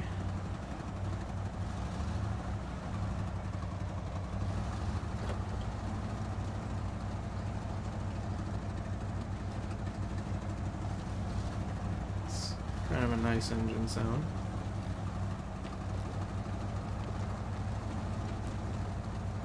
Outside of stream, most of my gameplay is on my laptop. With just the laptop speakers for audio. I don't usually pay that much attention to the audio in games when I play. Different story up here on my desktop though.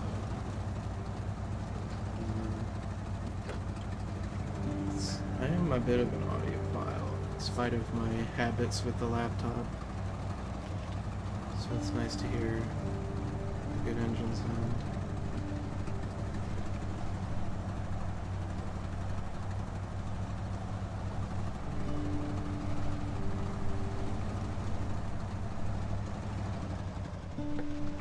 Right, please. I only had one hand on the steering wheel at that moment. Maybe that's bad etiquette in game as well as in real life.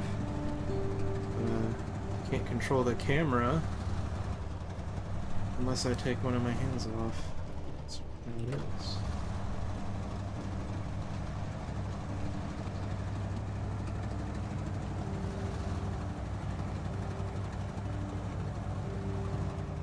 That camera control sometimes. Let's try not to tip over on that turn. Should have turned on wheel drive, we were getting insufficient turning response.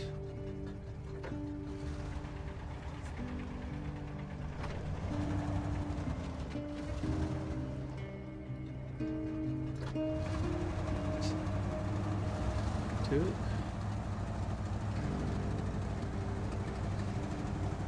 Yeah, I didn't use the pips this time, but I mean, I just drove this route.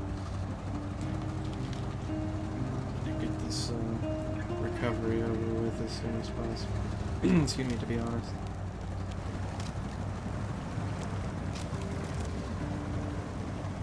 Alright, buddy, you can do it.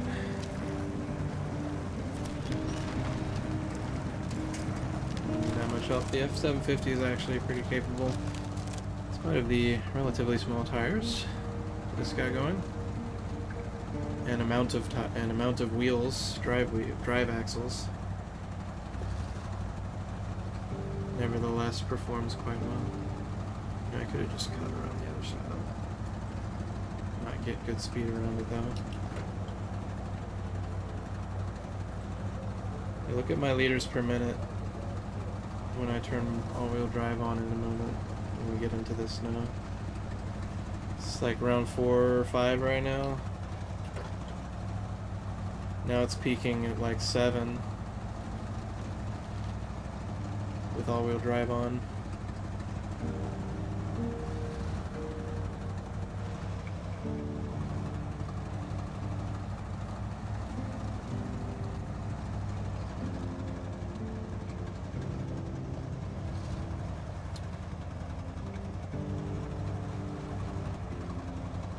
That's why you only use all-wheel drive when you need to.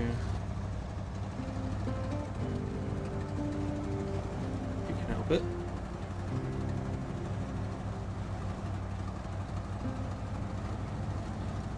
To be honest, the F750 looks kind of ridiculous with all of the roof racks and utility and bed additions. We got like 12, maybe even 15 fuel canisters on it, all over the place. And is that 5 wheels in various locations? Let's not make the same mistake. I'm going to posture to drive up the hillside.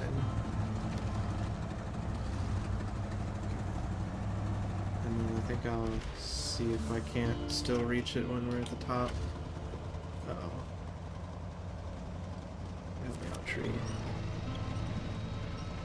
I need grip. That's the issue. One issue with this vehicle is the enormous wheelbase. Attach winch. I need access to my points. Come on. There we go.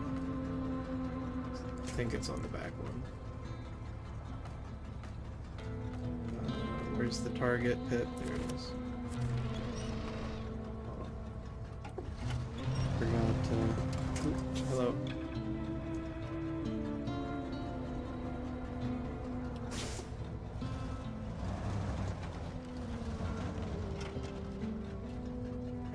And then turn the camera around. I don't know if we're close enough to winch it. But let's get to trying. Oh, we are. Oh no.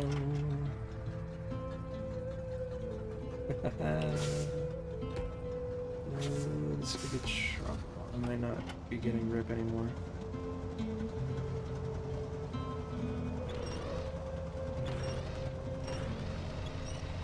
Maybe it's fine. Careful.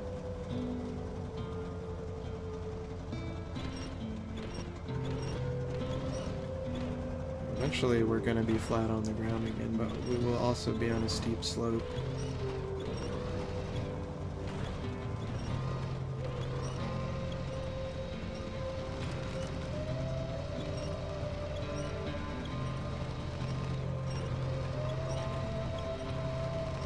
We'll get it up as far as we can.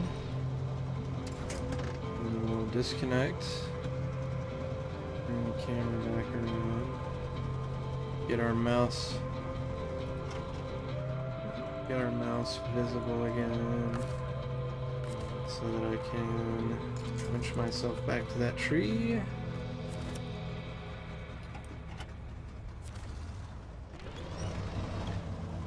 So back up top.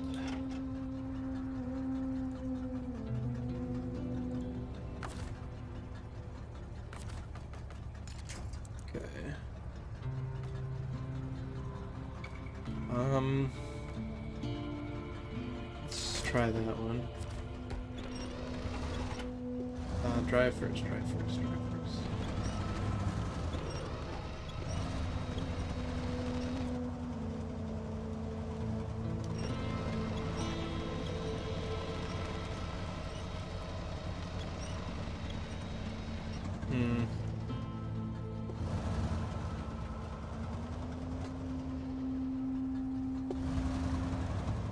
Doing the opposite of what I want you to do, buddy.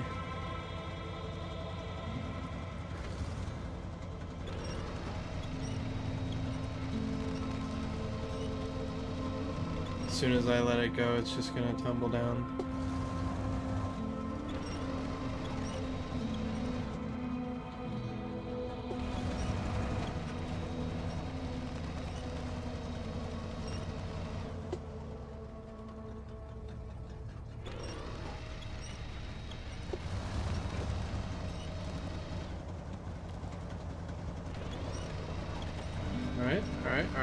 All right.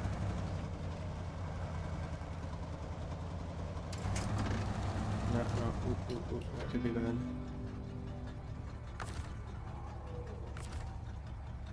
Okay, I need you to give me the pips again. Come on.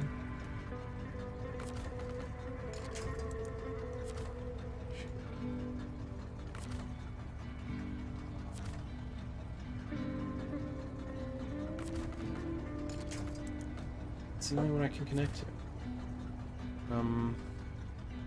You,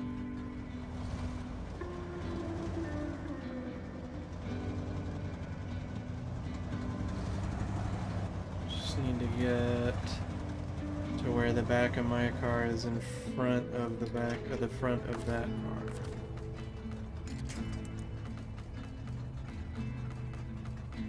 There's the target.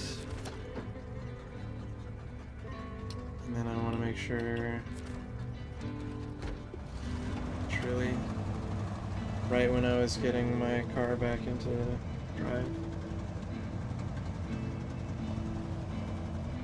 It's annoying. Let's see if I can at least get it on top of the ridge. That at least seems to be working.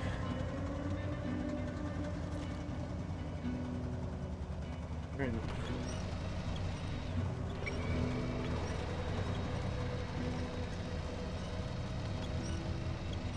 You're gonna be able to get yourself back on your own feet though.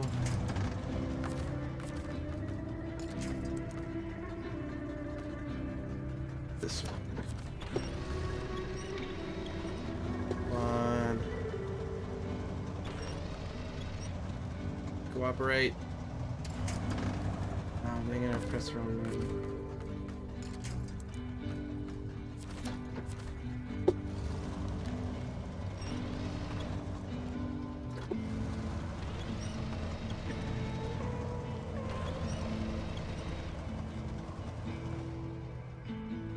Are you doing this?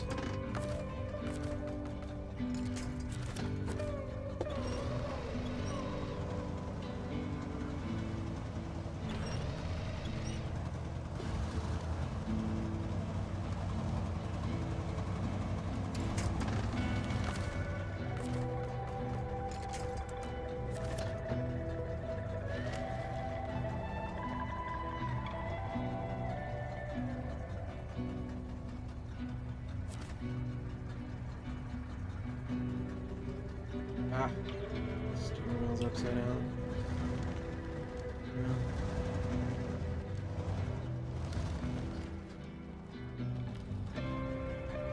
Okay,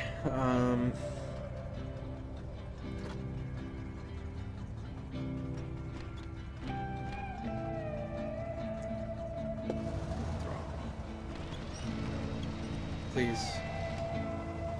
Please.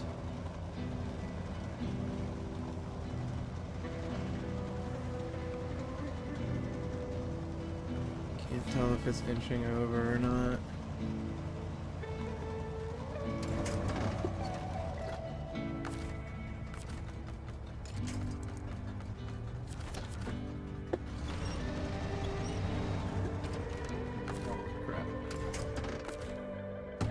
Huh.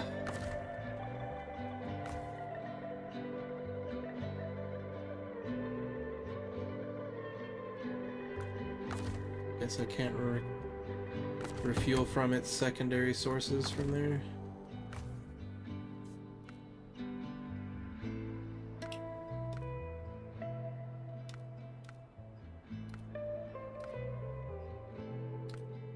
Start with the roof rack since it's on top of the vehicle.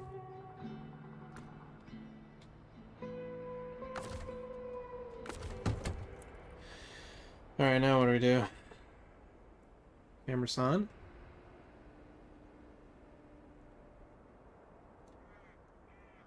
Ah, cracking my neck.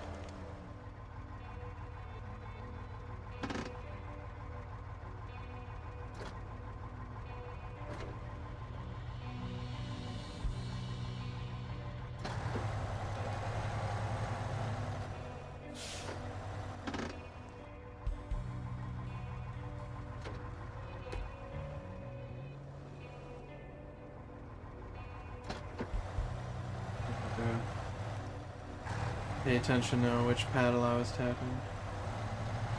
Alright. I think we're good. Camera.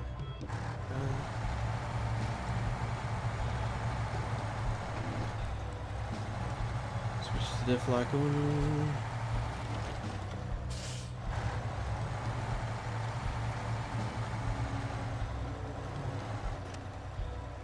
Switch back to all run. Get some tree help.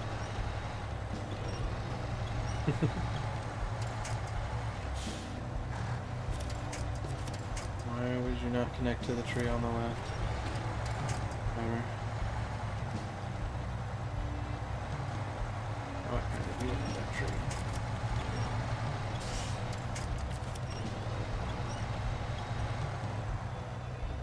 It's some deep snow.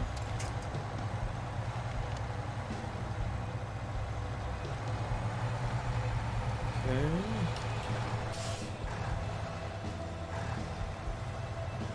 So still need the auto drive.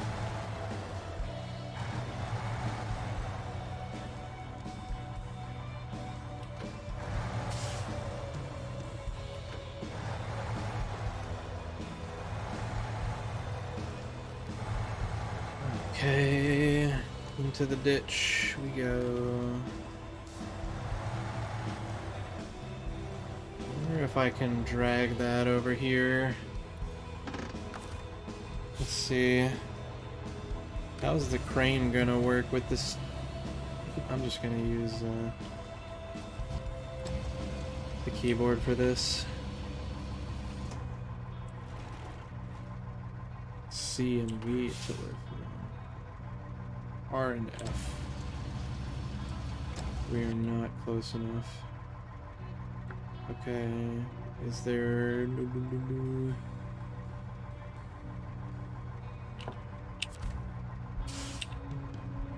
No? M0?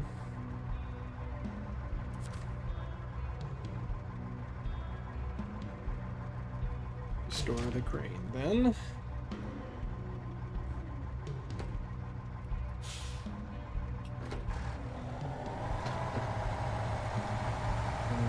Closer.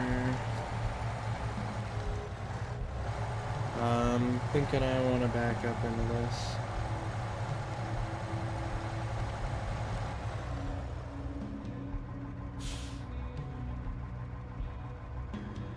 Come on.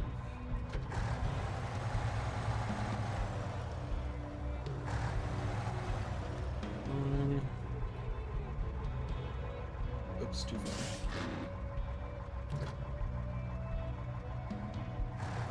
Camera around back.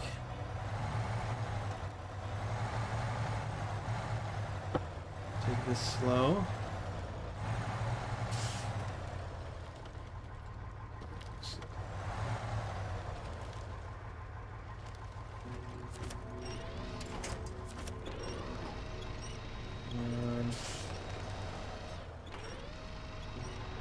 Need you to pull the back end of our truck off of that log.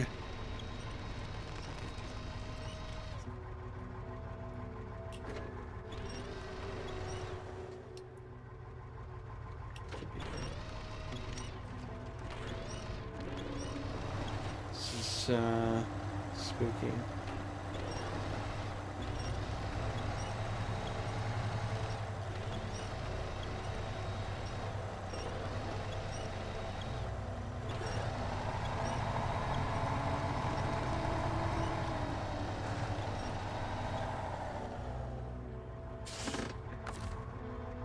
Didn't have diff lock on.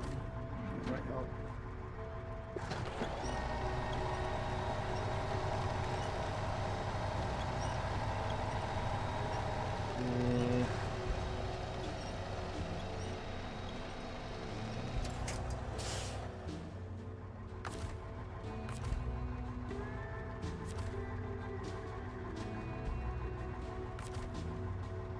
Come on.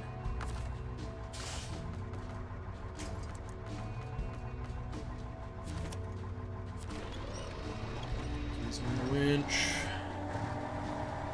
How uncooperative it is.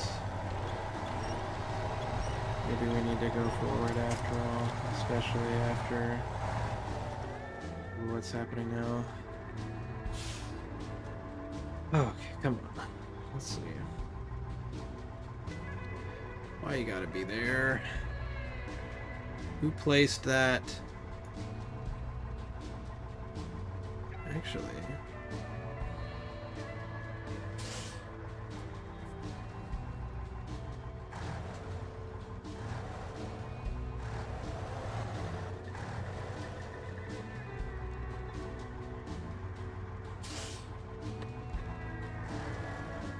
Random movements of the car when I'm not applying power actually somewhat helpful right now.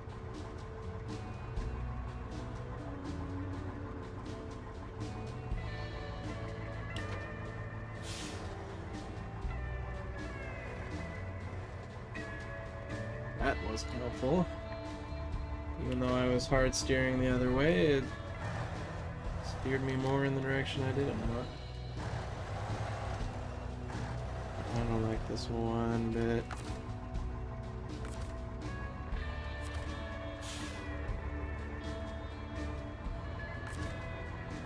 The mixed control situation means that it takes so much longer for me to figure out the manual winch selection,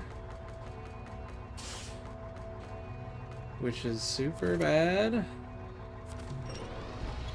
It would be really nice if we could figure that out right away.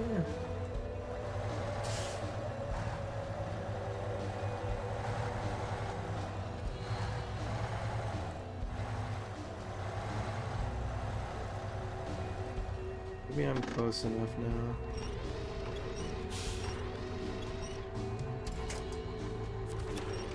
No, you gotta be kidding me!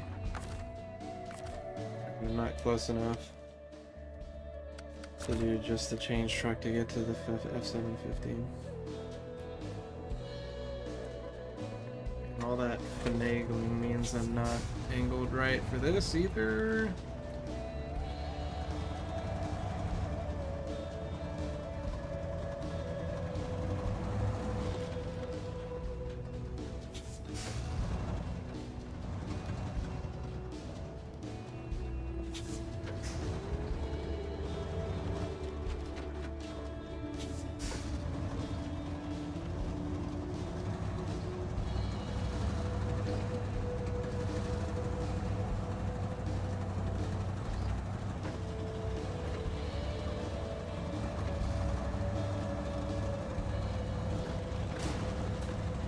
This vehicle spare parts have to be so annoying.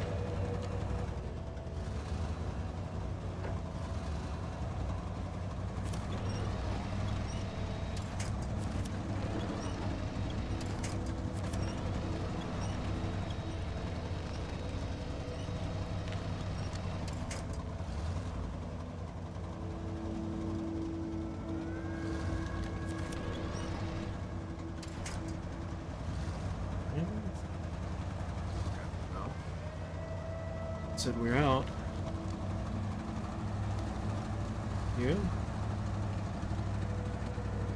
I'm going in face first with this one.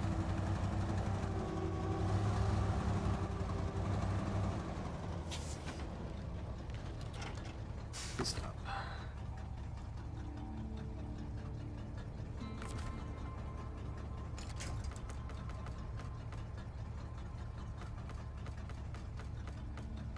Where did you go? Pips on, where did you go? Thank you.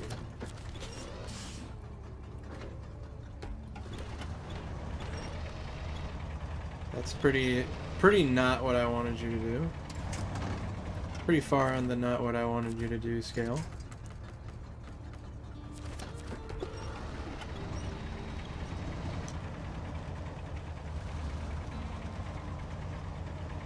Wow.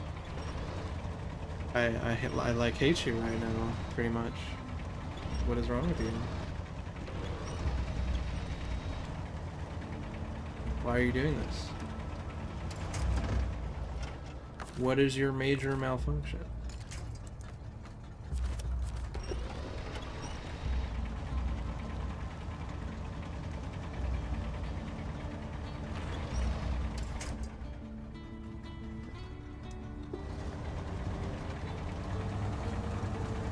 Why is this so annoying? Who made this mission? Why would you put the vehicle spare parts there?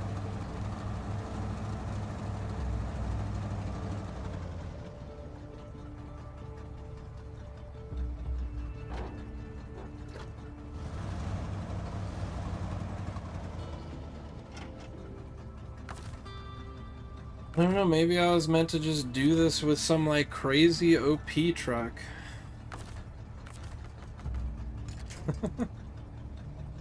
Because I guess this is just not good enough. Oh, God. Got to switch gears.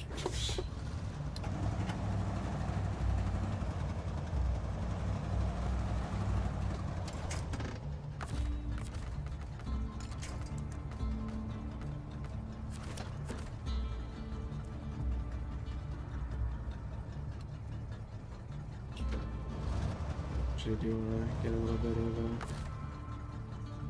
pace up first before our cable goes taut. Oh, I was steering that way. Why can't you just tip over?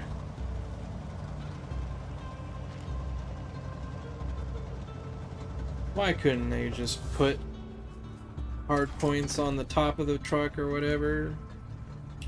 Somewhere where I could actually get it to flip over reliably instead of doing this drag along the ground BS. And then I lost access to my pips again.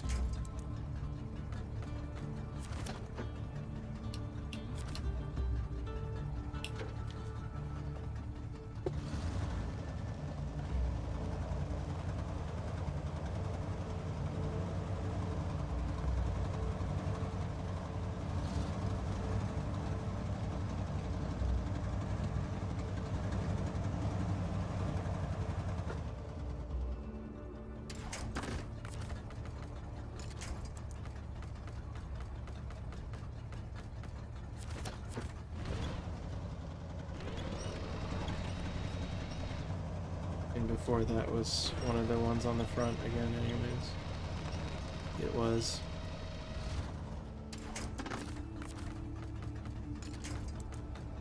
I need to pick one of the two that are closer together.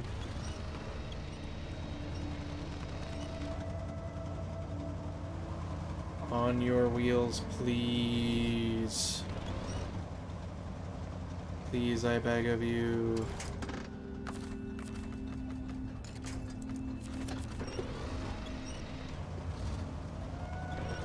Please.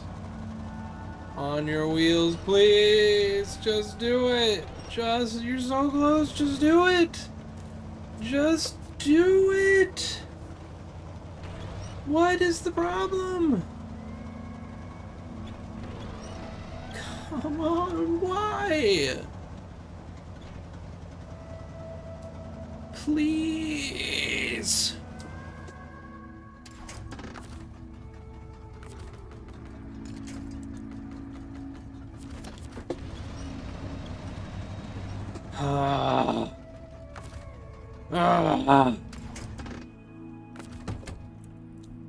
Hate you so much.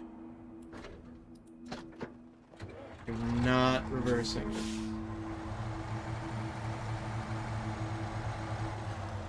I don't know. What am I gonna do? Winch it out? I'm gonna try to like winch. Just grab it with a winch? And just try to drag it over the rocks or something?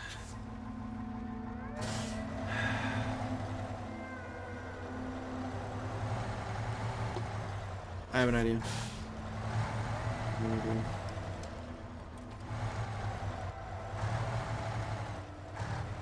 me drive up on this road. In fact, I should have thought of this earlier. No, no, stop. Do not. I can see you. I know what you want to do. And you need to not.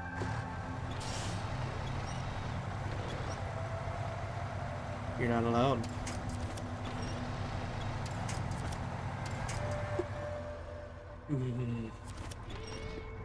Got that one. That's the one I wanted originally. No, please pull on it. Pull the front wheels towards it. Okay, handbrake. Hand fucking brake. I think we can do this now. Oh. So B, C for crane mode. Extend, lower. Why? What's the issue here? Just to make sure I don't tip over. Why are you not tagging the spare parts?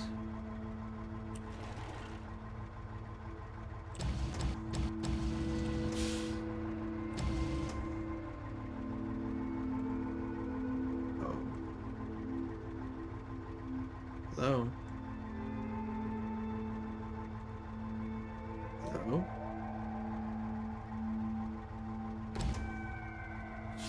I'm using the steering wheel and then it's gonna bug out on me. Come on. Press and attach. I'm pressing. Please. Please.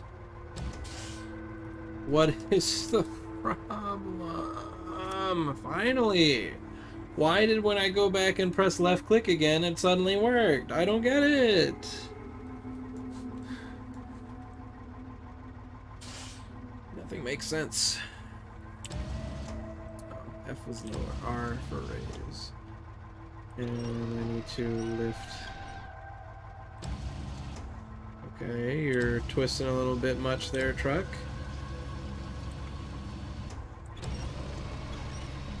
Okay, we're good.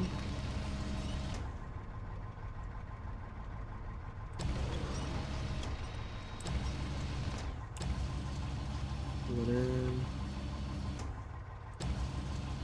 Swing it around. Rotate. Oops. I took my finger off of rotate and left it on W when I meant to do the opposite. Or D, rather. Wish the cargo rotation could be faster. Left, lower.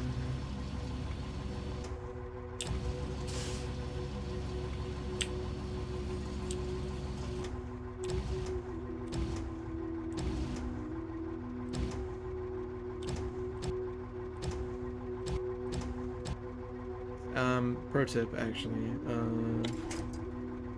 you do not have to be that precise getting this into the bed to be able to,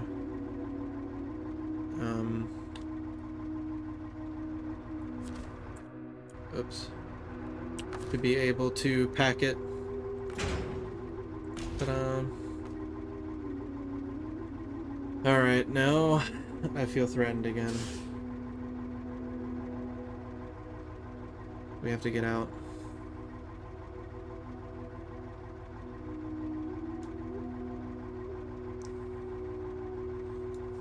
I think the safest way is forward. And then maybe try to turn up the hill.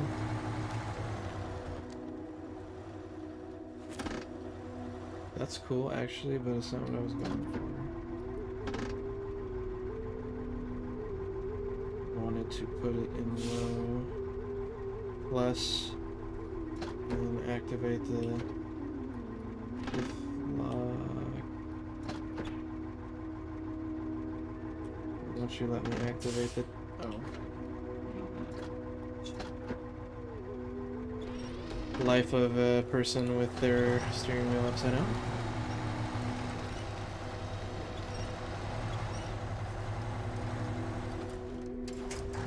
Oh, God. Hard part is over. And then I took 20 damage to my suspension for no apparent reason. Very nice. Let's...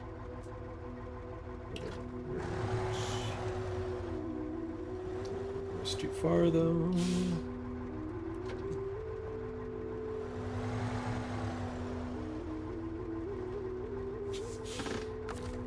Stop the engine. Go back to the Ford. Bring it over because I want that fuel.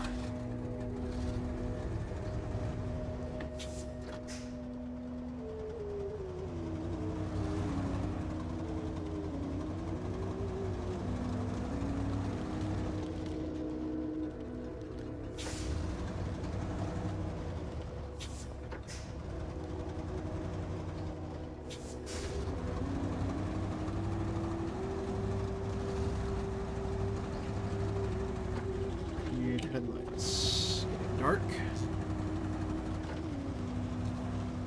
I also need to hydrate. Hydration check.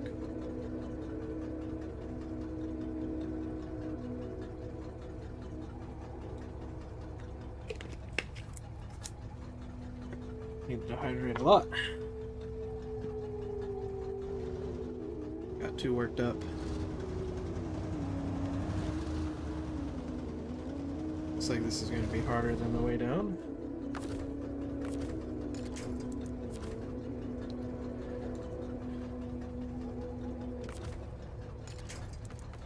Oh, I can winch to that thing way off over there. Maybe that's, yeah, okay, that's one of those ones that doesn't get bent down.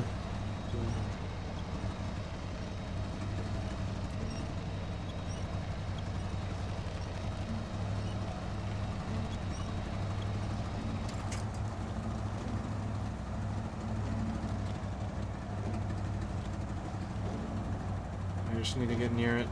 Just want to put some fuel in it. We lost a lot of fuel doing all that shenanigans. Source, not the Zix.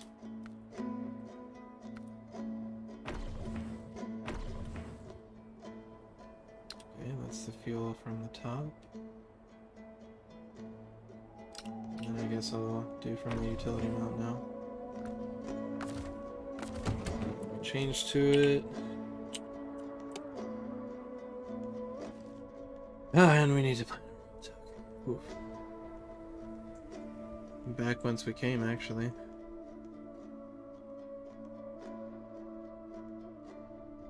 Yeah. I might have been fine if I was coming this way. What? What? Okay. That was weird.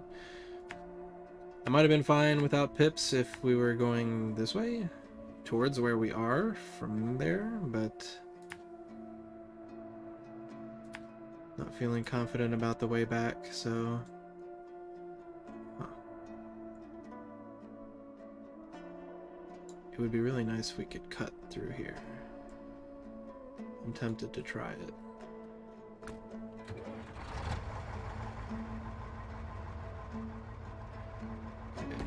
Let's go around. Let's go to low gear and turn on the diff lock. And we'll go on the left here.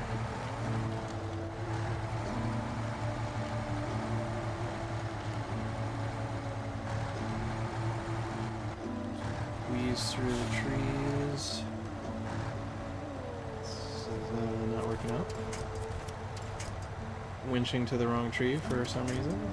Please, the one in front of me. Why will you not winch to the one in front? Thank you. It's not working. That's the problem.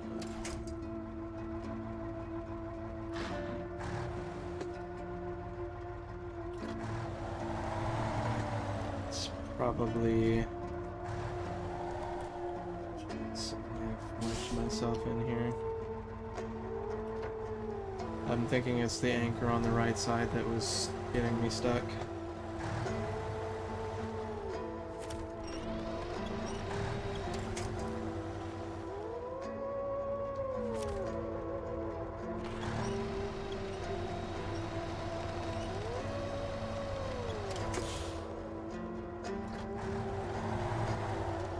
Ah, my motto, why can't anything ever be easy?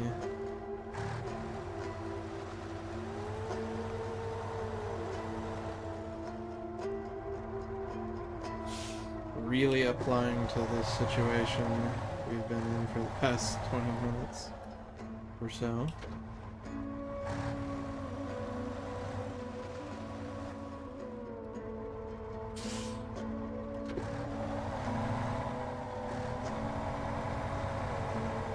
Can't go back.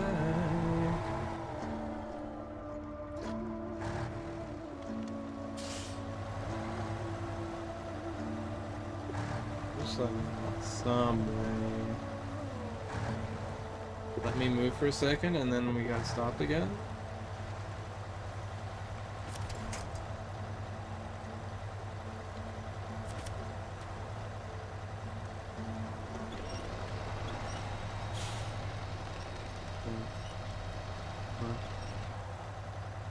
I mean, you could do it.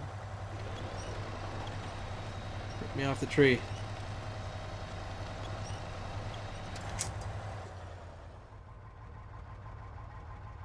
Why can't anything ever be easy?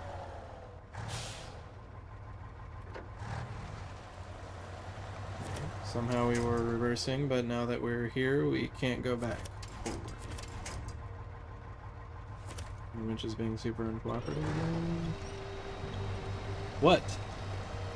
Why? Why would you let me reverse to that point and then let me be completely and utterly incapable of going forward? Anyways. Man.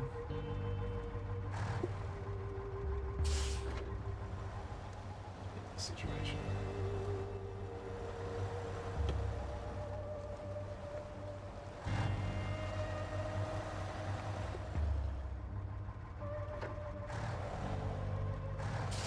I need to get the cab past it first. And then we're just gonna smash into this tree behind us. But then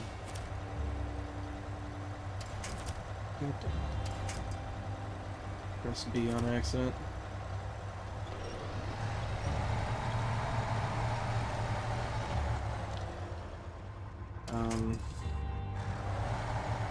This way. Slow. This way. Okay, much more space between these two trees.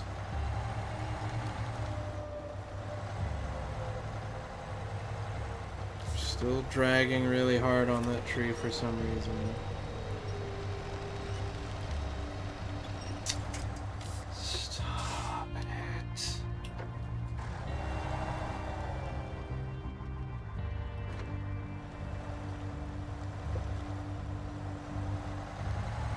Yay! I went 0.1 inches to the left and was able to make it through.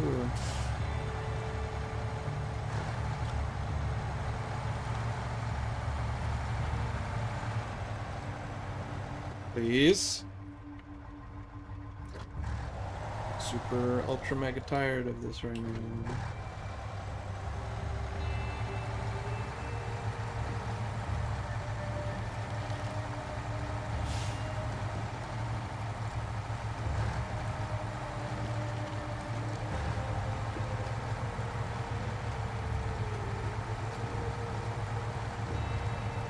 This is one of those seriously up and down type of games.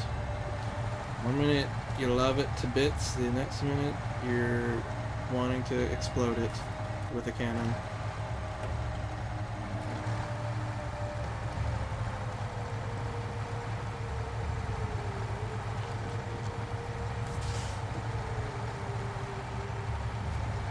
Nice big naval gun like the one on the north side of this map.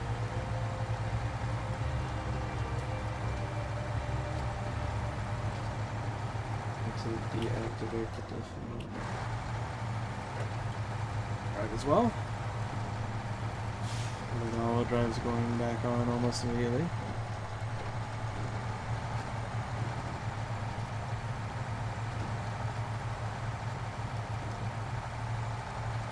Let's cut the inside of this turn.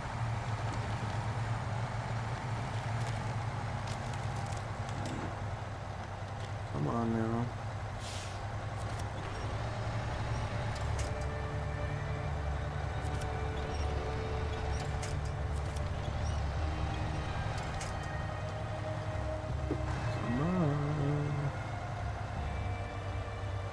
Because we're just snow bogged at the moment.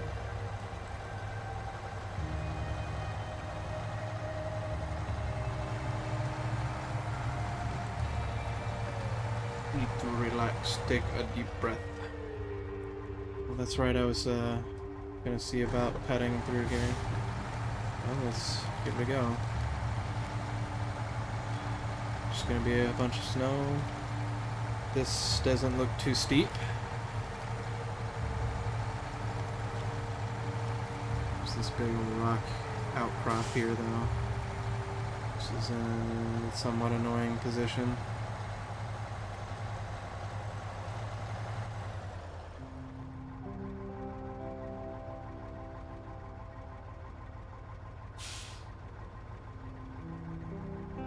That I want to try going through all those trees. I should have gone around the right of the outcropping. I don't really want to try going through all those trees. We saw what happened just a second ago with me trying to squeeze through trees. Not enough of that.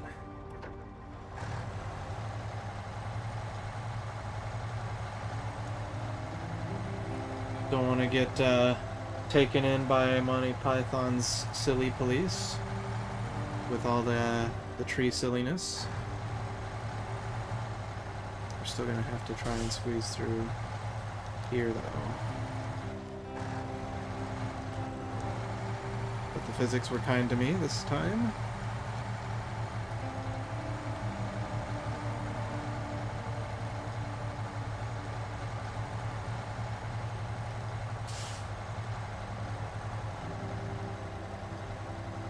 Getting pretty deep. We lost our speed.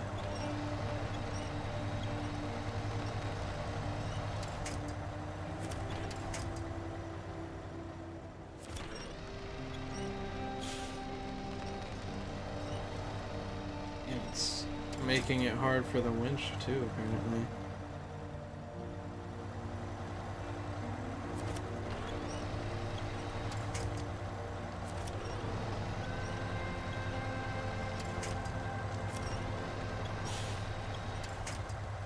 Kill all these trees for the sake of winching.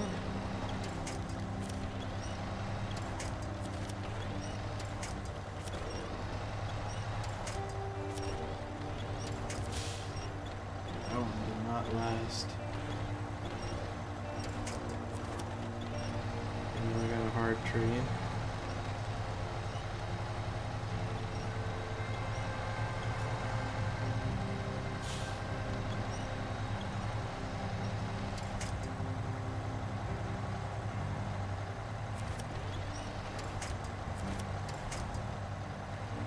Are you toppling over?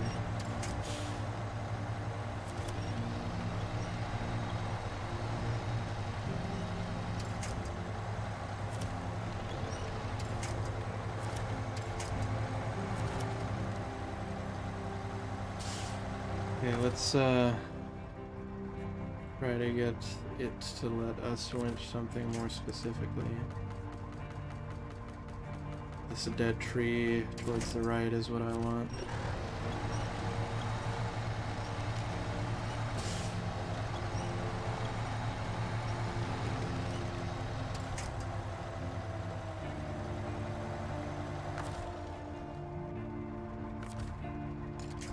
Why it was set to attach winch and turn off engine at the same time. I figured that wasn't one of the strong trees. I think this far one might be cool.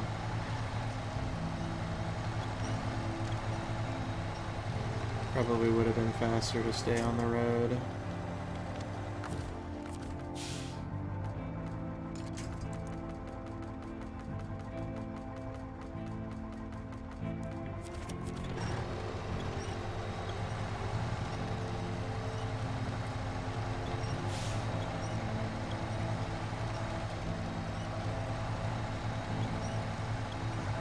It's just too deep.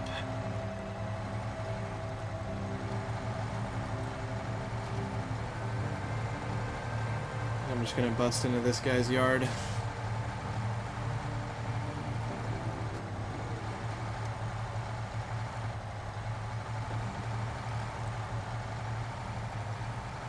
get out of the snow. Sorry, buddy.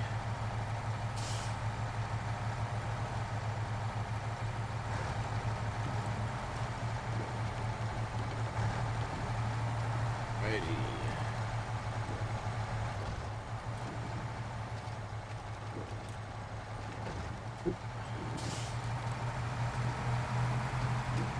Delivering it to the garage.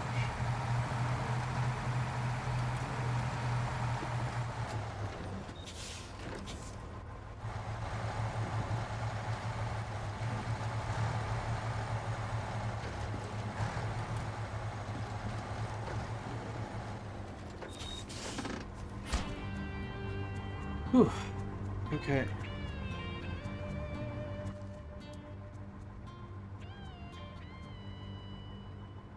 That was just about everything on this side of the map. Was dead calm again? Oh, right.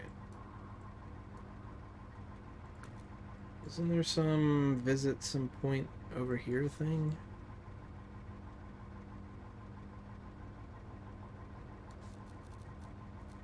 Army Reserve, secure container to the port. No.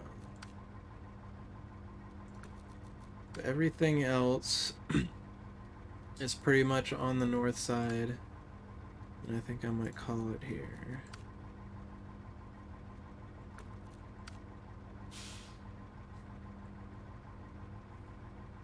I think the rest of the marks are going to be up here as well. Check our route to the north camp, right? And the north camp is either here or here.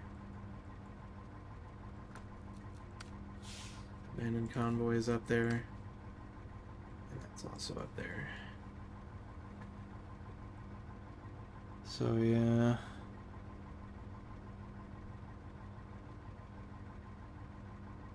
Yeah, I think that's gonna be it. Whew. I definitely need a break after that last mission. And we made it to 5.5 hours, so that's not too bad. Yeah, it was definitely really fun getting used to this steering controller, though. The issues I had were much more SnowRunner's use of the controller than they were the controller itself. And I found out some nice alternate for my setup. I'm gonna have to take the steering wheel off of my desk though for when I'm not playing steering wheel compatible games, so I can put my keyboard back up on the upper level. But yeah, alright.